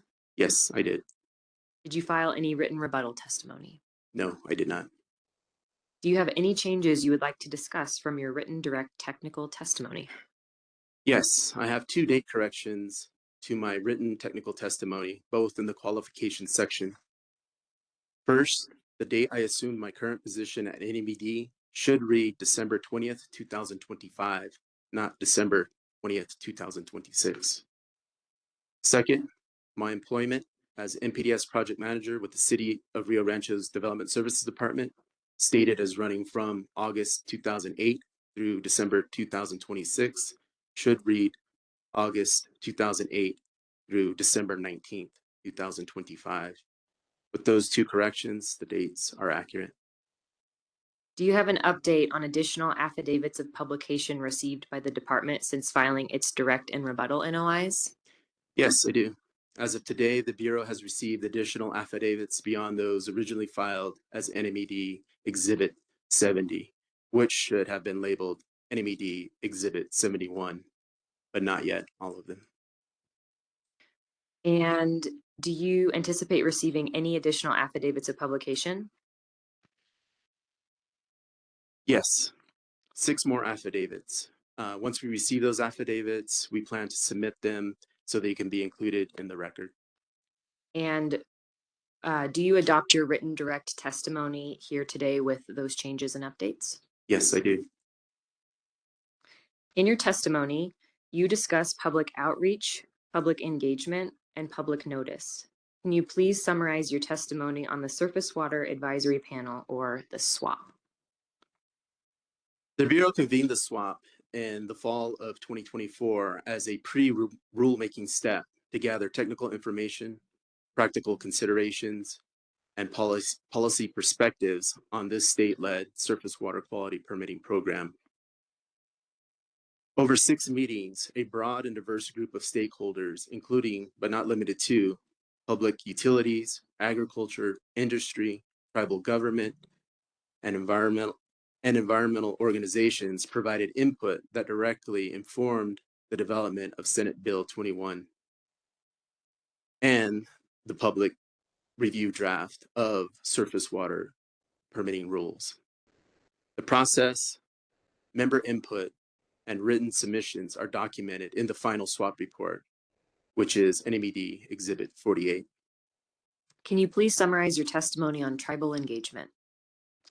Yes. Although the proposed rules do not apply to dischargers to tribal waters, regulated discharges to surface waters of the state may affect downstream tribal water quality and uses. The Bureau conducted tribal engagement through 3 primary activities.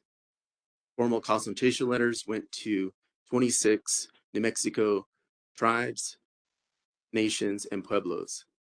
A series of webinars and meetings with tribal governors, tribal environmental directors and their representatives, and presentations to the Intertribal Resource Advisory Council at the 28th Annual Tribal Environmental Summit.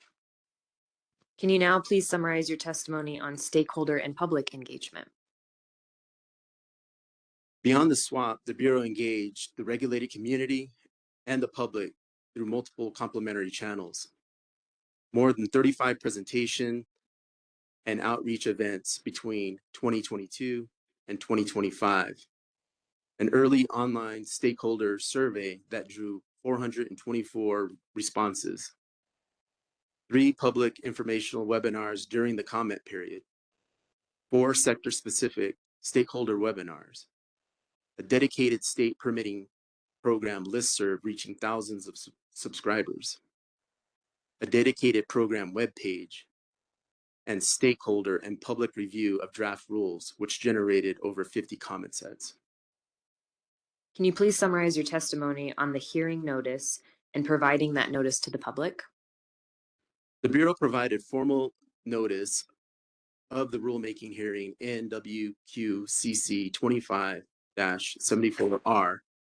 It took steps beyond the minimum requirements, including publication in 17 newspapers of general circulation, in the New Mexico Register, on the Sunshine Portal, and by direct notice to a range of entities.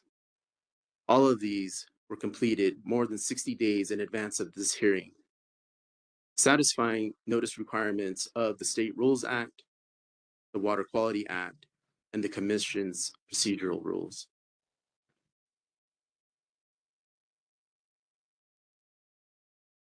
The Bureau completed the provide to the public requirements of 20.1.6.7p NMAC, including publishing rulemaking information on the program webpage and public comment portal in English and Spanish, posting on the Sunshine Portal, making information available to NMED offices, and distributing notices to those who request it.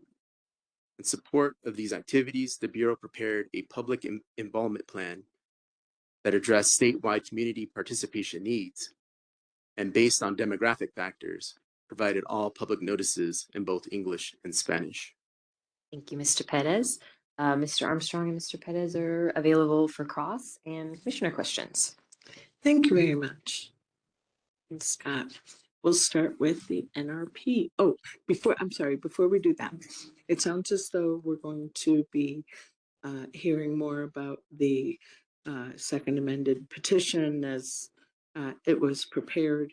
It wasn't accepted as a petition. I'm wondering if Mr. Armstrong could say that it was prepared in response to the other party's rebuttal, and so in effect sounds like maybe a rebuttal exhibit. What do you think? I just want a way to refer to it.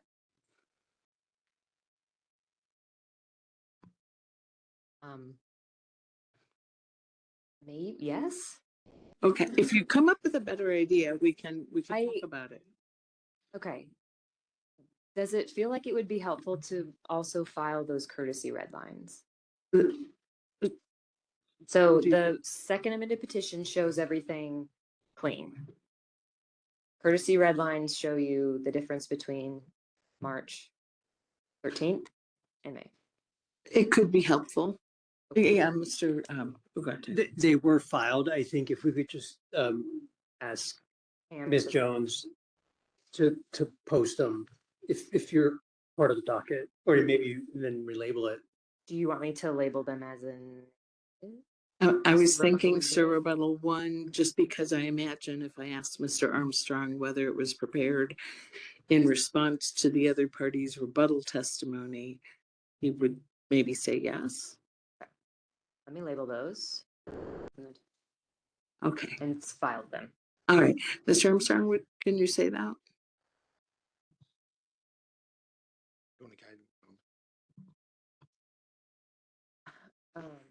Was the second amended petition prepared effectively as a response to the rebuttal testimony of the other parties? Yes. Okay, that's all. That's how I understood it anyway. All right, so we call that rebuttal, NMAC rebuttal 1, and I'm going to start asking counsel for their cross-exam questions. So we need to figure this out, Kim. Okay.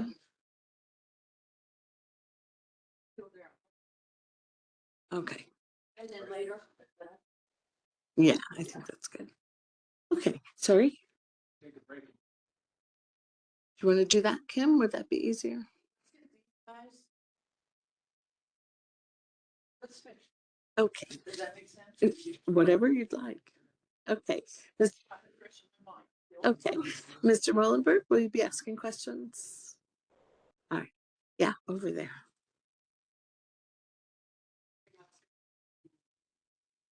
Yeah. Mr. Wexler, we need a microphone now. My first question is NMED going to offer those exhibits, and which exhibits are they going to offer? And then my second question is, I'm really unclear on what rebuttal 1 is. Oh, okay. So if I could get clarification, that'd be helpful. Sure. So I haven't heard an offer of exhibits from the department yet, but I will certainly invite objections when I hear that offer. I want, because the second amended petition that was filed on June 1st was not accepted as a petition by the commission, I wanted a way to refer to it. Got it. So that is rebuttal 1 now. That's what I'm trying to do. Understood. Thank you. Okay. Let's see here. Do you need to confer, ladies? Yeah. Okay.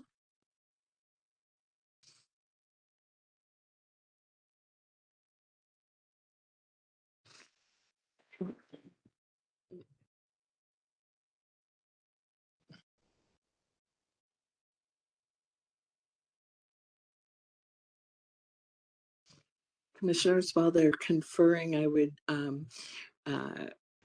just point out that in the pre-hearing order, if a witness has direct testimony, they can summarize for 30 minutes. If they have direct and rebuttal, they can summarize for 60 minutes. Regardless, each of the other 17 parties has 30 minutes per witness, or in the event of a panel, 30 minutes cumulatively. So each of the other parties or aligned groups of parties I'll be inviting to ask questions have an hour in this case. All right, ladies. So Ms. Weatherly has a good point. So I want to offer this clarification is that the second amended petition was filed in response to both direct and rebuttal testimony. So perhaps we could label it just NMED Exhibit 79, which would be the next In your exhibit number series? versus being Sir rebuttal, since it's not all rebuttal. Well, okay. I don't have any problem with that. Now, Mr. Boutier, we need you at the microphone. Madam Hearing Officer, just one point of clarification. I think, respectfully, I think you may have misstated one part of what you just said.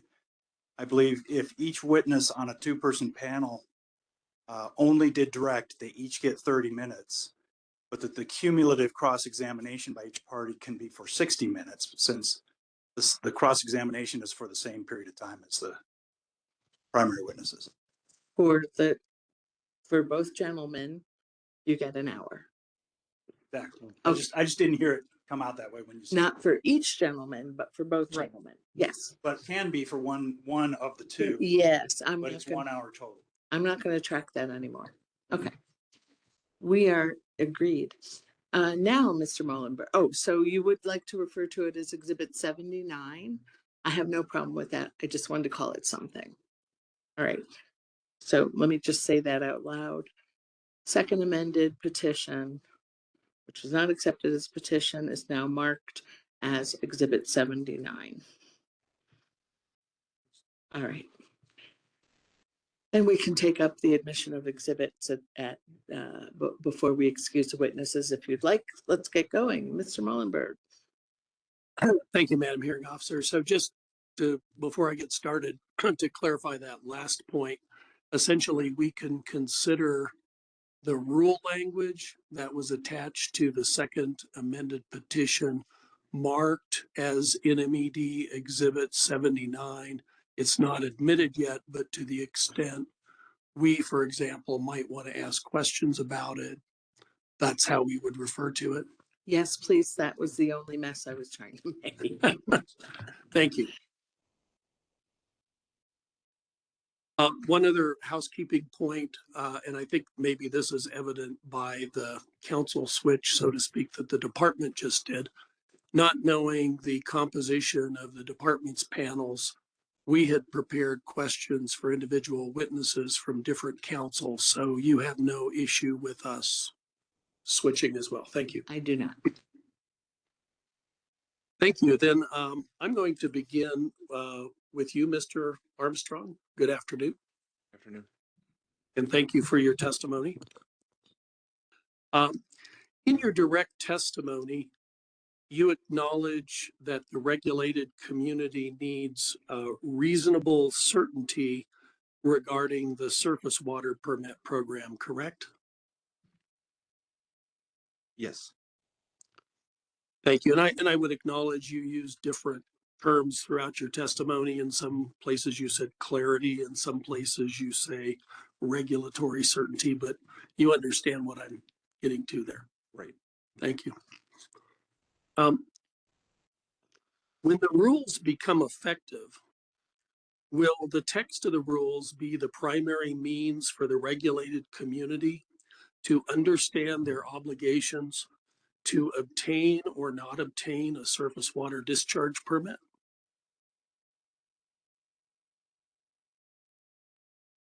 I believe they will be the primary and among other tools. And by other tools, what other tools are you referring to? Like mapping tools that have been discussed during the legislative session, during the rulemaking process, and in other testimony. So you mentioned a mapping tool. Do you know when that will be available? I'd have to defer to other witnesses on that. Okay, so we should ask that question about the mapping tool to others. Yes. Okay. As of the effective date of the rule, the way it's written, would you agree that New Mexicans, as of that date, would be subject to civil and criminal penalties for discharging without a required permit?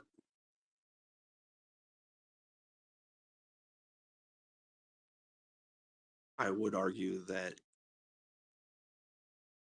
those penalties there are already civil and criminal penalties that it would exist for discharging without a permit. So I don't think it's a new, that there are civil and criminal penalties would not be a new thing, but that there would be under Senate Bill 21 in this rule. Yes. Yeah, let me explore that answer a little bit then. As to the rules proposed as 20.6.5, those rules are for the department to eventually obtain primacy for the NPDES permit program, correct? That's correct. So currently that program is administered by the Federal Environmental Protection Agency, correct? Correct. And of course, since that program is established under federal law and the rules are in place for that through EPA, for those kinds of discharges, it would be correct that persons who discharge without a permit required by the Clean Water Act would be subject to criminal and civil penalties, right? Right. But as to the amendments proposed as 20.6.2, is it your view that as we sit here today, there are discharges that in the future will be subject to a permit program under those rules, that discharging in some instances today would be subject to civil and criminal penalties?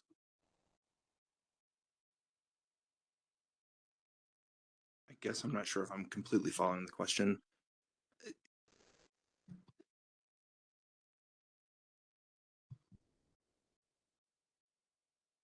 If, depending on the nature of an unpermitted discharge, there could be civil or criminal penalties wherever it is. I mean, I don't want to get into the hypotheticals, but there could be things so egregious that yes, today there would be penalties for criminal and civil penalties under state law for discharges without a permit. Are you referring perhaps, and again, I know my question was a little bit long, but are you perhaps reviewing or considering the concept that as we sit here today, a discharge to an ephemeral water could require a groundwater discharge permit?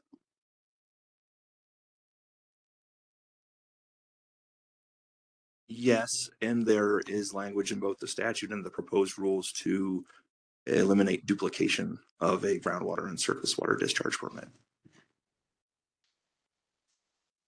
So let me move on. We were beginning this discussion with a discussion of your testimony that the regulated community needs a reasonable certainty. What elements of the proposed rules would you consider to be important to provide the regulated community with reasonable certainty? I think the definitions are important to providing certainty. I think the fee structure that we've proposed is important to provide certainty. I think that the exemptions that we worked with you and others to include in the statute and the rule are also there to provide certainty that aligns with exemptions that have existed for decades. Okay. So perhaps aside from the exemptions issue, would you agree to me that it's important for reasonable certainty for members of the regulated community to know whether they are required to obtain a permit based on a review of the rules?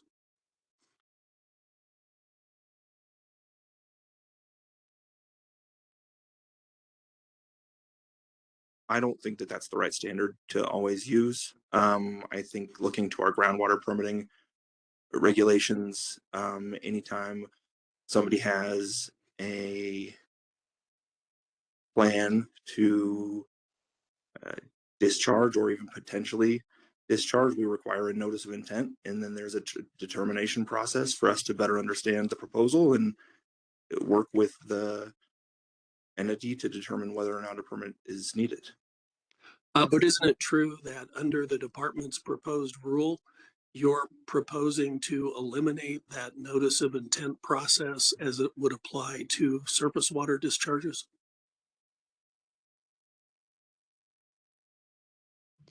Objection. This is, I believe this is outside of the scope of Mr. Armstrong's testimony. And we have other witnesses that can answer these questions. Would you identify the witness Mr. Mullenberg should pose his question to on the NOI process? Ms. Lohman. Thank you. Thank you. And I'll move on. And again, you're free to defer to other witnesses. Mr. Armstrong, if you need to. I understand you're not covering a lot of the details, but if you're going to give an answer, got it. Then I may follow up on that. Do you think it's important from the face of the rules to the regulated community or a member of that community to know whether they will need an individual permit or will qualify for a general permit?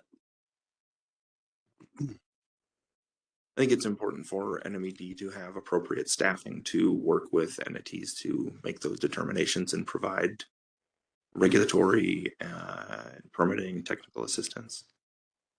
Do you think it's important for reasonable regulatory certainty that a person who might be regulated to know the information required to be included in a permit application? Objection again. This is outside the scope of Mr. Armstrong's testimony. And is there a witness who will be addressing contents of an application? Mr. Dr. Nafis. Oh, thank you. And Madam Hearing Officer, just let me say that Mr. Armstrong has testified in a number of places in his testimony about regulatory certainty and given opinions that the proposed rules provide regulatory certainty. That's what I'm exploring here. And obviously, as we've discussed, Mr. Armstrong can defer to another witness, but otherwise, I think I'm entitled to ask these questions to explore what he means by his testimony. So I agree with you, Mr. Mullenberg, that to the extent you're exploring his statements around the promotion of regulatory certainty, you can ask him for the basis of that statement. So Mr. Armstrong, there's some perfectly good answers. You can answer the question if that's within your testimony. You can say you don't know. You can refer to another witness. Any of those work. Understood. Mr. Armstrong, would you agree that an important element with regard to the reasonable certainty of the regulated community would be to know how long it will take to obtain a permit?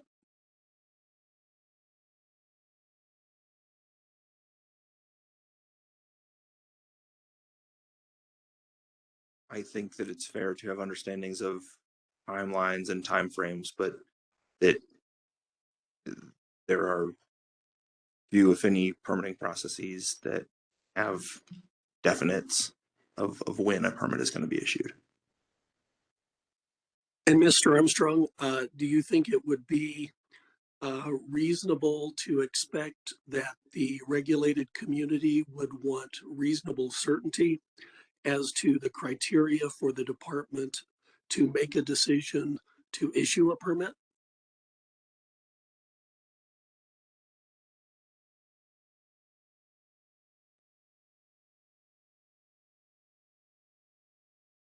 I think that there's a lot riding on reasonable certainty there.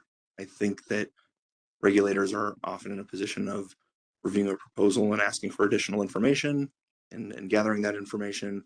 I don't think there are very many situations where we get an application before having any conversations with an entity.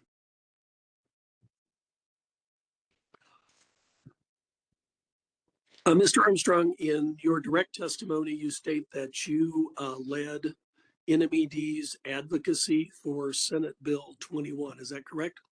Yes. And in your testimony, you described two purposes of the legislation. One, to create a pollutant discharge elimination system for delegation of Clean Water Act permitting authority to the state. Is that one element? That's right. And the other is to fill gaps left by recent federal regulatory rollbacks by establishing state permitting and protections for surface waters not protected under federal law, correct? That's right. And by recent rollbacks, you were referring to the Sackett decision as you discuss on pages 4 and 5 of your direct testimony, correct? Yes. In your testimony, I believe you make reference to the original intent of the Clean Water Act. Do you recall that? I believe so and can pull it up to refresh my memory.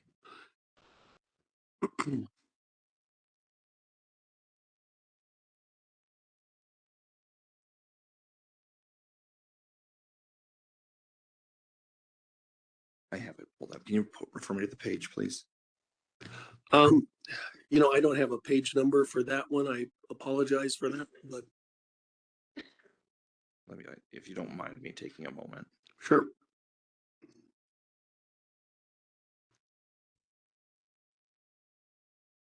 And while he's looking for that, Madam Hearing Officer, could you tell me where I'm at on time? We started at 1:57 and it's now 2:11. Thank you.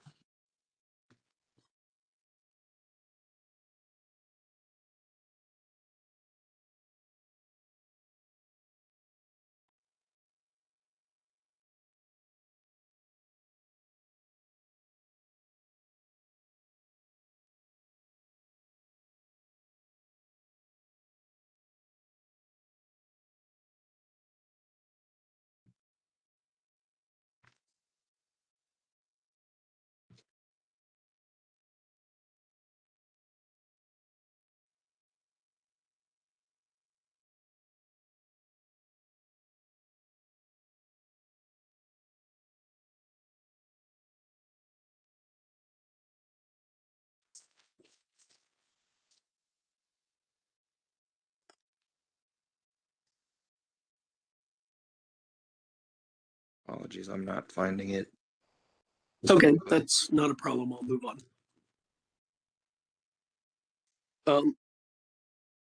Mr. Armstrong, just a clarification. In your direct testimony, you say that only continuously flowing waters are now protected under federal law. However, doesn't federal law protect wetlands, at least in some circumstances that are not continuously flowing?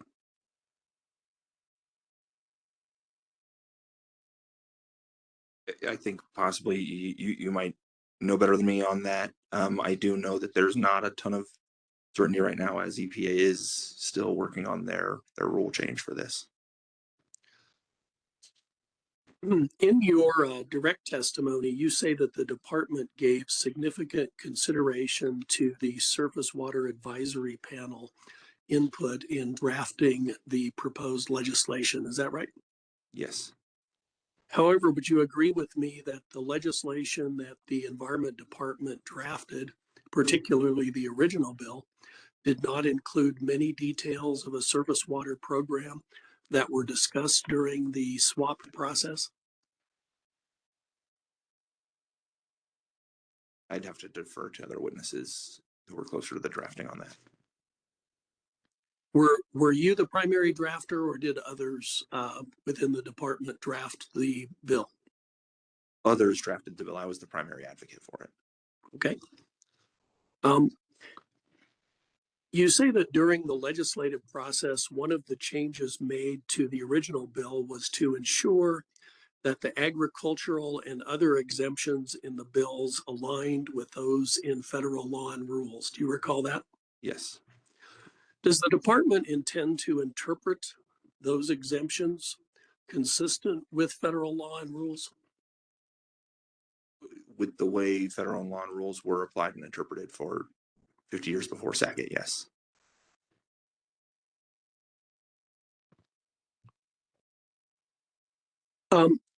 On page 12 of your testimony, you say that property rights are not altered by the proposed rules if they're adopted by the commission. However, as illustrated by the Sackett case, surface water permit rules can restrict or even prevent the use of private property. Do you disagree?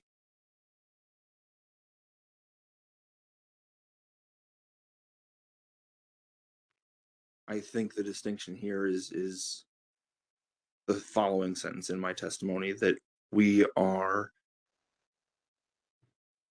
regulating pollution and protecting against pollution, and we are not regulating property rights or taking away property rights. But a permit decision by the department can restrict the use of private property. Would you disagree? I would only agree to the extent that that activity on private property is causing pollution in excess of our standards.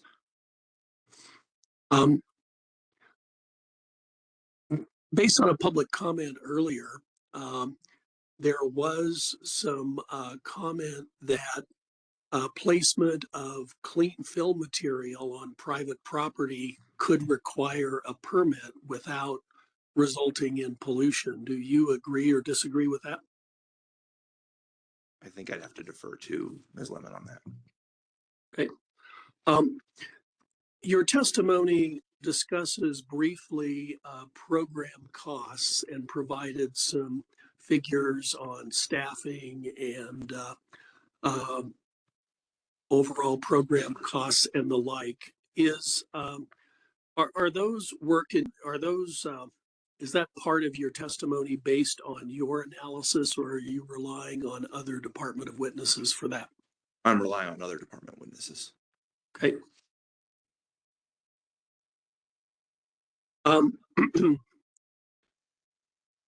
So when the rules become effective,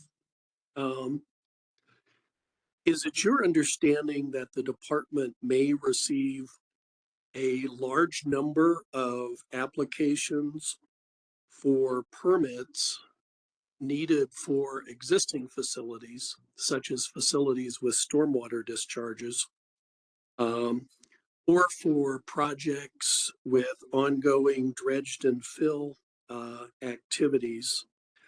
I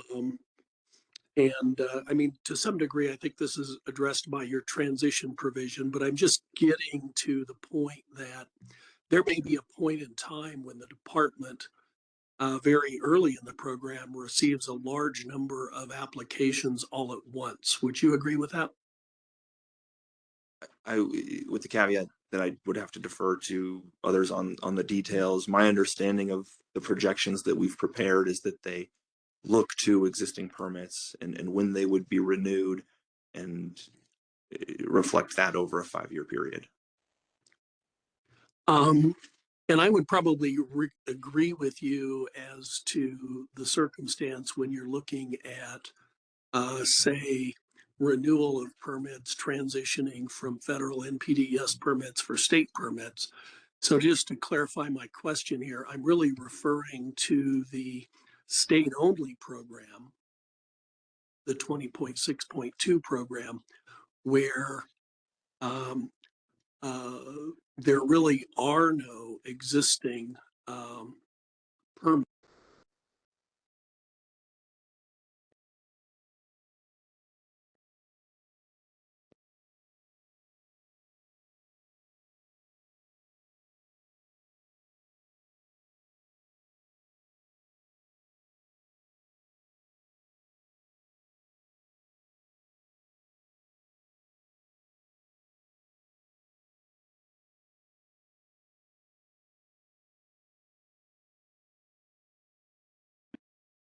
was really going to be, how is the department going to be prepared if there is a point in time after the new rules are adopted, when the department may receive a large number of applications all at once?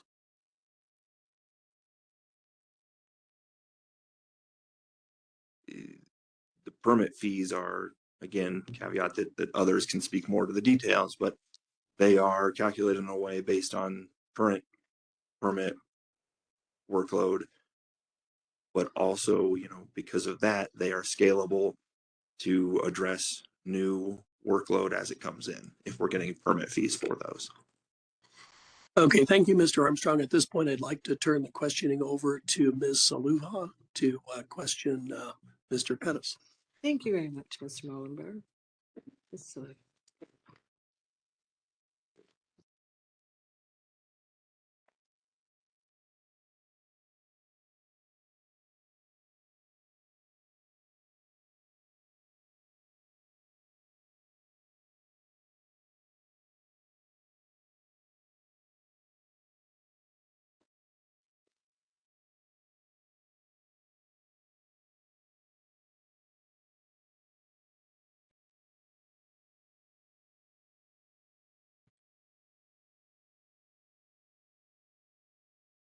Hello, Mr. Pettis. My name is Serafina Saluha. It's nice to meet you, and also thank you for your service.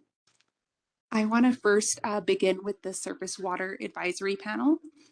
In your testimony, you state that SWAP input directly informed the department's development of the proposed rules. Is that right? That is correct.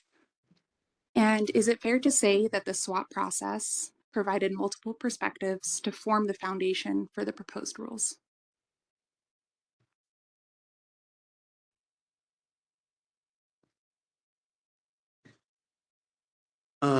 As I stated in my direct testimony, I believe, it's to my understanding, I wasn't part of the SWAP panel, but from reading the draft summary, that is correct.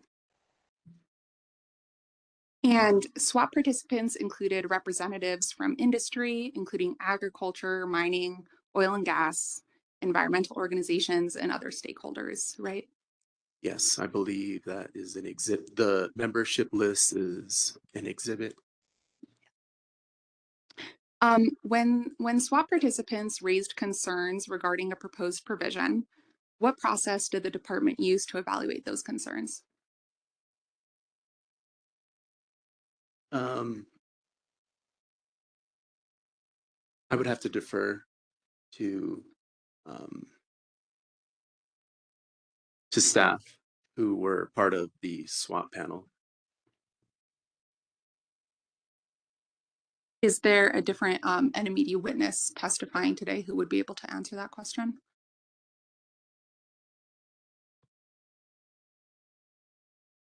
I'd say Shelley Lemon.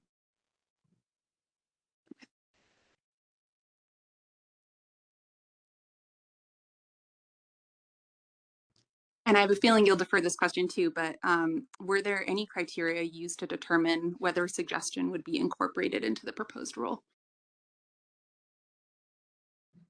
I will have to defer that question.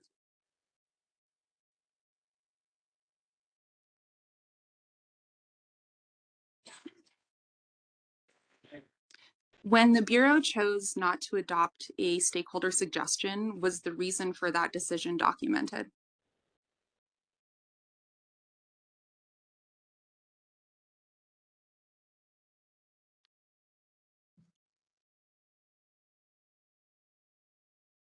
Again, I was not part of the SWAP panel, and I would have to defer that question.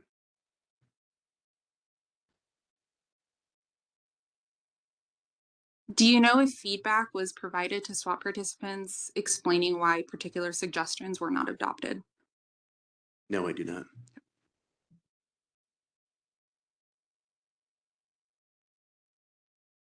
Do you know if there's a document that summarizes which recommendations were accepted, modified, or rejected? No, I do not.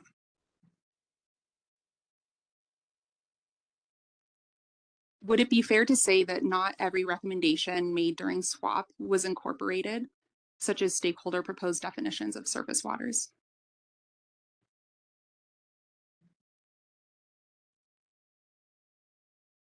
Can you repeat the question? I'm sorry. Yeah, sure. Would it be fair to say that not every recommendation made during SWAP was incorporated, such as stakeholder proposed definitions of surface waters?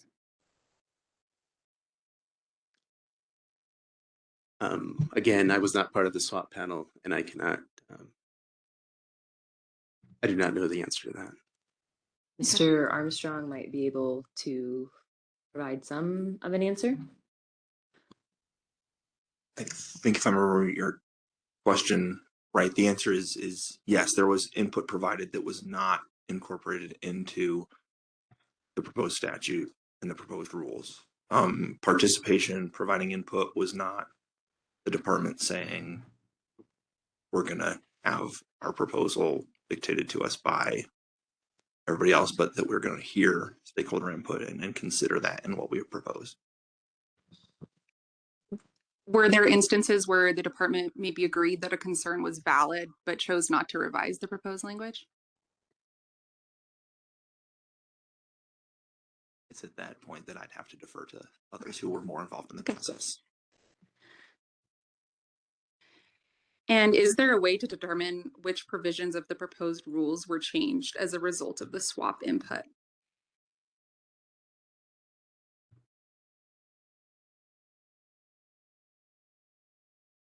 I don't know if there's something directly that shows that, but there are before and afters.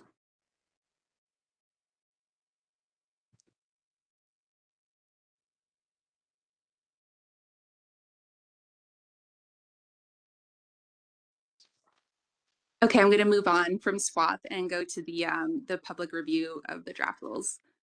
The department published draft rules for the public to review before filing the proposed rules. Is that right? That is correct. And the department received more than 50 sets of comments in response to those draft rules. To my knowledge, yes. And again, those comments came from a variety of stakeholders, including regulated entities, trade associations, environmental organizations, local governments, and members of the public. I'm sorry, could you repeat the question? Yes, of course. And those comments came from a variety of stakeholders, including regulated entities, trade associations, environmental organizations, local governments, and members of the public. Yes, to my knowledge. And the purpose of soliciting those comments was to obtain feedback on the draft rules before finalizing a proposal. Yes. Do you know what process the department used to review the comments it received? No, I do not. I was not employed with NMAC at that time. Do you know if the department maintained a record of how particular comments were addressed? No, I do not.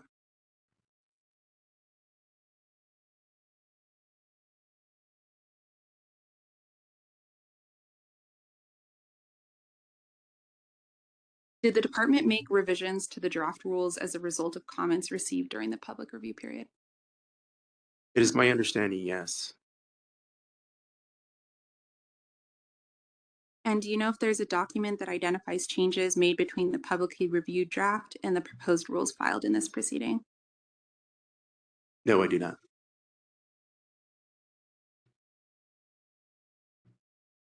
Would it be fair to say that not every recommendation submitted by commenters were incorporated into the proposed rules? I would have to defer to staff on that question.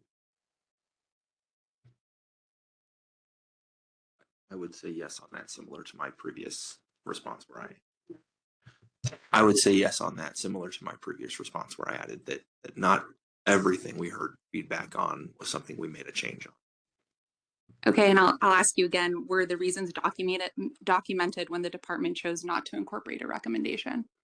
I'd have to defer to others.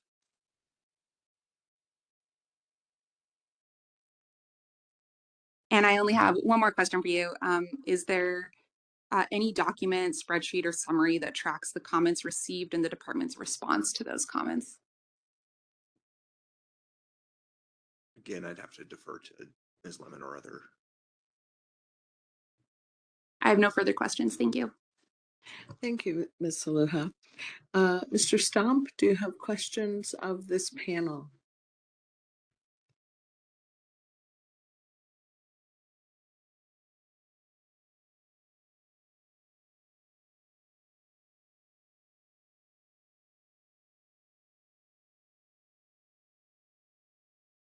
We will need a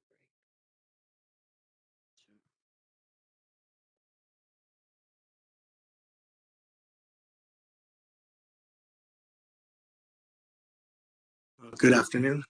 I have just a couple of questions for Mr. Armstrong. In your response to a previous cross-examination question, I believe that you said that definitions are important for certainty for the regulated community. Is that right? Excuse me. That's right. Can you tell me why you believe that definitions are important for certainty? I think consistency between the statute and the rule are important for certainty, and I think that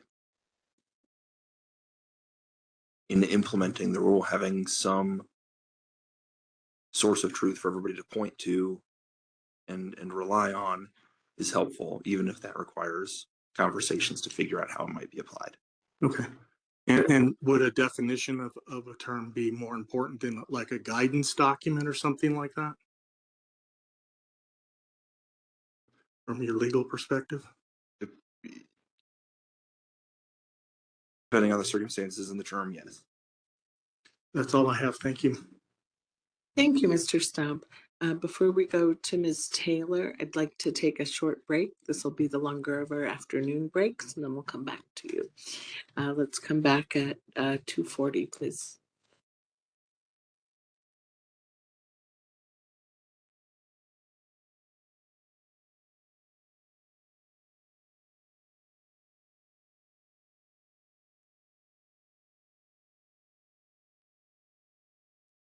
For San Juan Water Commission, Ms. Taylor.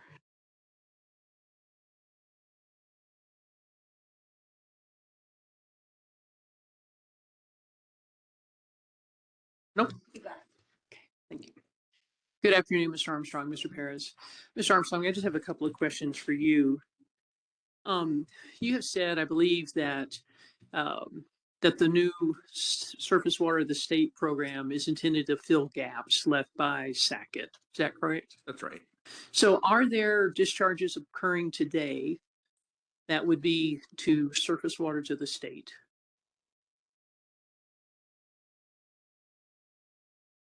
I think yes. And it's important to know, or to for us to keep our eye on the ball of the changing federal landscape, and that our surface water, the state program, is meant to be elastic and fill the gaps if they get bigger or smaller. You mean if the Supreme Court makes other changes to the rules? Is that what you're referring to? Exactly. But as it sits right now, the gaps to be filled are those left by the SACIT decision. Is that correct? That's correct. Okay. And so my supposition is that there are probably permittees who were regulated under the old rule, under the WOTUS rule pre-SACIT, correct? That are no longer regulated. I'd have to defer to staff on this. I don't know that anybody's challenged their permit or not renewed a permit. It being it's a few years removed, but we see that risk. I'm sorry? We see that risk. Okay. So if a discharger is in that position, that is that they were regulated as a WOTUS water, right, and were regulated by EPA, and their permit expired, and they're still discharging, when the new rule takes effect, what's their status? They would need to apply for a permit. Post SACIT, we also gave some guidance that if a surface water permit was no longer required, a groundwater permit very well could be. So they may be regulated under that. Well, let's say that there's no groundwater permit. Would that discharger who was regulated as a WOTUS discharger, would they then be subject to, this new state water rules, correct? That's right. But at the time that the new rules take effect and they continue their discharge because they have to, and there's no groundwater, at that point, would they be subject to penalties, criminal and civil? I defer to others, but I would say that we have provisions on temporary permits to kind of deal with situations like that. So our intent is not to punish somebody without giving them a chance to comply. Okay, so if someone says, gosh, now I need a new permit and the permit is awaiting approval, then is it your position that the department would not impose penalties at that point? That would be my sense of it, yes. And I think there is, language in about temporary permits that would also help mitigate risk.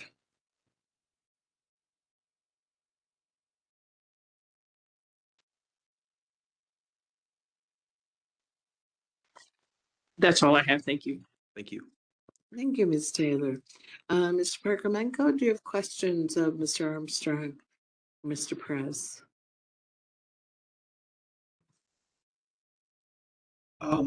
Yes, I do, Madam Hearing Officer. I would like to begin with Mr. Armstrong, if that's okay.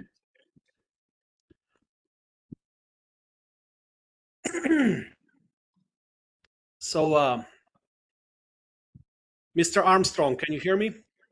Yes. Loud and clear. So first, I'd like to talk briefly about your qualifications and the scope of your testimony. Now, you are Jonas Armstrong, yes? Yes. That's correct. And you are the director of the department's Water Protection Division? Yes. And you submitted your written direct testimony, I believe that was marked NMAC Exhibit 1, is that right? That's correct. And I believe you testified previously that you were the primary person who prepared it, is that right?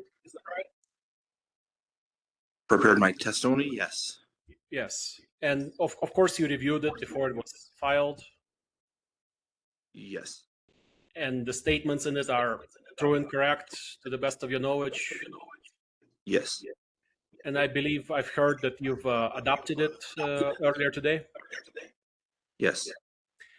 Now, Mr. Armstrong, you are an attorney by training.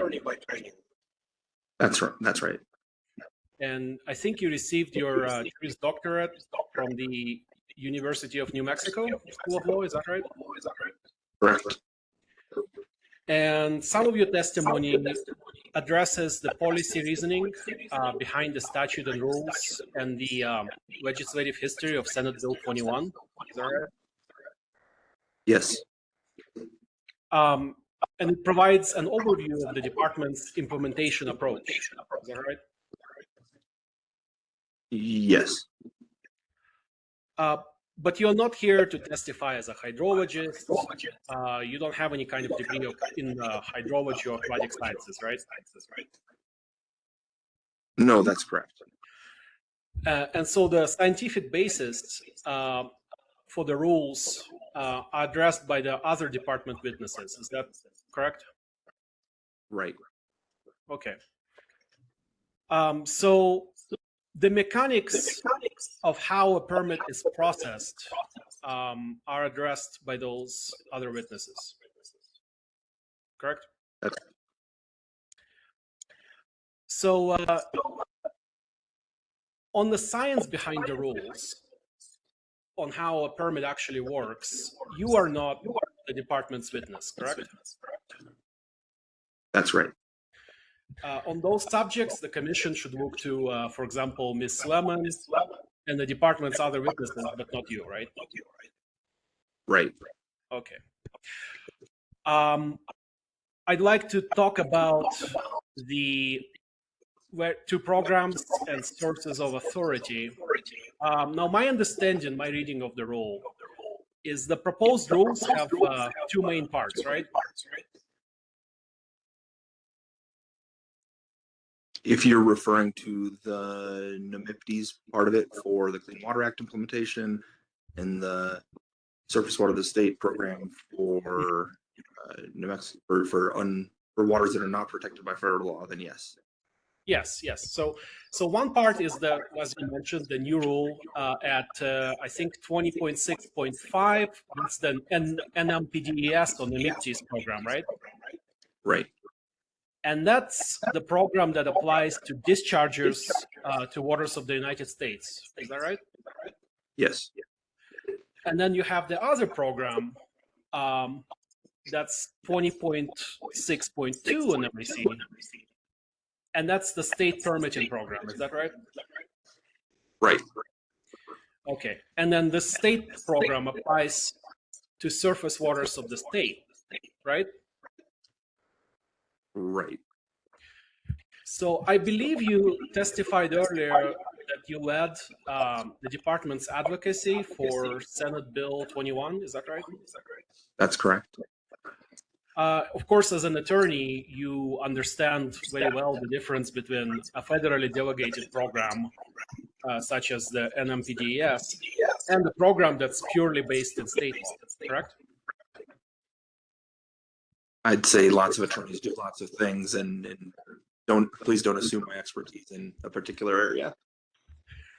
Right, but in general, I think we could say that a state program and a federally delegated program have some differences. Would you agree with me? Sure. Yes. Okay, and the NMPDES program is the one the state will actually go and ask the EPA to ultimately authorize. Is that right? Right. But the US EPA does not approve the 20.6.2 state program. Is that right? They would not. Right.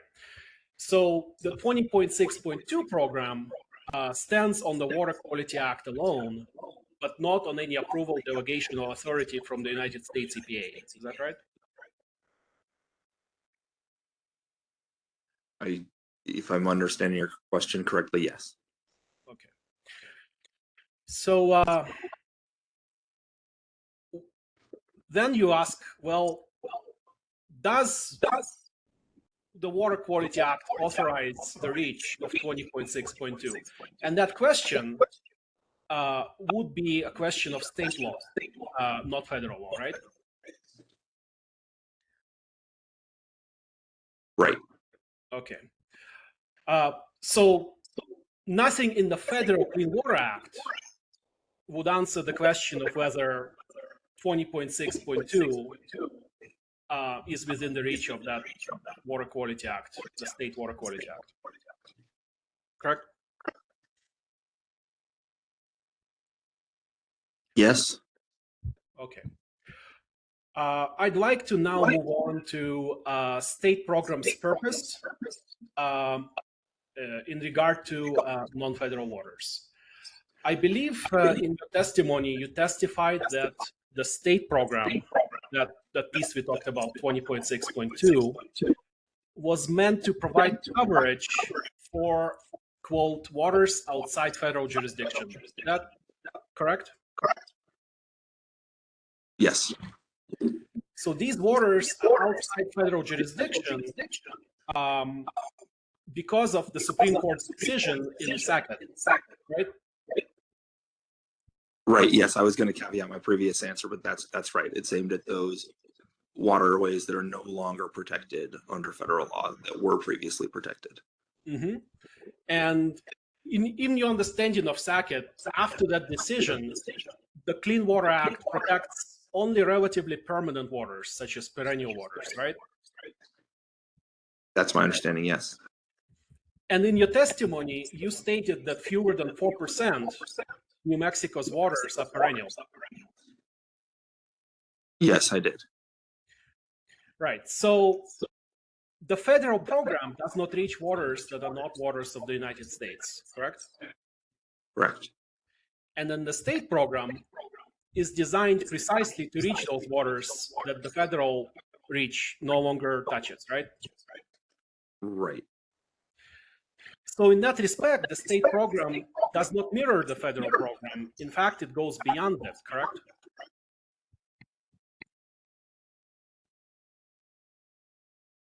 I think yes, and that's been our clear intent since we've been proposing this program is like we've said many times, to fill that gap that was created by the second decision. Right. So reaching those waters that are not waters of the US is the very purpose of the state program. Right? Right. All right. So let's talk briefly about, first of all, Madam Hearing Officer, how am I on time? You have gone 10 minutes. All right, thank you. Please give me a, could I request a 5-minute warning? Would that be possible? Yes, sir. All right, thank you. Briefly, I would like to, Mr. Armstrong, talk about pollution and lawful land use.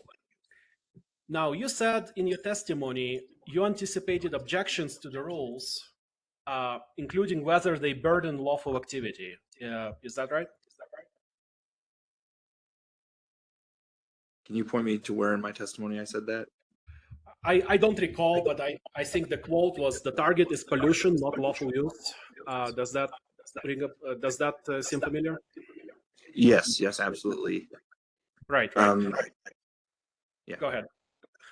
In a response to council on a previous similar question, I responded that our goal here is to regulate pollution, and that's the only way we would be impacting what somebody is doing on their private property, is if it was polluting in excess of our standards.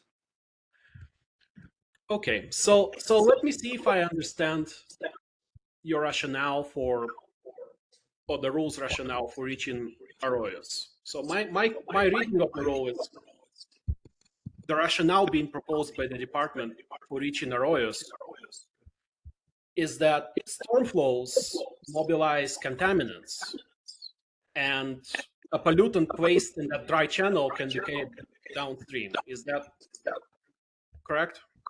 That's right. Okay. So the state program also proposes to regulate the discharge of dredge to fill material, right? Right. And fill material can also be clean soil, sand, gravel, or rock that does not contain contaminants, right?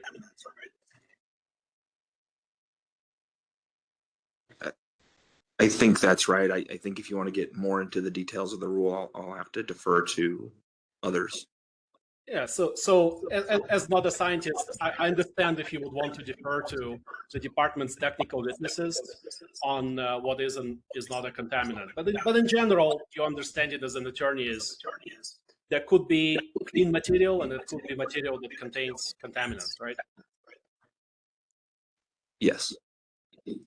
So by the rule's terms, dredge and fill requirement is triggered by the placing of the material, regardless of whether that material will add any contaminant to that bed. Is that right?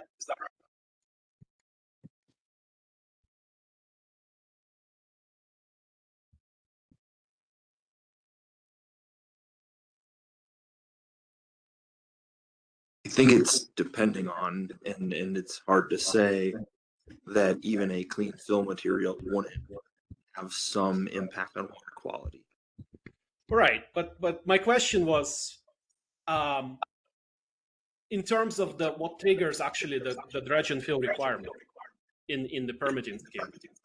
I understand it's triggered by actually the placing of the material, but it doesn't seek to ask what contaminants are being added, correct? I think I'll have to defer to other witnesses on those details. Right. So I mean, I'm just imagining a rancher and he's pushing clean dirt to repair a dry crossing, doesn't add any pollutants. He would need a permit under this program, yes? Objection, that's speculation, and Mr. Armstrong has already said he would defer to other witnesses. Can I ask which witness I may pose such a question to? Yes, who should he direct these questions to? Oh, Eva Sakitelli. Eva. All right. So let's talk briefly about property rights, if that's okay. Sir, you've addressed property rights in your testimony, is that right? Yes, briefly. In particular, I believe you wrote that property rights are not altered or not meant to be altered. Right. And for example, you explained that the rules don't regulate private wells or domestic water use. Is that right? Right. And you also mentioned they don't modify water rights. Is that correct? That's right. But each of those statements actually concerns interest in water. Is that right? Concerns what? I'm sorry. Interest in water use or water.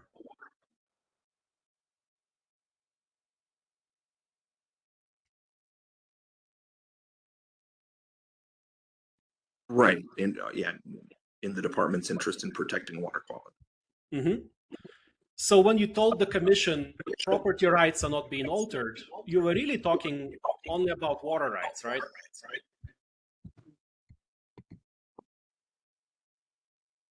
No, property rights aren't altered in terms of your ownership or what you're doing, other than what their impact are on others through introducing contaminants or pollution to waterways. But sir, I saw nothing in your testimony that told the commission that a landowner's rights to use the land within a channel would be left unaffected. Isn't it a fact that a dredge and fill program restricts what a landowner may or may not do with that land? Insofar as it impacts others. All right, I'll move on. Let's talk briefly about costs. Now, your testimony addresses the costs of the program, and I believe, sir, you gave a figure of approximately 8.37 million per year. Is that right? Right. And that is the department's cost to administer the program, right? Correct. It reflects about 41 additional full-time employees. That's right. So the only cost figure you gave commission in your testimony is the cost of running the department's own program. Is that right? Right. You gave the commission no figure for what these rules will cost the people who must comply and apply for the permits, correct? Right. My testimony does not touch on what the fee amounts are, but those are included in our proposed rule. Do you know if any other witness testimony concerns that analysis? Yes. That would be Dan Connolly. All right. And let's talk about federal coverage briefly. The state intends to seek delegation for 5 PDES program components, one of which is federal facilities, right? That's right. And the rules define person expressly to include an agency or instrumentality of the United States. Is that right?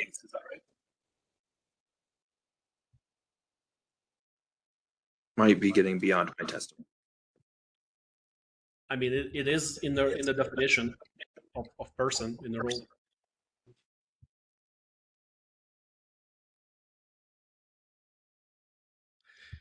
I'll move on. So I mean, if that were true, then a federal facility would be required to obtain a permit under the program, correct? Or an activity impacting waters of the United States, yes.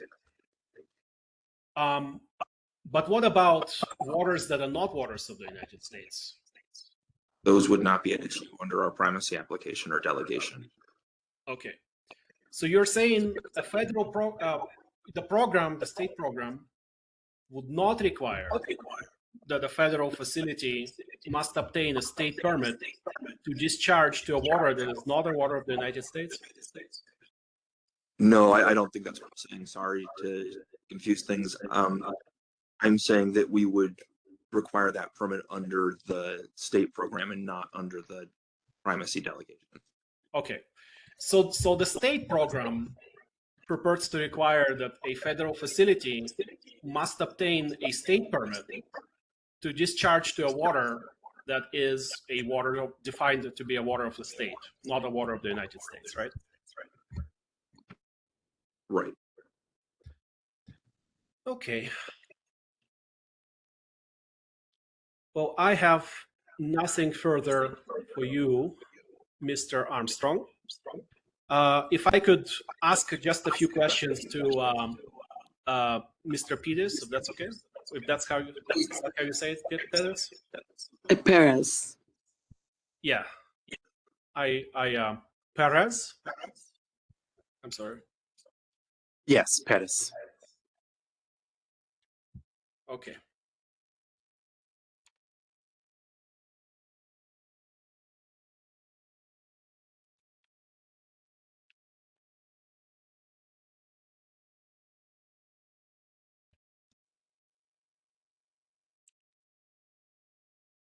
Now, Mr. What was, I apologize. What was your first name? Pettis. But is that the last name or the first name? That is my last name.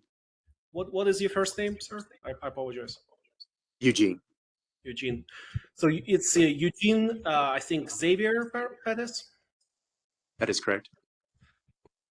And you are the lead water resources professional in the Bureau, focused on education, outreach, and training? Yes. Is that correct? Yes.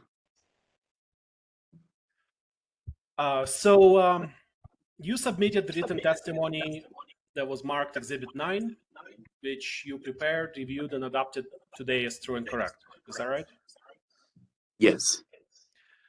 And I understand your testimony to cover surface water advisory panel, tribal engagement, public engagement, hearing notice, and the department's compliance with the State Rules Act. Is that correct?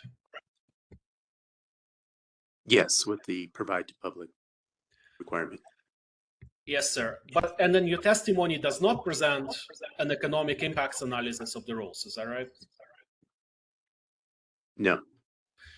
So you are here to tell the commission about the department's outreach and notice, but not about all these other things we talked about.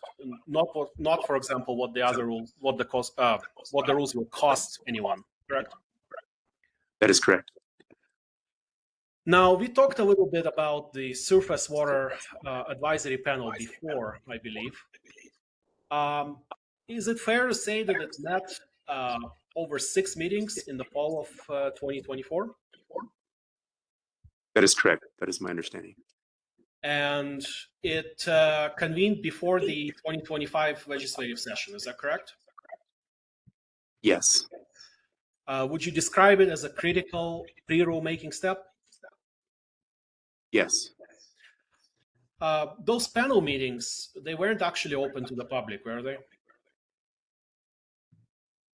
No, they were not. My understanding is they wanted a free form of collaboration. Mm-hmm. and they were not recorded. Only panel members and invited participants could attend, right? Yes, that is my understanding. And but are you aware if there's actually a record of a transcript of what was said during these things? I believe the agenda is in the final swap report. Well, the agenda, but not like a transcript or a set of minutes, right?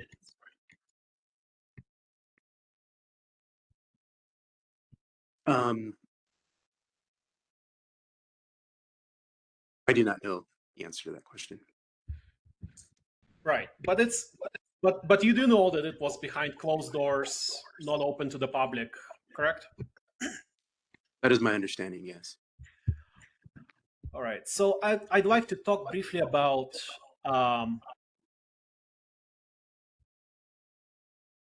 what constitutes outreach. So your testimony, I understand, addresses compliance with the State Rules Act, correct? Yes. So the department sent a notice to the Small Business Regulatory Advisory Commission, for example, and that document is marked as NMAC exhibit, I think, was it 69? Is that correct?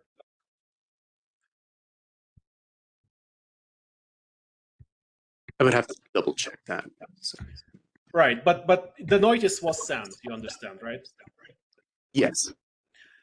And a notice to that commission is just a notice. It's not in itself an analysis of the economic impact of this rule on small business, right?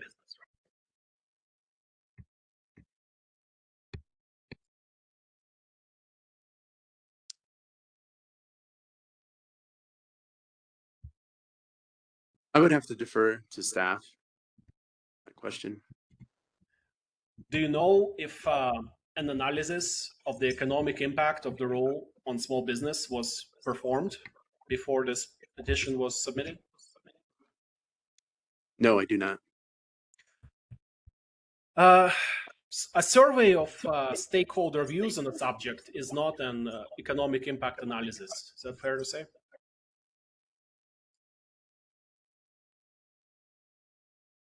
I'm sorry, could you repeat the question? A survey of stakeholder views about how a particular group, thinks or feels about the proposal is not the same as an economic impact analysis of how much a rule would cost. Is that a fair conclusion?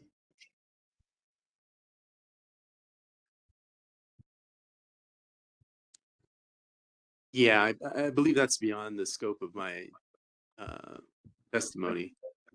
Well, and that was my point, is that your testimony doesn't contain an economic impacts analysis. So I will move on. I believe I've asked all the questions I wanted to. Thank you, both witnesses and the commission, for their time. Thank you, Mr. Berkmenko. Mr. Wexler or Ms. Stamish, will there be questions on behalf of the agricultural districts?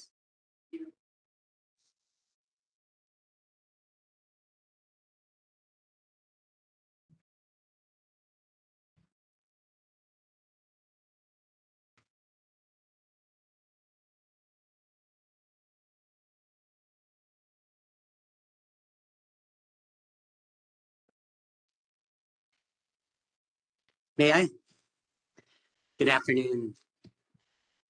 My questions are also for Mr. Armstrong primarily. First, Mr. Armstrong, when you were talking with Mr. Mollenberg, you indicated that the department intends to interpret the rules consistent with pre-SACIT guidance from EPA. Do I have that correct? That's right. But what does that mean?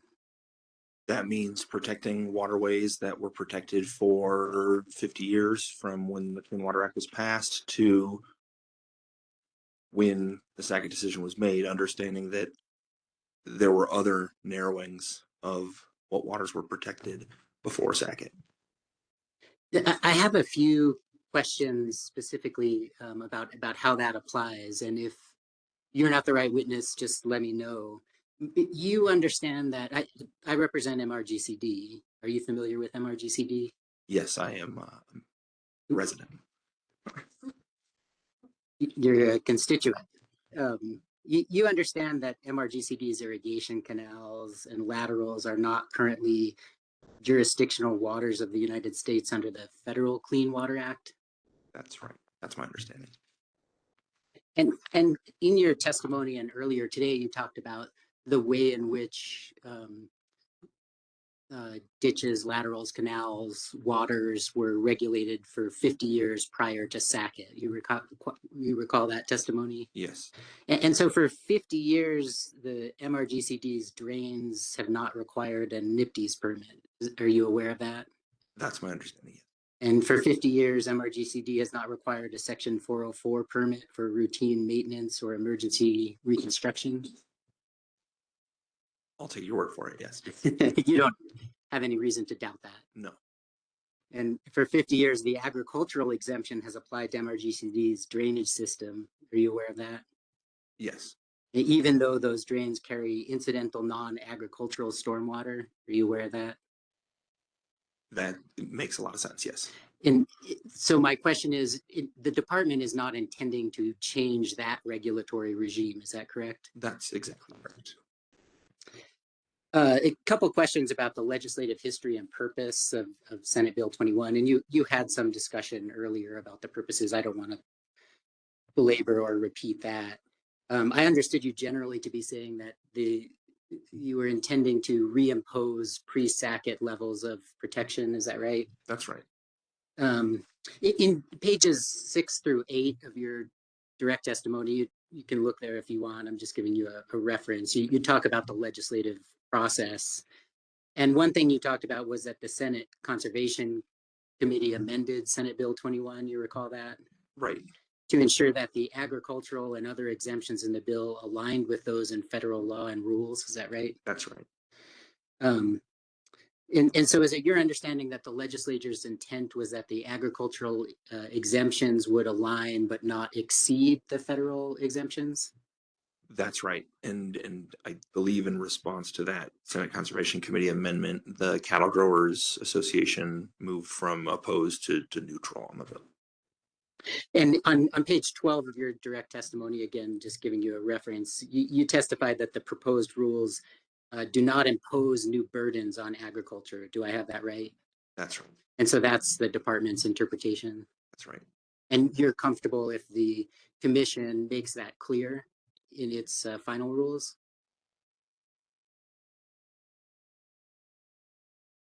Yes, and we think that our proposal does that. Fair enough. You also testified that long-standing exemptions continue to apply. Is that right? That's my understanding. And so, again, just to be clear, in your view, Senate Bill 21 was not intending to impose new or greater regulatory burdens on agricultural operations and irrigation districts. Is that right? Generally, yes. No further questions. Thank you. Okay, thank you, Mr. Wexler. Will there be questions from any of the other lawyers since you didn't use your whole hour? All right, thank you. Let's see, Ms. Richards.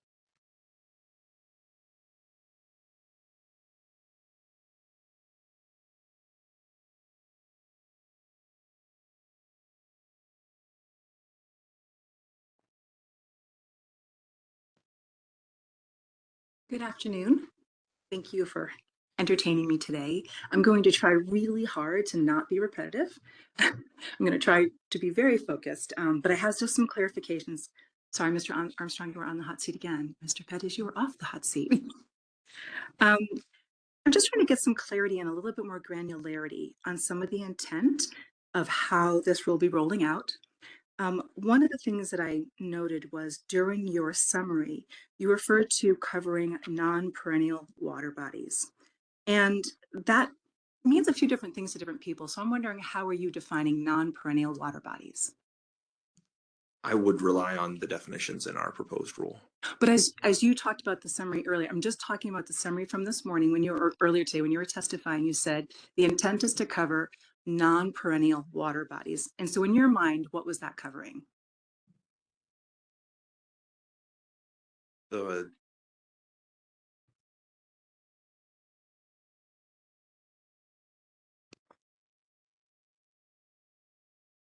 waters that were protected pre-SACIT that are no longer protected. So in your mind, is non-perennial water bodies including both ephemeral and intermittent? Yes.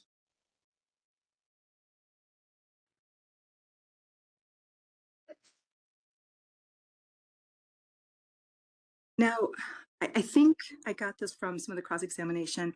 Section 20.6.2, I understand as the intent to regulate all point source discharges to what will be defined as waters of the state. Is that accurate?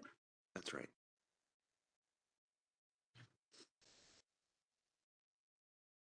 And under the Clean Water Act, are point source discharges generally covered under Section 402?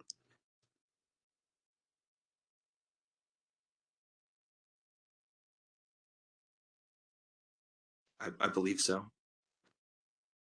So in seeking, in submitting your program to US EPA for approval, is it your intent to only submit one portion of the point source discharge program, which would be for permitting that would fall solely under a discharges to navigable waters under the Clean Water Act?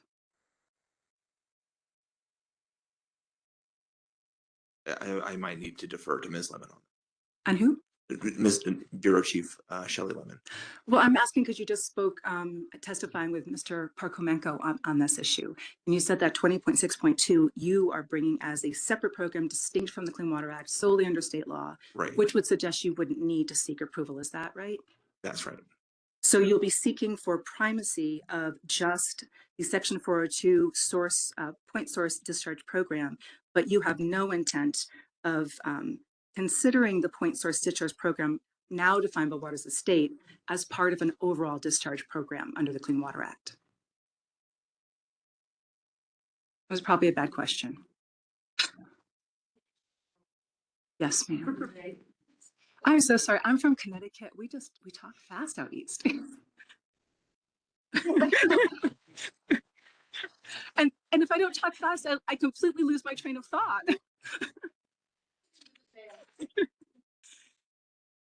I'm just trying to get a better understanding as to what you think, where the two programs arise, what you think you need approval for, and what you don't. And so I'm understanding from your testimony, you don't believe that since you're doing a discharge program in total, you can sever out part of that, seek approval for part and not the other part. Is that an accurate understanding? That's right. Yes. Now you talk about, I'm using my air quotes, the gap post-SACIT, and everyone's using that vaguely. No one's defined it. What do you consider the gap post-SACIT? Those waterways that are non-perennial. I think their proposal, when I say they, I mean the EPA, is for perennial waters or waters that can be defined as seasonal. And we're waiting to find out what that means. But in New Mexico, there are a lot of waterways that might not be considered seasonal, but still do contribute to our surface water systems and can carry pollutants.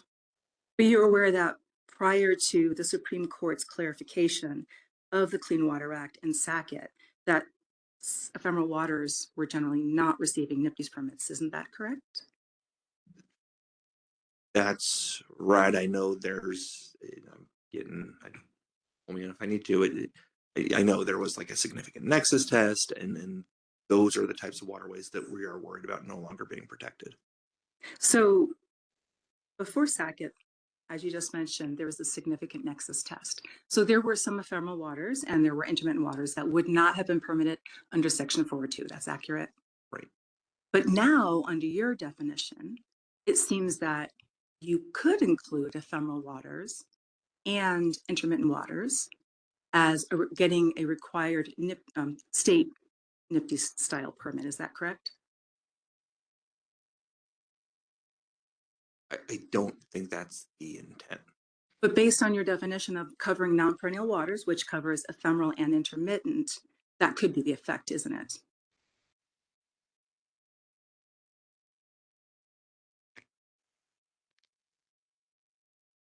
I can't think of all the scenarios. I'd have to defer to staff on that. So, and when you testified previously that you would be following like pre-SACIT interpretations, does that mean the state will be applying a significant nexus test to determine whether or not a NIPD style permit is required? My understanding is that we'll do something like that. But you don't know what that is exactly yet. That's right.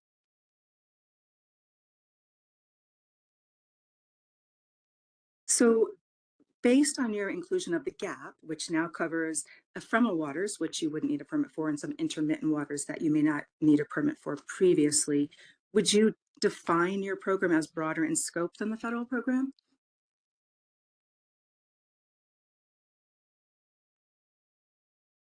I would not. That's not been our intent from, conception of the idea to passage of the law to proposal of these rules. But if the law didn't cover ephemeral waters before and didn't cover all intermittent waters, and now the intent is, would you consider that to be broader in scope than the NIPD's program? I think that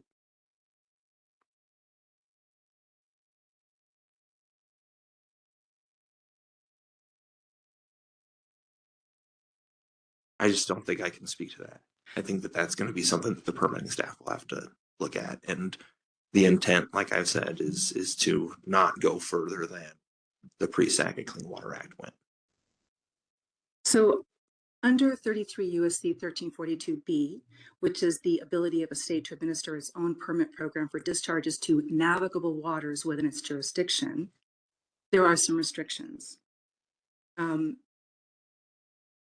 And one of the restrictions is those permits have to include a statement that say that the conditions of the permit provide for compliance with the applicable requirements of the Clean Water Act. I'll start that again. It's terrible. 33 U.S.C. 1342B covers state administration of permit programs. And you testified at length that you're familiar with the Clean Water Act in your direct testimony. Each of those permits will require a statement that says the conditions of the permit provide for compliance with applicable requirements of the Clean Water Act. Are you familiar with that section?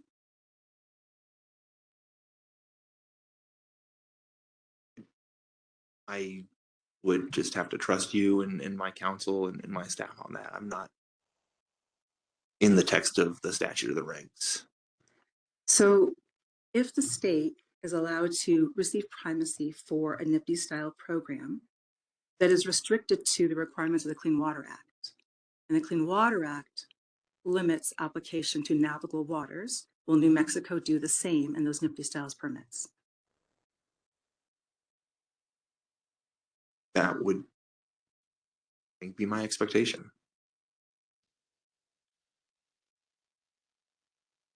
So then those permits would be restricted to the permanent water bodies that flow to the navigable waters. Is that your understanding of the program? Under the Clean Water Act program, yes. Under that side of it. Right. And then on the other side, the side that you're not seeking approval, despite that there is a comprehensive field of point discharge permitting. Essentially, am I understanding that any point discharge into any water is going to require a state permit? No, that's not an accurate understanding of what we're proposing. Okay, so but it will extend to ephemeral and intermittent waters. Right. Playa lakes consider ephemeral or intermittent? I believe so. What about erosion arroyos? Ephemeral, intermittent? Respect for that, those aren't calls for me to make right now. Those are things that would be discussed on a case-by-case basis. But in your understanding of the rule that you're promoting, the primary advocate, would you understand those to be covered sources or covered water bodies? Potentially, yes, I've said. Thank you. No more questions. Thank you, Ms. Dolan. Mr. Maxwell, do you have questions of Mr. Armstrong or Mr. Barris?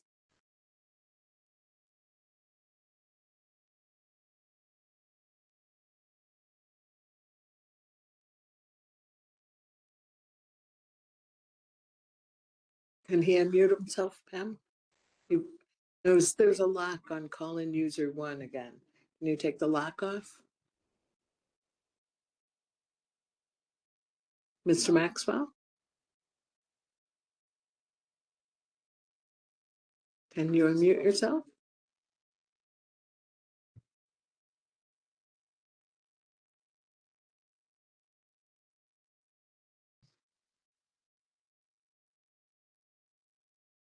Can he unmute himself, Pam?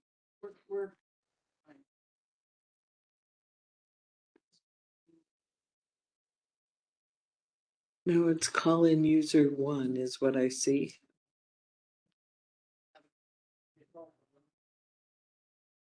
Okay.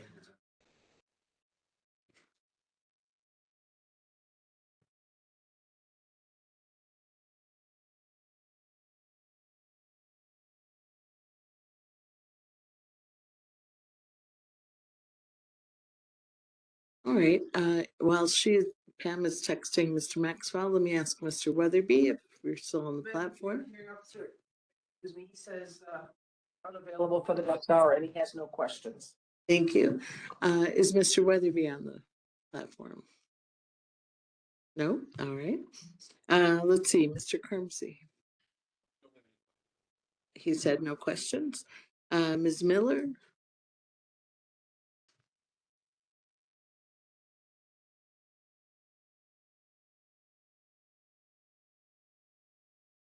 I just have one question for Mr. Armstrong.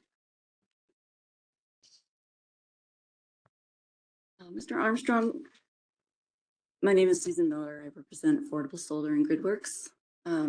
Would you agree that activities, including activities that were lawfully conducted without either a 402 or 404 permit before SACIT, would be lawfully conducted without permitting under either the NMPDS or surface water discharge permit involved in this rulemaking? Generally, yeah, that's our intent, yes. Okay, thank you. Okay, Mr. Micklejohn?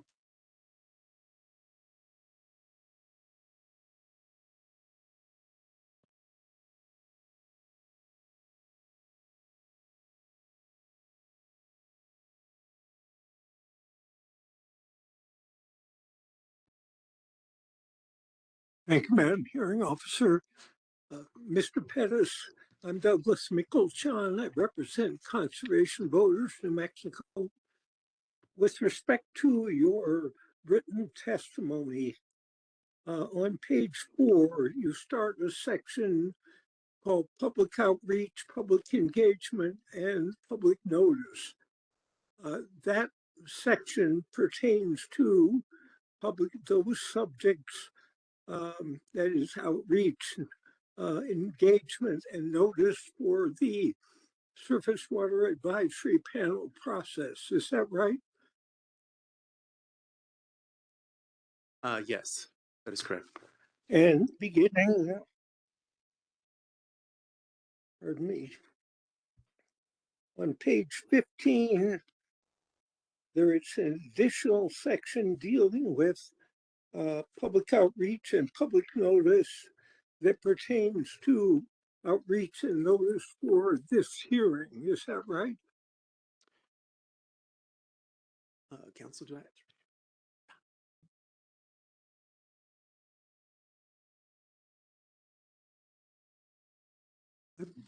Would you like this?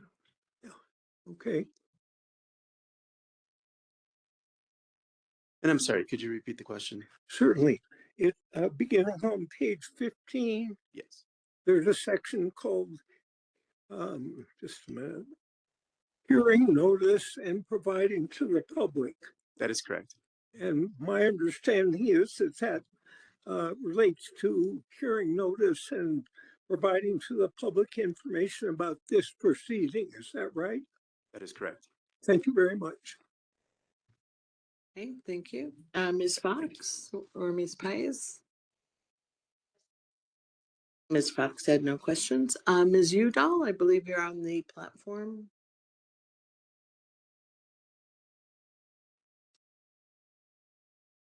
There's a lock on it.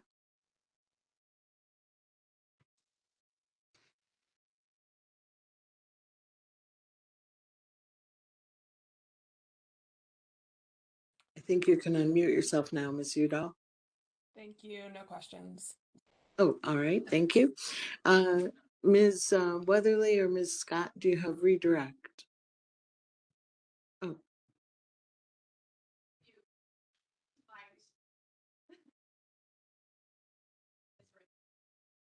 Oh, I'm very sorry if I skipped you. I didn't mean to do that. Okay, yes, please, Ms. Dolan.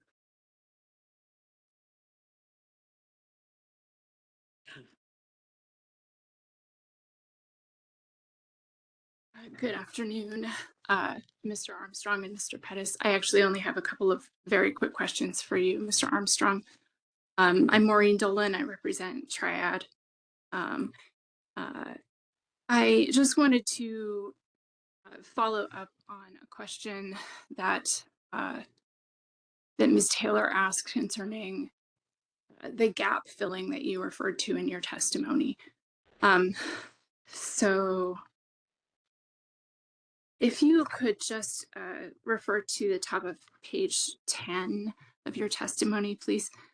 Would you mind reading the second sentence that begins with narrow? Narrow interpretations of WOTUS reduce the set of waters requiring NPDES permits. And so later in the page, you refer again to gap filling. So if I'm understanding, and I apologize, this is treading a bit over what you've discussed before. You understand that that by virtue of the loss of protection post-Sackett for former waters of the United States, there is now going to be a shift to permitting under the new provisions of 20.6.2. Is that correct? That's right. So for a current permit holder, a current federal permit holder who discharges into non-perennial waters, is that kind of permit holder meant to be on notice that under the new regime, once New Mexico has primacy, that they should be reapplying under the state regime? I think that's one way to put it. I mentioned earlier that after the Supreme Court issued the Sackett decision, NMED did issue some guidance that if folks thought they didn't need their NPDES permit anymore, that they should think about whether they need an NMED groundwater permit. Again, as I said earlier, it's my understanding no permittee has challenged their permit, but we are trying to be proactive here. So I'm going to read another sentence from your testimony in page 10. From a practical standpoint, the program is designed to deliver regulatory certainty and administrative efficiency. Is that correct? Yes.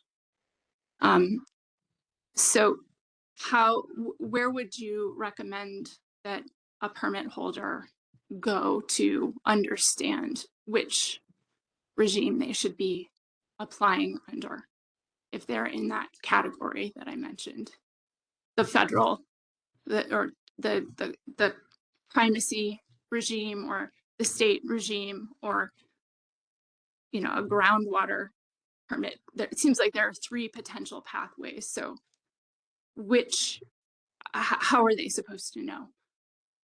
I think it starts with looking to the regs and other guidance documents. I think then it also almost always involves conversations with our permitting staff and the potential permittee to understand what the proposal is and what triggers it pulls in the different regulatory schemes and which one's most appropriate. And then we do have protections to limit duplicative permitting. So if a permit holder does not, a current permit holder is uncertain, they should, which regulations would you say that they should seek approval on? Does the entity, I know I'm not the one asking questions, but does the entity have a NPDES permit that is expiring, or? There's that potential for permit holders, yes, to have expiring. I mean, I think if there is a NPDES permit in place, or yes, if there's a NPDES permit in place, then that entity should expect that their activity will continue to be regulated under the state surface water permitting program if they don't think that they are discharging into a WOTUS anymore. Are you aware that EPA has made designation determinations concerning intermittent receiving waters and considered those WOTUS? I'm not aware of those details. Okay. All right. That's all I have. Thank you. Thank you, Ms. Dolan. Ms. Scott or Ms. Weatherly, do you have redirect? We do not. They do not. Well, thank you, both gentlemen. Now we turn to the commissioners for their questions. I'll start on that end of the dais. Commissioner V. Hill, do you have any questions that were left unasked by the other parties? No, I do not. All right, thank you. Commissioner Sloan. I'll ask a couple. I think they're pretty easy. I don't know exactly who, so whoever wants to answer them. Is an economic impact analysis required for rulemaking? No. Is there a requirement to respond to all comments? No. What's the current status of the EPA and PDS rules and those? What's the current status? My understanding is they are still in the rulemaking effort post SACIT to finalize what their rules look like with this new Supreme Court decision. That means the old rules still apply. I believe so. I'd have to defer to others to make sure. Did I hear you say during your testimony that we would still honor the current federal permits until they expire? That's right. If we apply for and receive a primacy delegation, then a permit would come to us upon renewal. EPA would hold on to that permit until it comes up for renewal. And what happens if EPA's rule, for whatever reason, doesn't go into it?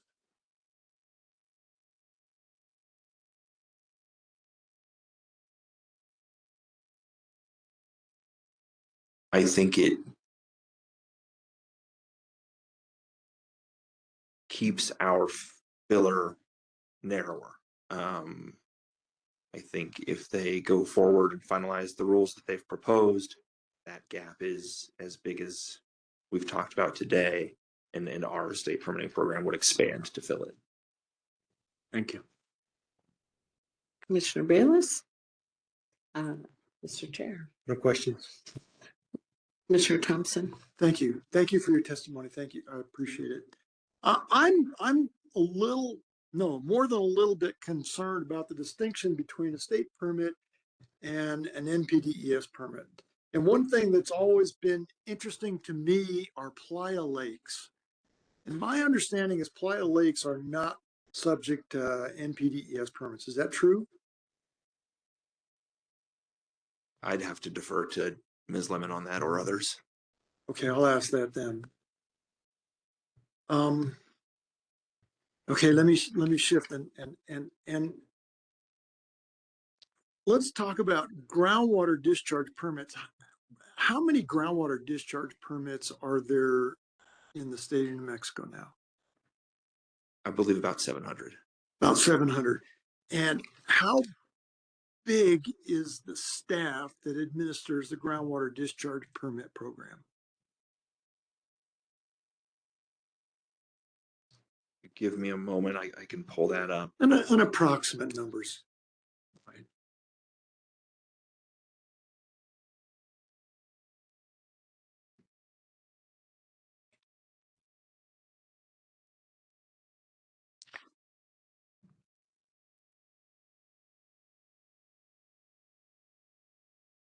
Spreadsheet right in front of me.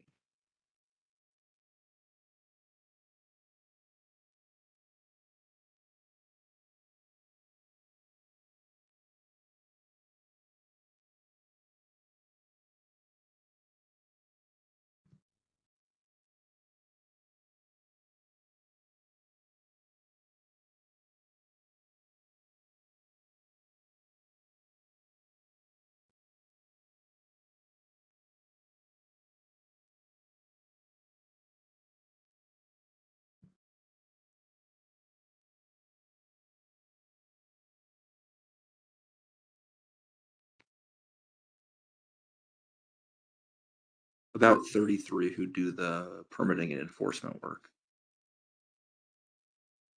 Thank you.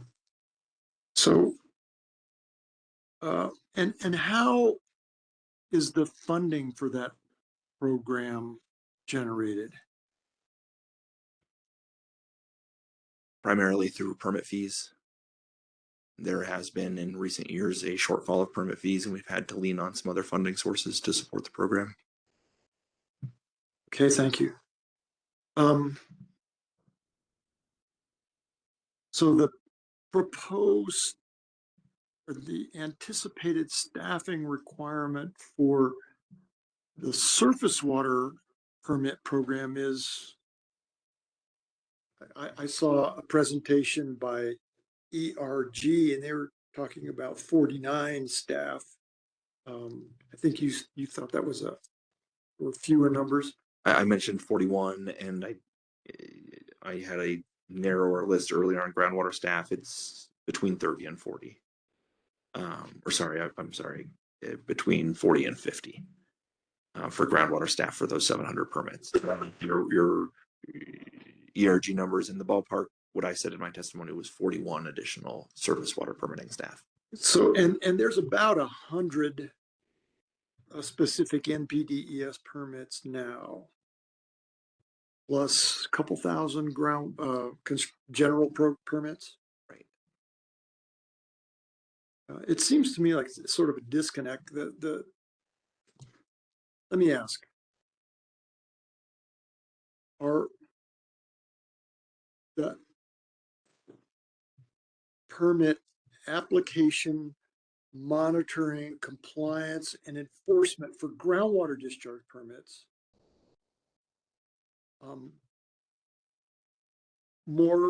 does that require more administrative staff than for the surface water discharge permits, or less? Let me put this in context. I'm trying to understand. This is a very big administrative. The proposed surface water discharge permit program has a very big administrative staff, and it's very expensive. And it looks to me, the outsider looking in, like the groundwater discharge permit program is bigger. The number of permits is certainly 6-7 times greater, and yet a smaller staff.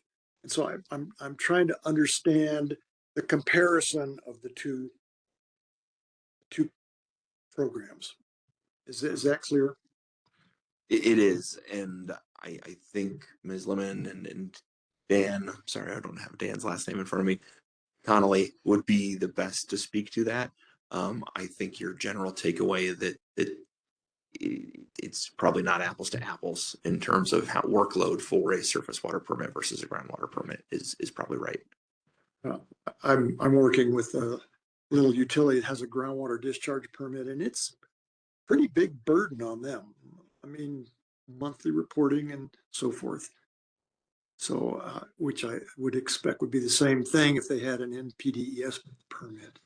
I would say, Commissioner Thompson, that we have in the last year identified that our groundwater quality bureau is significantly understaffed. There's a couple hundred permits that are unassigned to staff right now, and hopefully we get to go ahead to come to you all and ask for a permit fee increase to help us increase revenue and expand staffing the groundwater bureau to get to a more right size for the workload.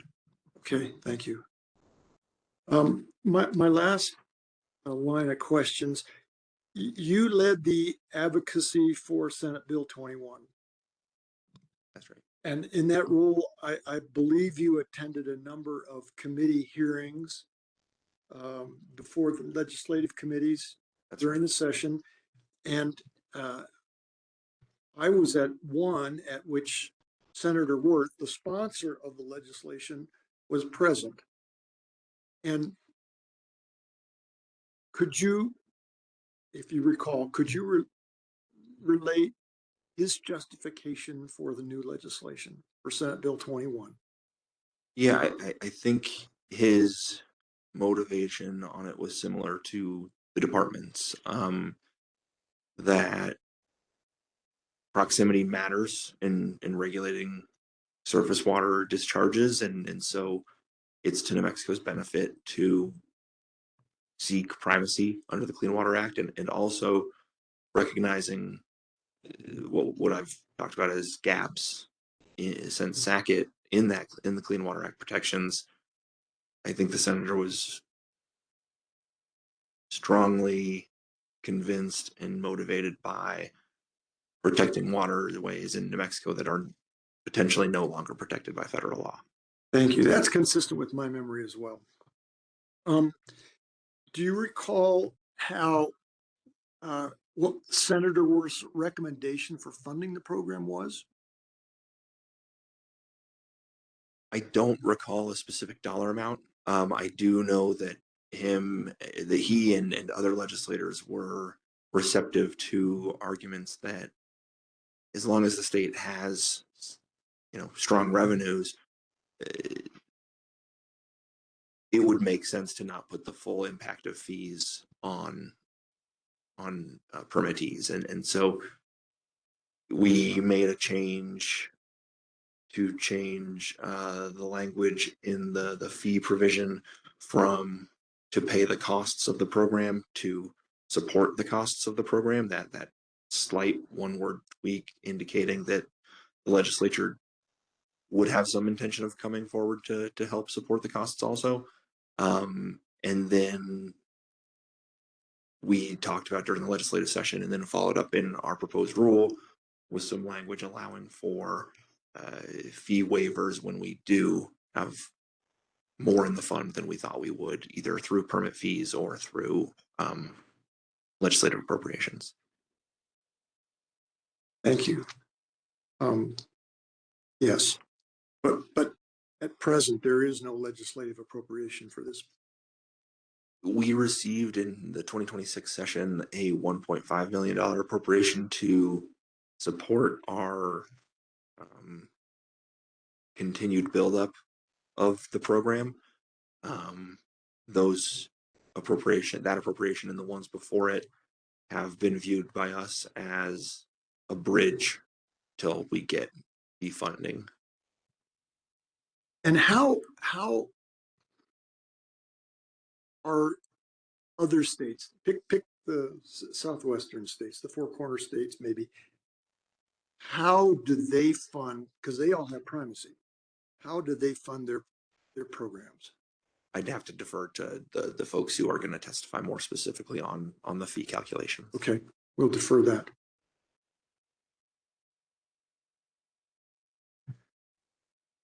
I guess my last question is if the commission does adopt these regulations, how soon would you expect there to be a New Mexico permanent discharge elimination system? I think on the optimistic end, we could submit an application in 2027 and hear back in 2028. But I know that Ms. Lemon has told me that we probably wouldn't be issuing permits until about 2030. And you've got to staff up with 40 or 50 new employees? That's right. We wouldn't necessarily need to get to that level by our first permit issuance because it's going to be that rolling basis. Yeah, I understand. Okay, thank you very much. Thank you, Commissioner Chapman. I have no questions. Thank you. Thank you, Commissioner Langer. Laney. It's okay. Yeah. Okay, I do have a few questions. Actually, one was just spurred off of Commissioner Thompson's questions, and thank you for your testimony today. The 2030, is that for the NPDS side of it, or is that for the? Yes, Okay, thank you for clarifying. So the state side, that would be immediate, right? As the language reads, 30 days after the rule becomes official. That's right, with all the caveats we've talked about in permitting assistance and temporary permits and. Just wanted to make sure I understood the distinction there. Thank you. Let's see, some of these questions have been answered, so let me just work through these. You talked about what the program provides and its clarity, predictable, and certainty for permittees. And in some of your questions and answering with others, you specifically said that the fee structure and the definitions provide certainty. Can you elaborate on that for me? I'd just like to hear a little bit more. Sure. In terms of the fee structure, when you want to buy something, you want to know how much it's going to cost. And so putting those clearly in the rule and then kind of capping them with the allowance that they could go down if we have additional funding and that they would be adjusted on a recurring basis, lets folks know what they are now and how they might change, and when they might change. And on definitions, like I mentioned earlier, even if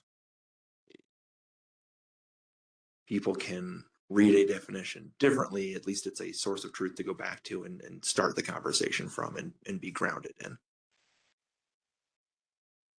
So the definitions are intended to provide clarity, and this may be for later in this conversation. I feel like there is a little bit of lack of clarity, at least from my perspective, on what the regulatory certainty is for certain permittees. For example, if a landowner is attempting to determine if a permit is required before undertaking work in an ephemeral drain, I don't see exactly how they make that determination from start to finish where they have to get the permit or submit the permit.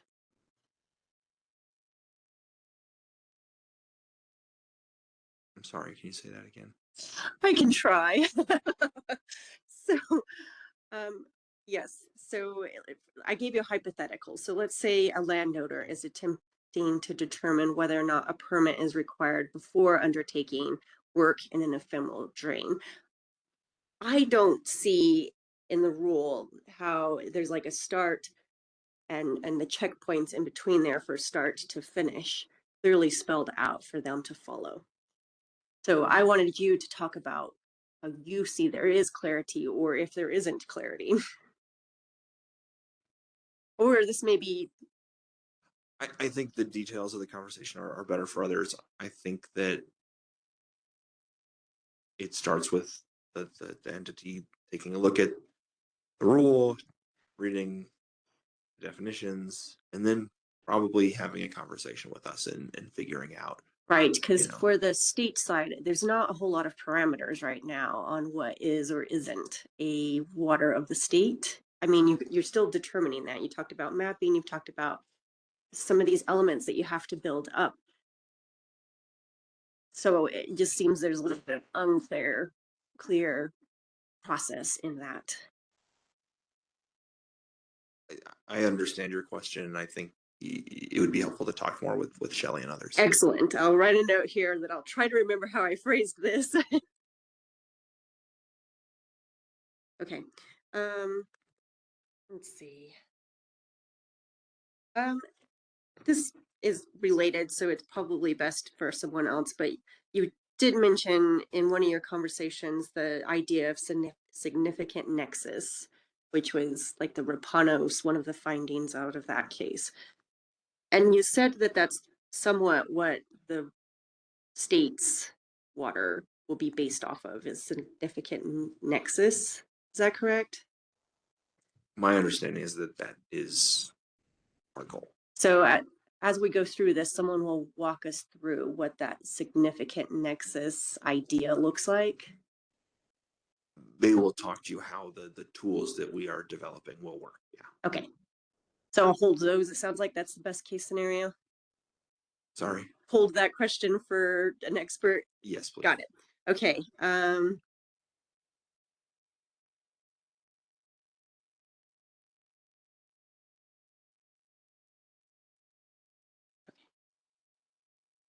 I think that addresses everything. Let me just check one more here and then I will be done. That's it for now. Thank you. I appreciate it. Thank you. Thank you, Commissioner Laney. We have 5 commissioners on the platform. Commissioner Zemlich, do you have questions of Mr. Armstrong or Mr. Pears?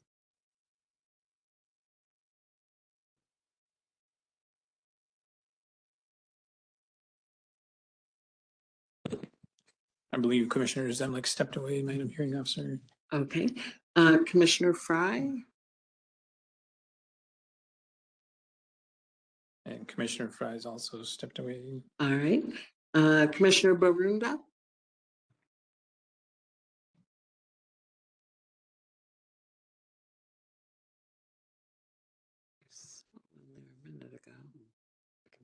Oh, yeah.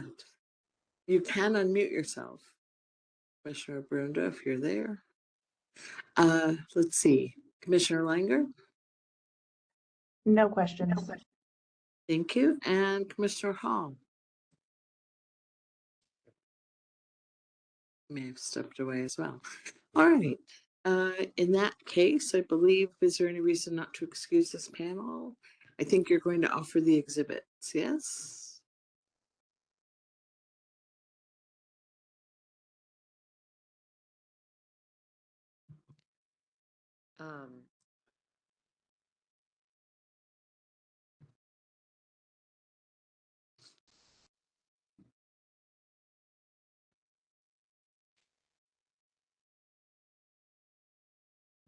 Madam Hearing Officer, the department was considering proposing to seek stipulation for all their exhibits. Okay. Would you like to do that on the next break or later tonight, whatever it is? We don't have to do that right now. I was thinking because I haven't filed the new Exhibit 79 yet, but we can. I think we know what it is though. Yeah. Okay. That's true. That's true. So I think, yeah. I mean, we can do that. All right, we can do that another time. That's fine. We do need a short break. So let's come back at 4:10, please.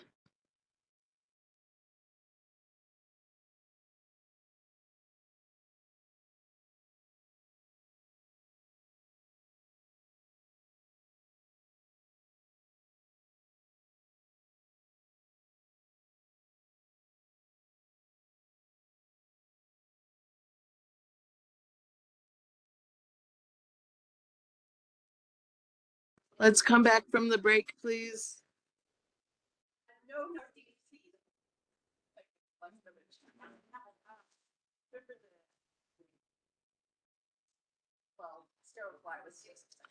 Let's come back from the break, please.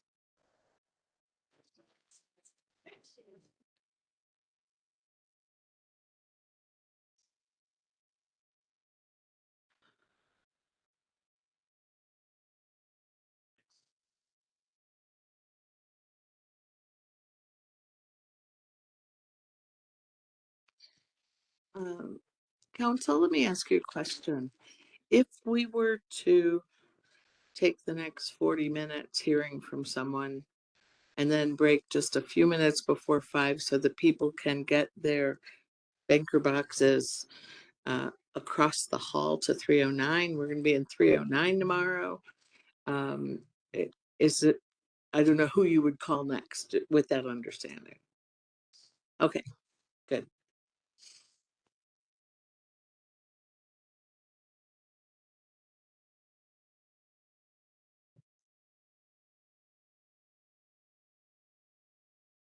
Who are we hearing from? Eva, say, I want to pronounce it correctly. Zaki Delit. Thank you very much. Hello. If you would please spell your first and last name.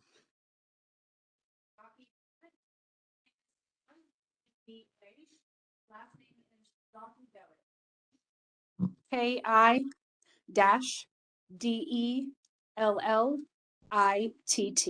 Thank you. Do you swear or affirm to tell the truth? Thank you very much. Please go ahead, Ms. Scott. Weatherly. Thank you, Madam Hearing Officer.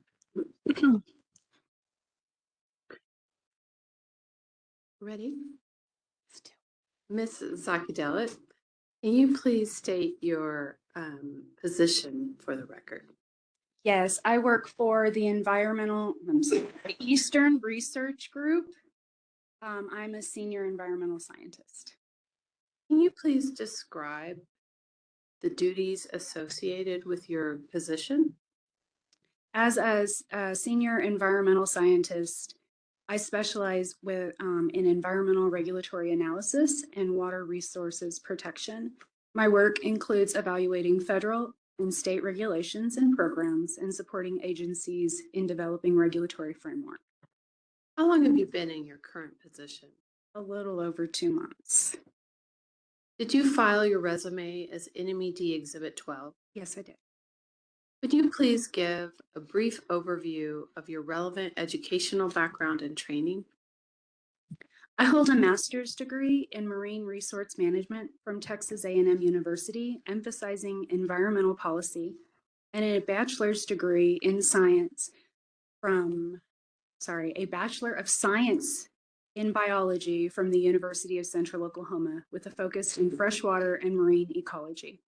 I also have extensive federal coursework and experience through the U.S. Army Corps of Engineers, including NEPA compliance, implementation of Section 404 of the Clean Water Act, Section 10 of the Rivers and Harbors Act, wetland delineations, and endangered species consultation.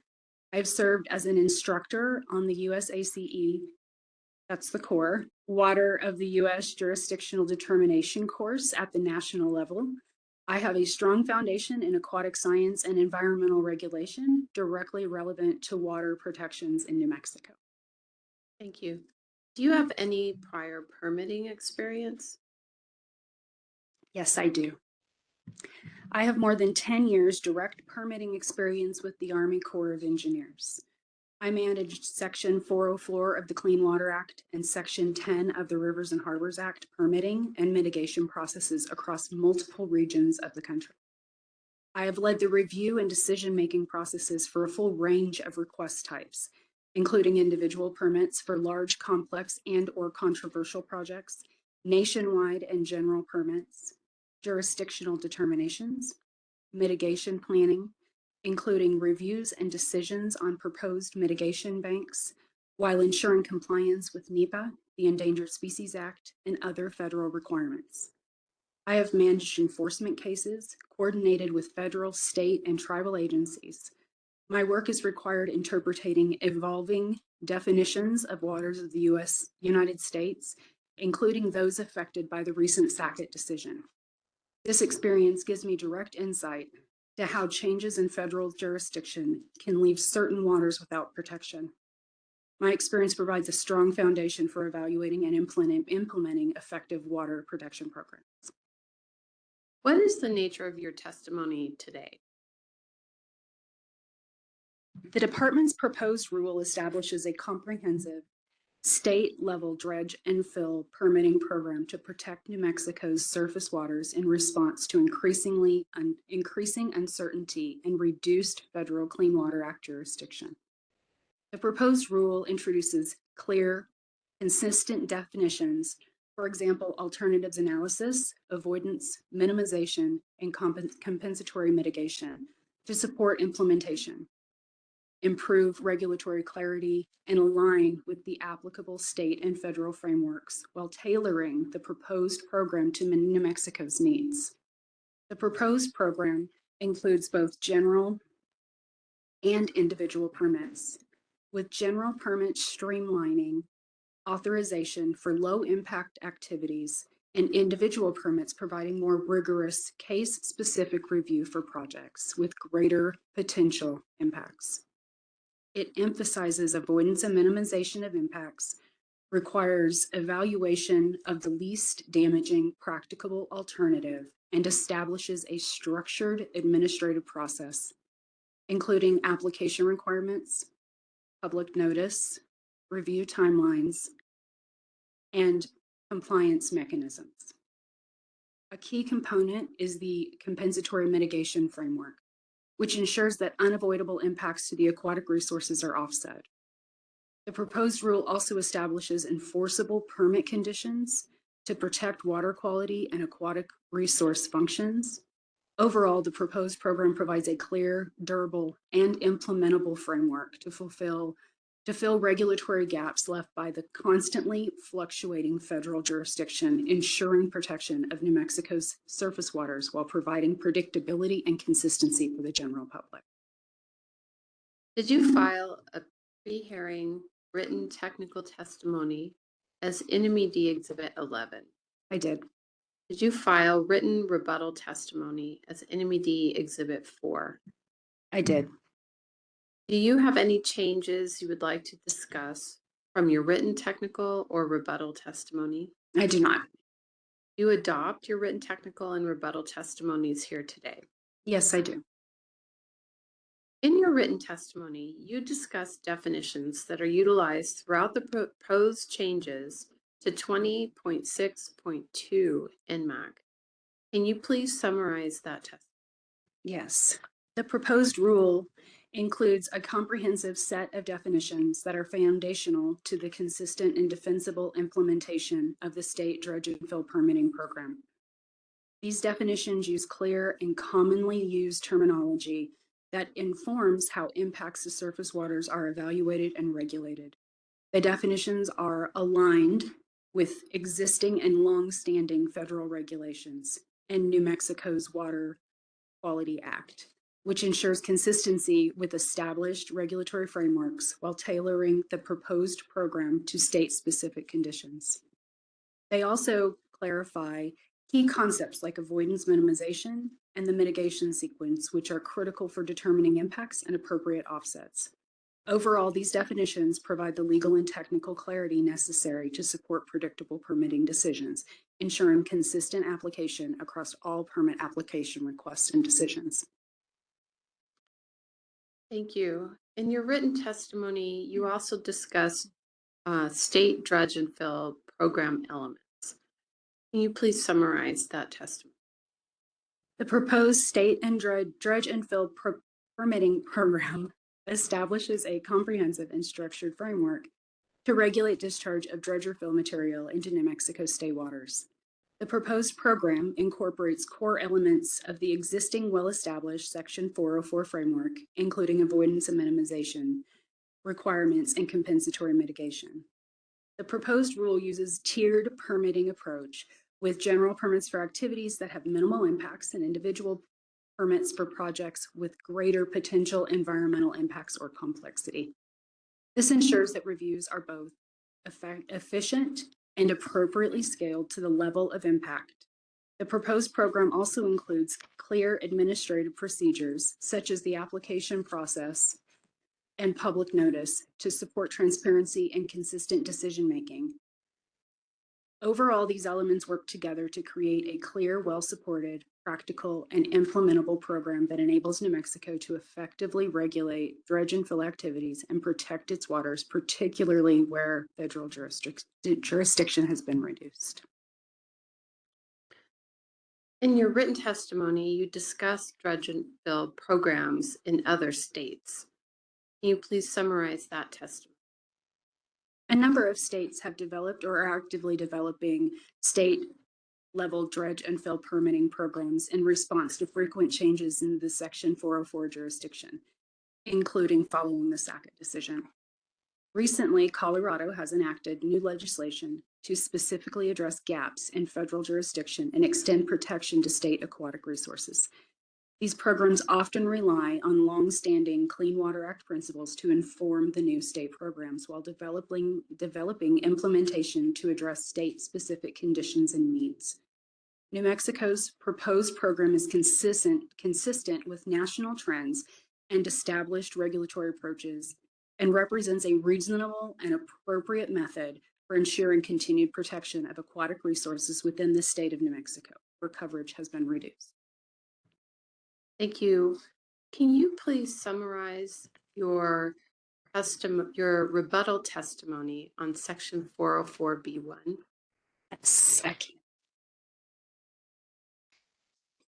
The department considered incorporating the 404B1 guidelines in its entirety into New Mexico's state program. However, this would be problematic. The federal guidelines are tied to other 404 frameworks and policies, which are highly complex and often lead to inconsistent implementation. Applying these wholesale at the state level would increase permitting uncertainty, reduce clarity for the general public and permit applicants, and introduce unnecessary administrative burden. A more effective approach is to incorporate core principles such as avoidance minimization, while developing a streamlined, specific framework that is clearer and predictable and more practical to implement. Is there anything else you would like to discuss here today? Yes. There were several comments earlier that discussed ephemeral drainages. There were questions about ephemeral drainages. There was discussion about pre-SACIT. What does pre-SACIT mean? I was very lucky to work with the Corps of Engineers. I started there in 2010, so it was right after Rapanos. And I only recently had left. So I worked through Rapanos all the way through SACIT. Ephemeral drainages actually have historically been jurisdictional. They were put through a significant nexus test. Beginning with Rapanos, the significant nexus test became a thing, and it was used, but then the 2015 rule came in. The 2015 rule had a whole different set of tests. It was online. It involved combining waters that were similarly situated and determining jurisdiction from that. It was extremely complex for just normal people to understand. After that, we had what they called the NAV Whopper, and it was actually overturned in court, which led to more inconsistency. So you're talking from 2008 to 2015, just a few years later, there was NAV Whopper. It got overturned. It was implemented. It got overturned. And then they had another rule come in, and it was about every administration it was flipped. While it seems as if you're not familiar with that history, that maybe this proposal is to expand jurisdiction, it's really not. Playa Lakes, under certain conditions, were actually jurisdictional. Prairie potholes were jurisdictional by rule in the 2015 rule, which in a different area, very similar to prairie potholes. So what this proposed rule does is nothing earth-shattering. It's nothing groundbreaking. It's really kind of taking back what was once jurisdictional and has become not jurisdictional through a series of court cases and through a series of implemented rules that were highly informed by the administration that was in power at that time. So I would like to emphasize the importance of this proposed rule. I've seen the federal regulation become increasingly limited, leaving many, many states with waters that are not protected. It is more significant in the arid Southwest. New Mexico needs this rule, in my opinion.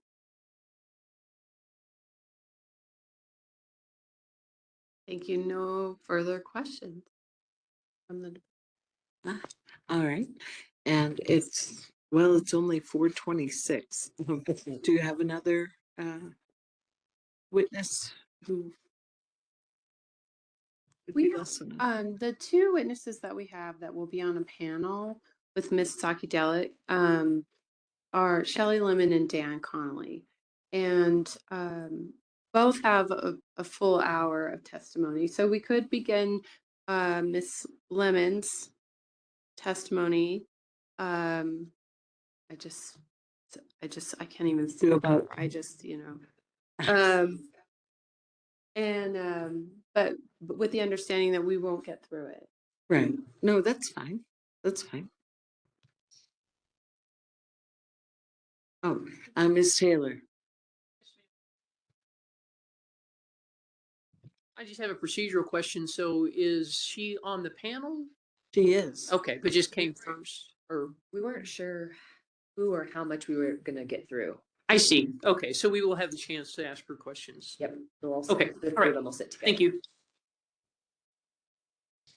Ms. Lemon?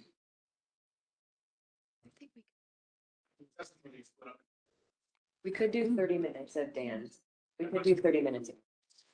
That works. Okay. That would work. Okay. And this is Mr. Connolly. Thank you. Yes.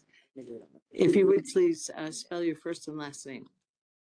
Dan Connolly, DANCONNALLY. Do you swear or affirm to tell the truth? I do. Thank you. Go ahead.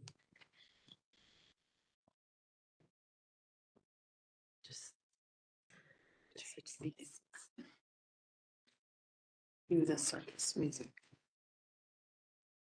Okay, will you please restate your name and position for the record? I am Dan Connolly. I am a consultant with Eastern Research Group. And can you please describe the duties associated with your position? At Eastern Research Group, I am a vice president and group manager of water implementation that I oversee our NPDES permitting support to states and the federal government, watershed protection, and I have an environmental engineering component under me. And then within NMED, I am here to help support the implementation of a surface water permitting program. Also, I want to mention, Pam, can you queue up our demonstrative? Which one? It'll be, is it one? Yeah, demonstrative number 1. Thank you so much. Sorry. And how long have you been in your current position? I have been a VP within ERG for, I believe, 3 years. And I've managed this group for probably 8 or 9 prior to that designation. And did you file a resume as NMED Exhibit 14? I did. Would you please give a brief overview of your relevant educational background and training? I have a Bachelor's of Science from George Mason University. I am also a credentialed US EPA inspector, meaning I've gone through all the pertinent training to be an inspector and go through my annual training. Relevant to that, I've taken the NPDES Permit Writers course as well, in addition to managing a group of NPDES permit writers and compliance enforcement specialists for 8-9 years. And anything else you want to add about your experience with NPDES programs? Oh yeah, sure. I am also an NPDES permit writer myself. I've probably written close to 250 of them. I've managed a group of permit writers that have written up to, permit writers that have written approximately 1,000 NPDES permits in various states across the country and for EPA. I mentioned I am a credentialed US EPA compliance inspector. I've conducted thousands of NPDES inspections. I have provided expert witness testimony for EPA and DOJ. I am also the lead instructor for the federal EPA NPDES permit writers course, and I have trained thousands of NPDES permit writers throughout the country. And did you file written direct technical testimony as NMED Exhibit 13? I did. And did you file written rebuttal testimony as NMED Rebuttal Exhibit?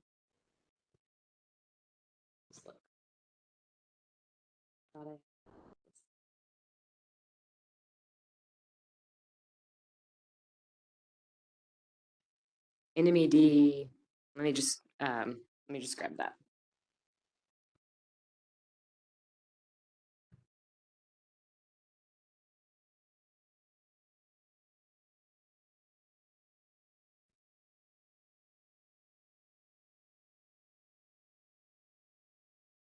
Rebuttal Exhibit 5. Yes, I did. Okay. And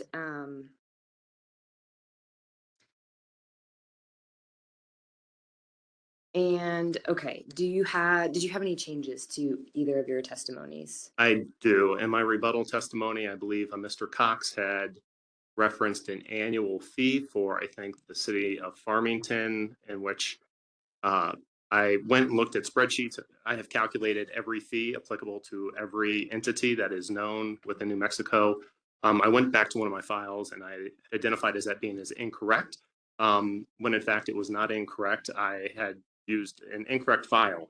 I had a version control issue. So in my rebuttal testimony, correcting Mr. Cox's calculation of City of Farmington's annual fee, I made a mistake. And I think if you want to go ahead and, oh, let me ask too, but with those changes, do you adopt your direct and rebuttal testimony? I do. Okay. And so I think you can go ahead and please provide a summary of your direct and rebuttal. Sure. All right. So I have a presentation. It's a very high level presentation of determining surface water permitting program costs. Just before I jump into this, we determined program costs using an EPA model, which I'll be discussing momentarily. My group has used that in various states in the country. And in addition, we have supported EPA's assessment of state resource allocations appropriateness using this model as well. So with that, I will jump into the slides. If we could go to the next slide, please.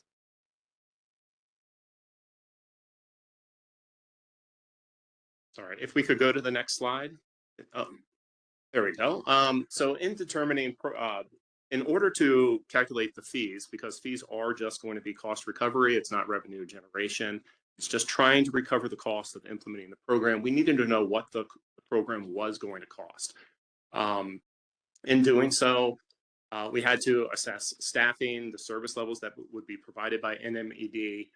We wanted sustainable implementation that wouldn't have peaks and valleys with available funding and affect the capability of NMED to provide consistent service to the citizens and entities located in New Mexico. And we wanted to use a workload-based model, which EPA provided. Ultimately, we want to support state authorization efforts, provide a basis for the fee, ensure long-term program implementation and sustainability, ensure regulatory efficiency by having a fully capable staffed program, have predictable service delivery, reduce permit backlogs, lower compliance risk both within EPA and also to assist the dischargers of New Mexico, lower their compliance risks as well, improve environmental outcomes, and also have greater public confidence. So we looked at the program activities that informed the staffing needs, and that ultimately informed our program costs. Next slide, please.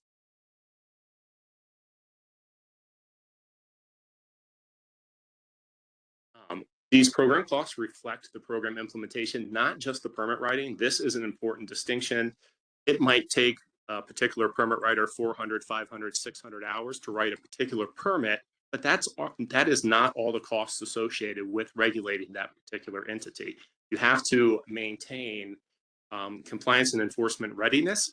Even if those aren't utilized, those ensure equitability and fairness across the board for all dischargers. So there's infrastructure to the program.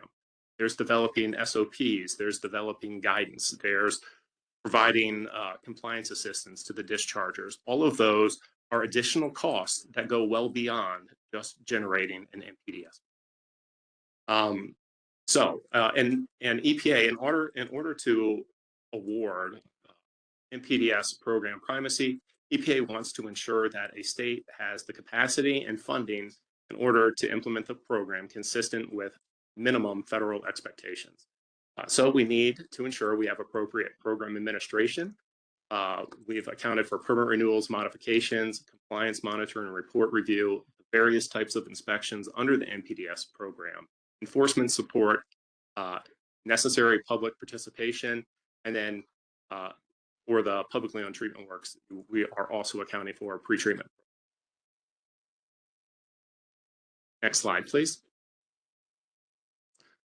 In order to determine this program cost, the first thing we had to do was determine our regulated universe.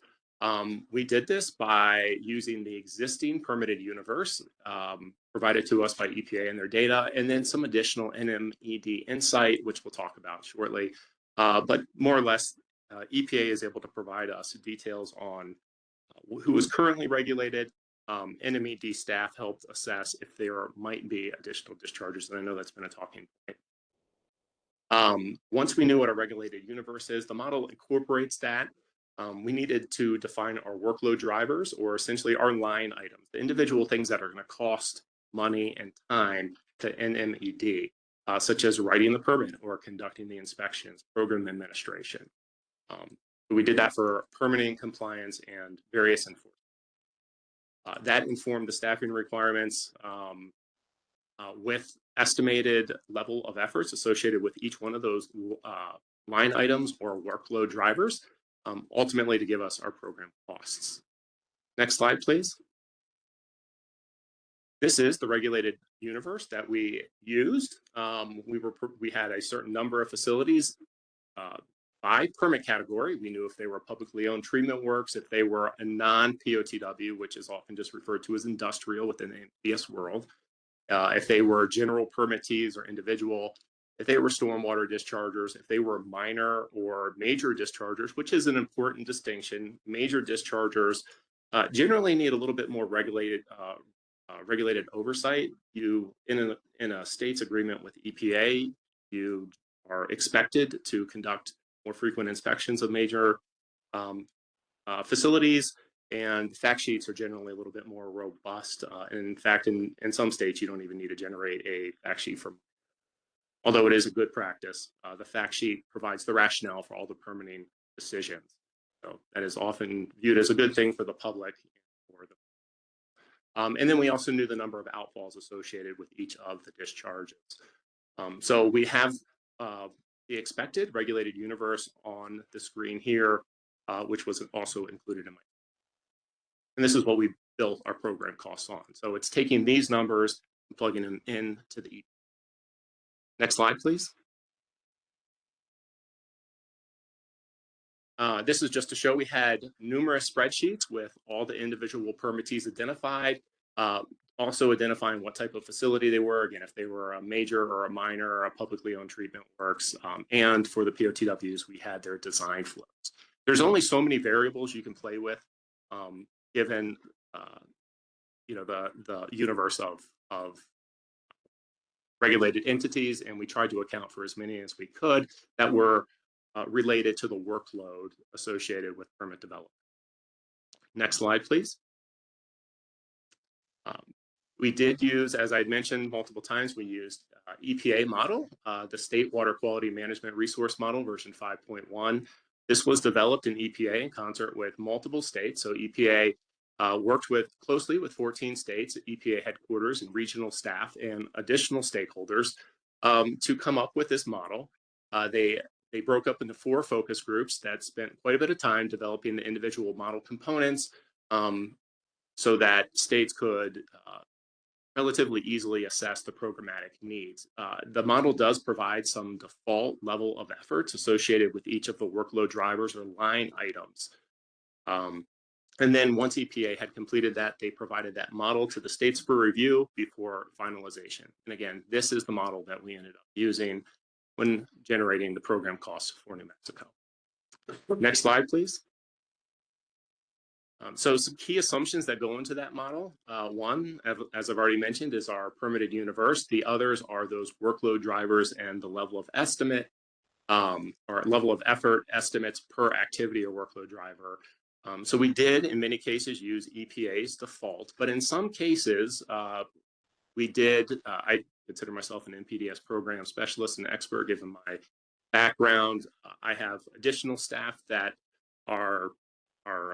nationally recognized experts in very specific areas, such as pretreatment, that we were able to discuss these LOE estimates with and refine them to be more consistent with current expectations as this model was generated a while. We had to define full-time, how many hours a full-time employee could support the program, and we decided on 1,800 hours per full-time employee, which is a little bit high and is conservative, which actually lowers the cost a little bit. A full-time employee has, I think, over 2,040 hours per year, except you need to account for vacation, holidays, things of that nature, sick time. But in addition to that, there's training and other job responsibilities that often take them well below the 2040 hours per year. We used an annual loaded cost per FTE. This was provided by NMAC of $115,170 per FTE. That's what an employee costs once you factor in all the healthcare and vacation.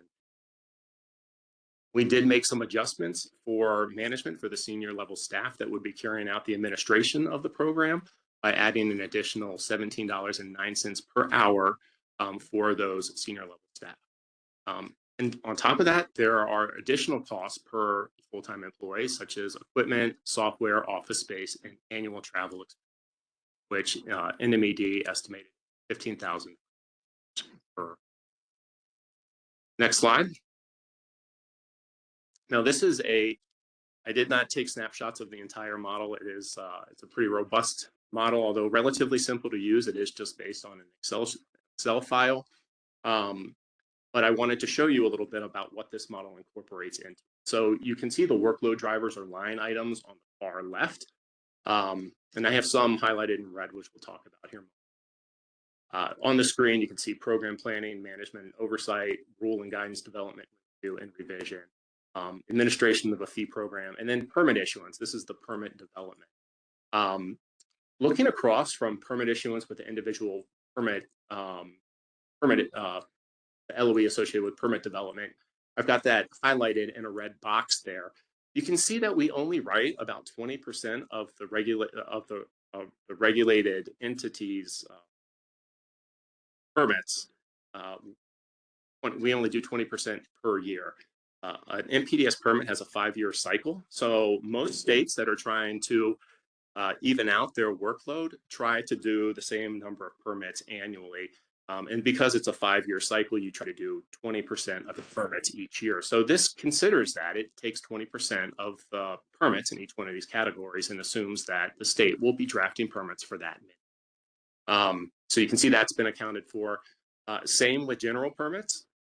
On this one, even though New Mexico is considered the drafting of multiple general permits because they're incredibly efficient, this is only assuming 2 general permits being generated in any given year. And then we have permit renewals as well. Authorization for general permits, each one taking approximately 4 hours each. But because you have such large numbers of entities covered under general permits, 645 being 20%, you can see that the ultimate level of effort is extremely high at 2,580 across there. Now, I did want to get back to the line items on the left side for program planning, management, oversight, rule and guidance development, review and revision, because oftentimes folks can see this and think, well, you do that once and it's done. It doesn't need to be revisited. If we can go to the next slide, I tried to capture the responsibilities associated with that. We have executive program management, program planning and strategic development, legislative and regulatory planning, policy development and interpretation, EPA coordination and oversight management, program performance tracking and reporting. Sorry, it's a big slide. I won't read them all. You all can see that there are a number of responsibilities that are accounted in that one little line item. So when you see the level of effort associated with the administration, there's a lot going on there. If we can go to the next slide. Here we have the responsibilities I could capture under rule and guidance development review. Again, I won't read through all of these. I'll probably read them way too fast. but there are a considerable amount of responsibilities that are time intensive under these individual lines. Next slide, please. When you go through the model, the resulting permitting costs are what I have on the screen here, which is an estimated total of approximately 30,000 hours in a year, equating to 16.7 full-time employees and a total cost of $2.4 million. And you can see that I've got this broken up by various subcategories from the model so that it can be evaluated at a more granular level, including the program, planning, management, rule policy, admin components, and then also the actual permit issuance, dealing with permit appeals. Next slide, please. This is a snapshot from or a screen grab from the EPA model once again for the compliance section. And I just again wanted to give you a little bit of idea of what went behind on generating these costs with the model. Routine compliance inspections are a necessary component of an effective NPDES program and an expectation of EPA for any state that's carrying out the NPDES program. They used to require that major facilities be inspected annually. That has since been reduced to once every 2 years. So you can see on the comprehensive inspection, that's only occurring for 50% of the facilities, 50% of the majors on any given year. And there's a requirement of 20%, or at least, minors being inspected once every 5 years. So you can see that that's accounted for at 20%. And there are other percentages in there. Many of them are derived consistent with EPA expectations, or they are default values that EPA provided as reasonable estimates for generating your program costs. Next slide, please. These are the results of the compliance inspections for a total level of effort of 25,490 hours, equating to 14.1 full-time employees and an estimated cost of $1.8. Next slide, please. And here we have the enforcement component. Again, same thing, just I wanted to provide a really clear idea of how this model works and the type of information that goes into it. What is particularly interesting about this and is important in the consideration of developing programmatic costs is an incredible amount of funds are spent on non-permitted facilities. NMAD is going to, if they are running the NPDES program component and carrying out all the compliance and enforcement aspects, are going to receive many calls about illegal discharges occurring. They're going to receive public complaints and things of that nature. That number is anticipated, and this is based on EPA default numbers and the regulated universe, is expected to be almost 1,000 occurring within a year. And that has a huge cost of approximately $1 million for people not putting funds into the program itself, yet that responsibility has to be met. So that's an important component. All right, next slide, please. So these are the enforcement costs from the model, or an estimated total of almost 31,000 hours as the level of effort, equating to 17.1 full-time employees and an approximate cost of $2.2 million. Next slide, please. We did similar with the State Wetlands Protection Program. Costs, this similar EPA model, same model. We summarized the costs here in categories from the model itself with an estimated total of almost 16,000 hours with 9.1 full-time employees and an estimated approximate cost of $1.1 million. Next slide. So overall program costs, when you go through and you add all of that up, we get approximately 57 full-time employees with an estimated cost of $8.37 million. I will acknowledge that these costs, if you look at other state program costs, they are going to be higher than other state program costs. But if you talk to other NPDES program managers, they will, I feel very strongly, I'll tell you that they are underfunded and understaffed. And there are aspects of the program, such as compliance assistance, that they are not able to fully. So we costed this program as if it was going to run perfect, as it was going to meet all EPA expectations. Again, if you compare the cost to other states, there are very few states meeting all of those obligations consistently. Again, we just tried to cost it at what it was realistically gonna take in order to carry this out. All right, next slide, please.